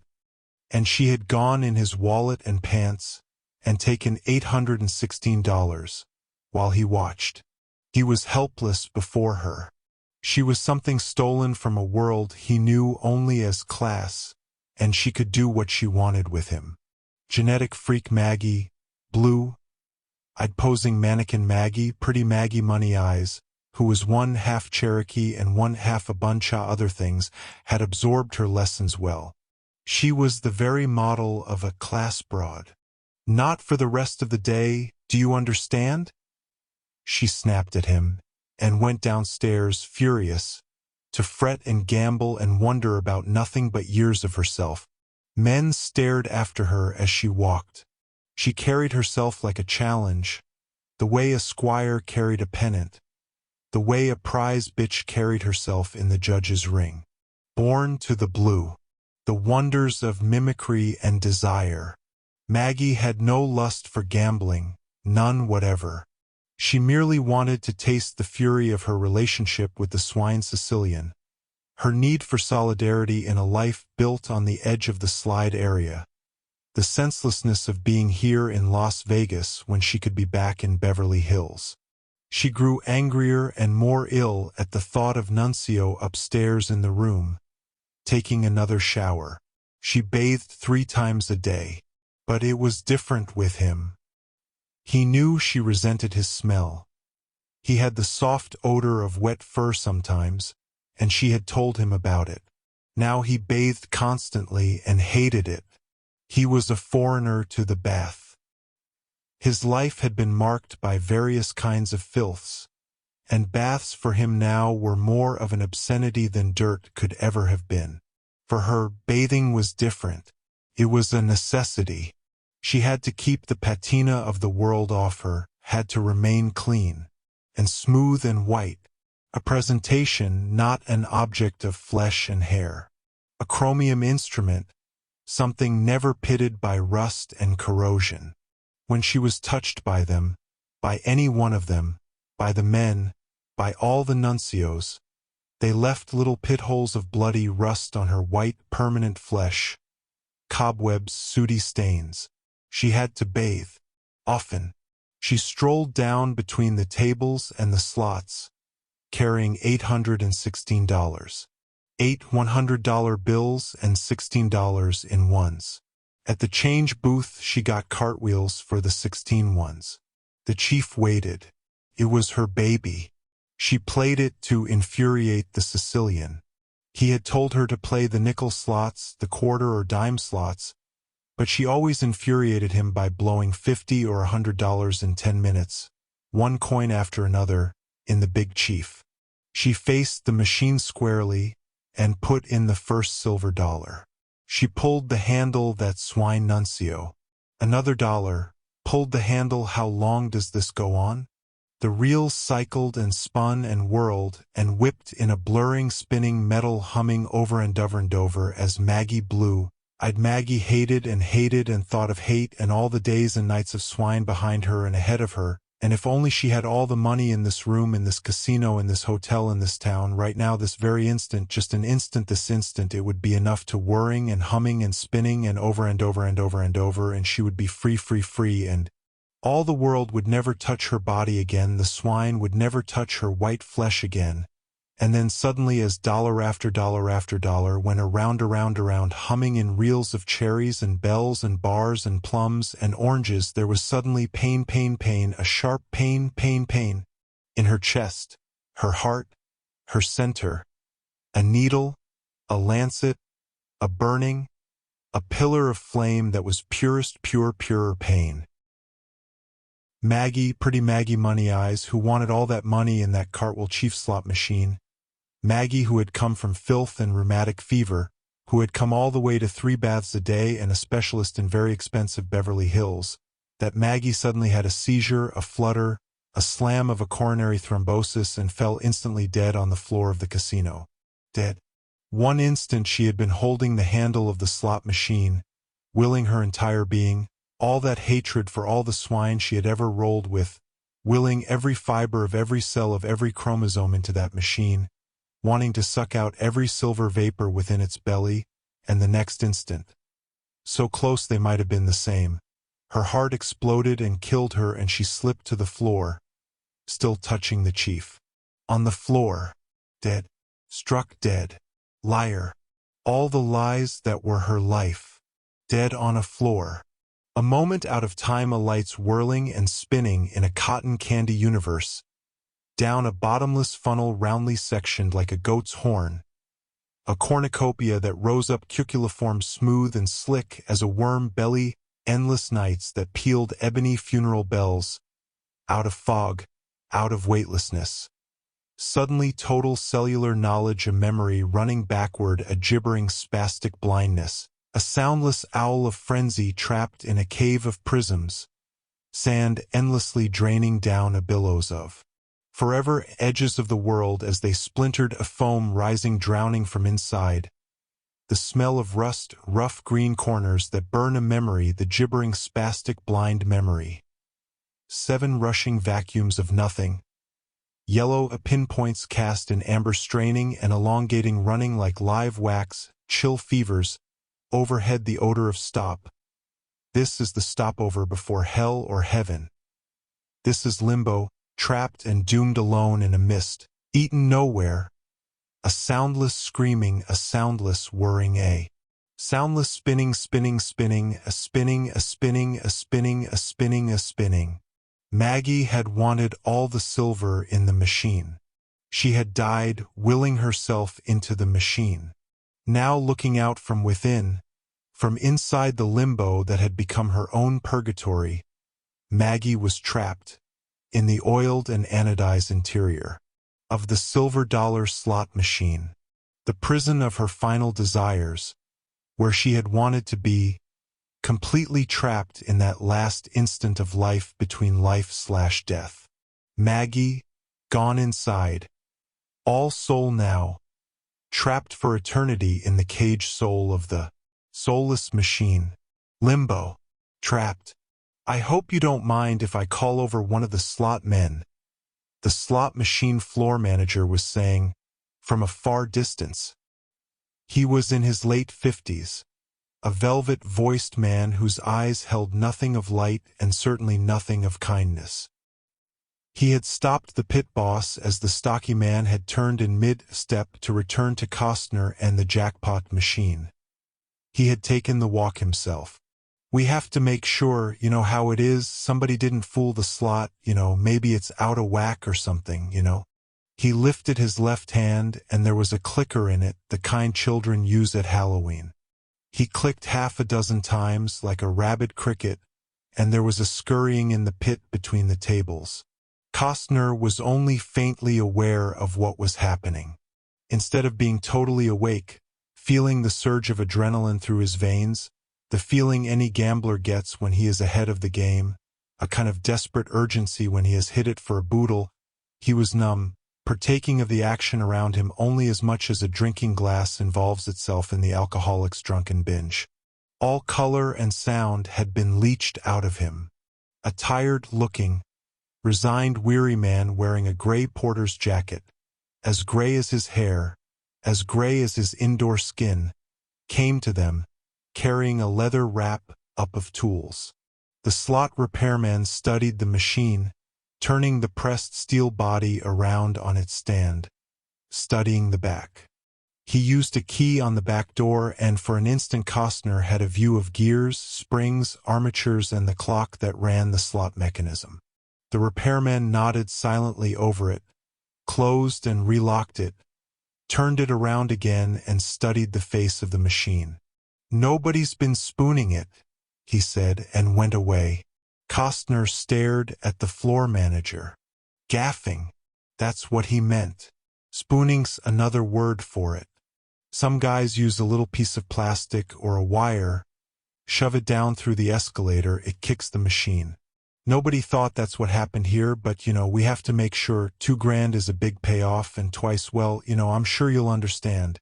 If a guy was doing it with a boomerang. Costner raised an eyebrow. Yeah, a boomerang, it's another way to spoon the machine. But we just wanted to make a little check. And now everybody's satisfied. So if you'll just come back to the casino cashier with me. And they paid him off again. So he went back to the slot machine, and stood before it for a long time, staring at it.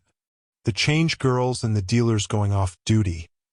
The little old ladies with their canvas work gloves worn to avoid calluses when pulling the slot handles. The men's room attendant on his way up front to get more matchbooks. The floral tourists, the idle observers, the hard drinkers, the sweepers, the busboys, the gamblers with poached egg eyes who had been up all night, the showgirls with massive breasts and diminutive sugar daddies, all of them conjectured mentally about the beat-up walker who was staring at the silver-dollar chief. He did not move, merely stared at the machine, and they wondered. The machine was staring back at Costner. 3 blue eyes. The electric current had sparked through him again, as the machine had clocked down and the eyes turned up a second time, as he had one a second time. But this time he knew there was something more than luck involved, for no one else had seen those 3 blue eyes.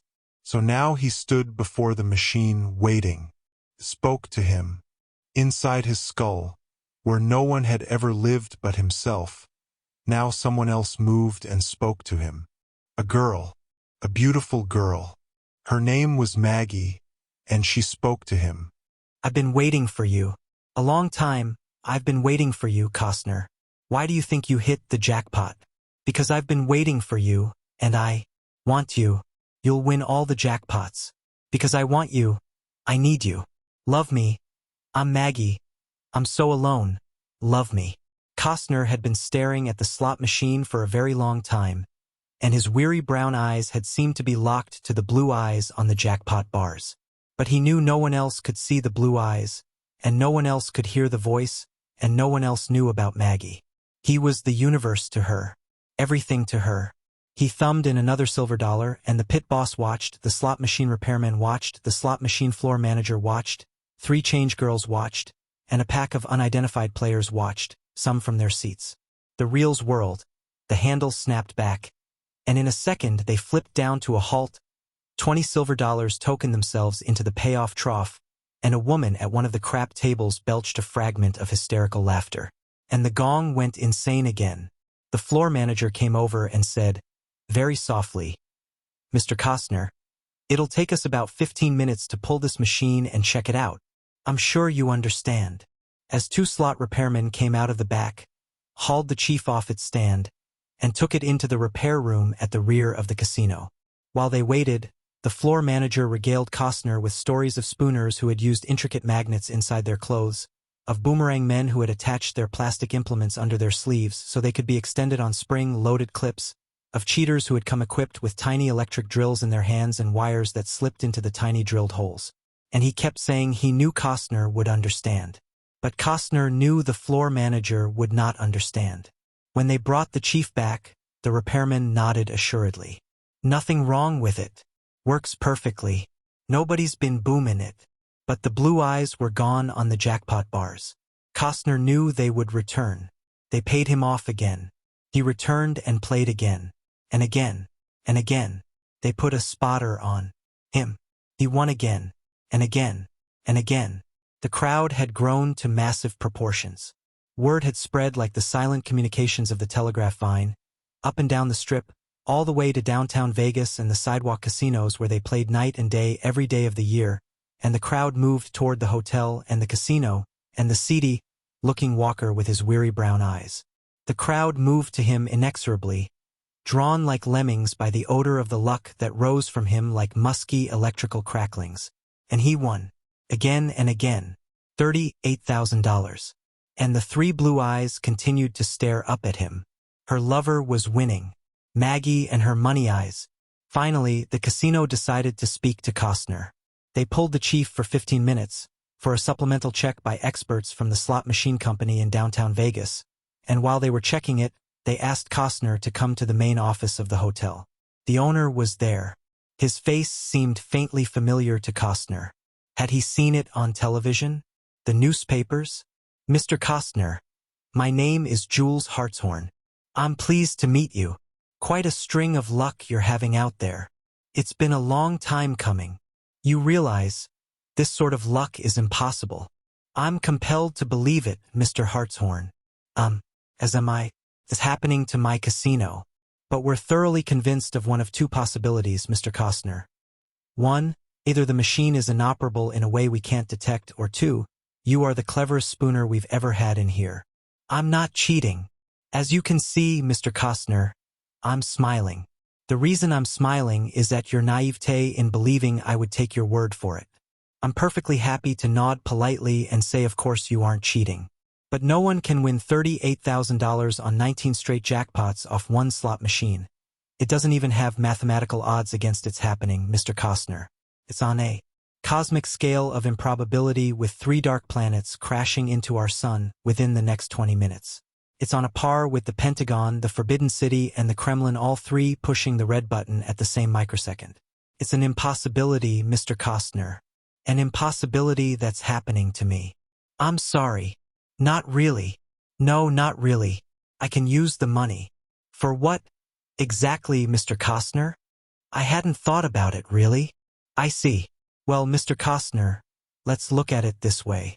I can't stop you from playing, and if you continue to win, I'll be required to pay off. And no stubble-chin thugs will be waiting in an alley to jackroll you and take the money. The checks will be honored. The best I can hope for, Mr. Costner, is the attendant publicity. Right now, every player in Vegas is in that casino, waiting for you to drop cartwheels into that machine. It won't make up for what I'm losing if you continue the way you've been, but it will help. Every hive roller in town likes to rub up next to luck. All I ask is that you cooperate a little. The least I can do, considering your generosity. An attempt at humor. I'm sorry. What is it you'd like me to do? Get about 10 hours sleep, while you pull the slot and have it worked over thoroughly? Yes. If I wanted to keep winning, that might be a pretty stupid move on my part. You might change the thingamajig inside so I couldn't win if I put back every dollar of that 38 grand. We're licensed by the state of Nevada, Mr. Costner. I come from a good family, too, and take a look at me. I'm a bum with $38,000 in my pocket. Nothing will be done to that slot machine, Costner. Then why pull it for 10 hours? To work it over thoroughly in the shop. If something as undetectable as metal, fatigue, or a worn escalator tooth, or we want to make sure this doesn't happen with other machines. And the extra time will get the word around town, we can use the crowd. Some of those tourists will stick to our fingers, and it'll help defray the expense of having you break the bank at this casino, on a slot machine. I have to take your word. This hotel will be in business long after you're gone, Costner. Not if I keep winning. Hartshorn's smile was a stricture. A good point. So it isn't much of an argument. It's the only one I have. If you want to get back out on that floor, I can't stop you. No mafia hoods ventilate me later? I beg your pardon? I said, no math. You have a picturesque manner of speaking. In point of fact, I haven't the faintest idea what you're talking about. I'm sure you haven't. You've got to stop reading the National Enquirer. This is a legally run business. I'm merely asking a favor. Okay, Mr. Hartshorn, I've been 3 days without any sleep. 10 hours will do me a world of good. I'll have the desk clerk find you a quiet room on the top floor. And thank you, Mr. Costner. Think nothing of it. I'm afraid that will be impossible. A lot of impossible things are happening lately. He turned to go, as Hartshorn lit a cigarette. Oh, by the way, Mr. Costner? Costner stopped and half-turned. Yes. His eyes were getting difficult to focus. There was a ringing in his ears. Hartshorn seemed to waver at the edge of his vision like heat lightning across a prairie. Like memories of things Costner had come across the country to forget. Like the whimpering and pleading that kept tugging at the cells of his brain. The voice of Maggie, still back in there, saying, things, they'll try to keep you from me. All he could think about was the 10 hours of sleep he had been promised. Suddenly it was more important than the money, than forgetting, than anything. Hartshorn was talking, was saying things, but Costner could not hear him. It was as if he had turned off the sound and saw only the silent rubbery movement of Hartshorn's lips. He shook his head, trying to clear it. There were half a dozen Hartshorns all melting into and out of one another. And the voice of Maggie. I'm warm here, and alone. I could be good to you if you can come to me. Please come. Please hurry. Mr. Costner? Hartshorn's voice came draining down through silt as thick as velvet flocking. Costner tried to focus again. His extremely weary brown eyes began to track. Did you know about that slot machine? Hartshorn was saying. A peculiar thing happened with it about 6 weeks ago. What was that? A girl died playing it. She had a heart attack, a seizure while she was pulling the handle, and died right out there on the floor. Costner was silent for a moment. He wanted desperately to ask Hartshorn what color the dead girl's eyes had been, but he was afraid the owner would say blue. He paused with his hand on the office door. Seems as though you've had nothing but a streak of bad luck on that machine.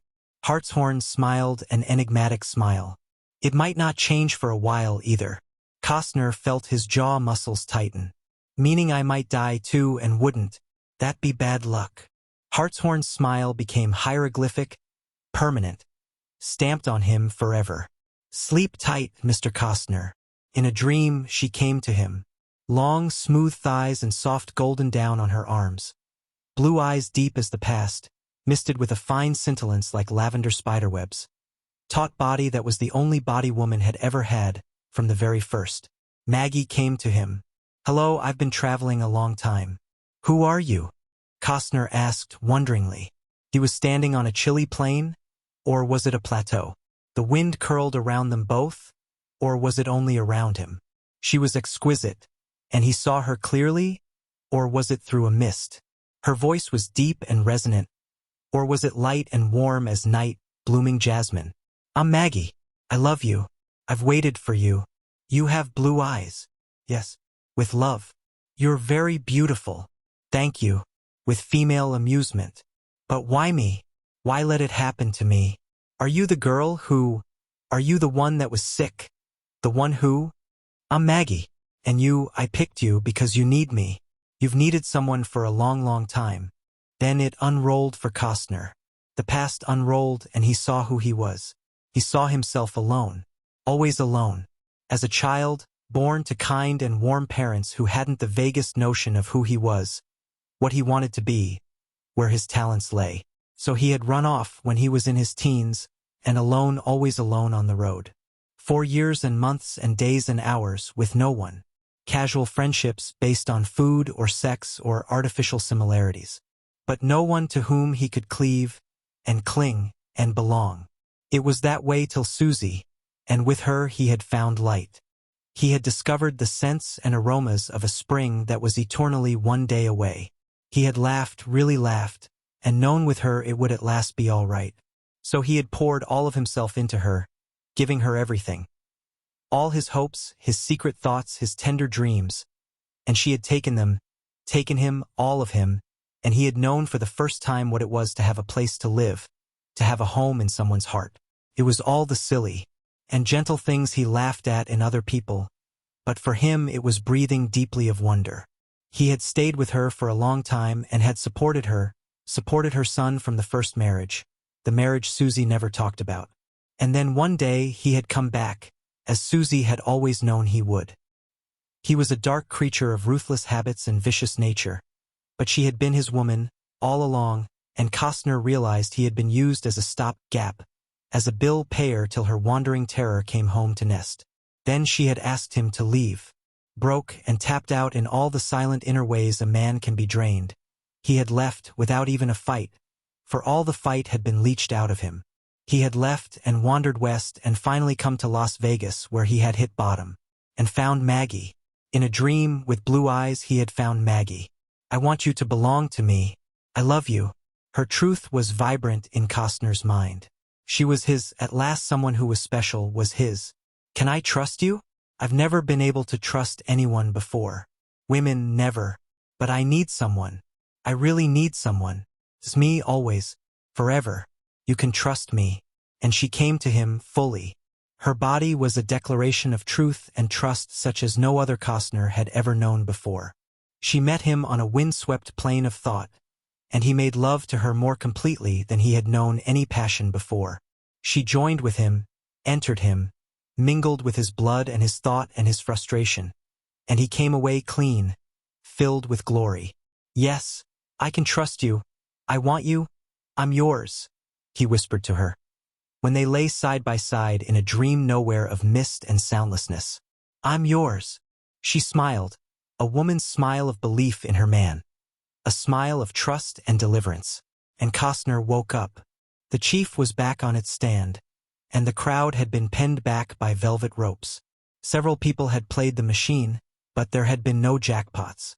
Now Costner came into the casino, and the spotters got themselves ready. While Costner had slept, they had gone through his clothes, searching for wires, for gaffs, for spoons or boomerangs.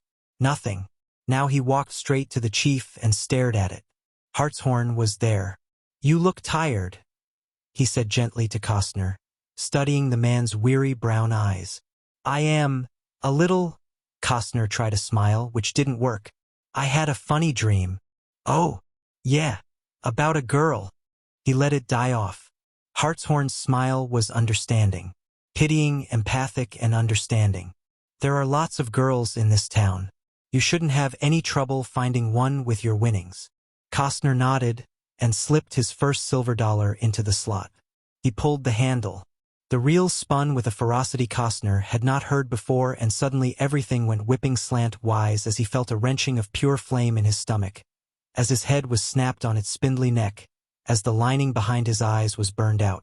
There was a terrible shriek of tortured metal, of an express train ripping the air with its passage, of 100 small animals being gutted and torn to shreds, of incredible pain, of night winds that tore the tops off mountains of lava, and a keening whine of a voice that wailed and wailed and wailed as it went away from there in blinding light. Free! Free! Heaven or hell, it doesn't matter. Free! The sound of a soul released from an eternal prison, a genie freed from a dark bottle. And in that instant of damp, soundless nothingness, Costner saw the reel snap and clock down for the final time.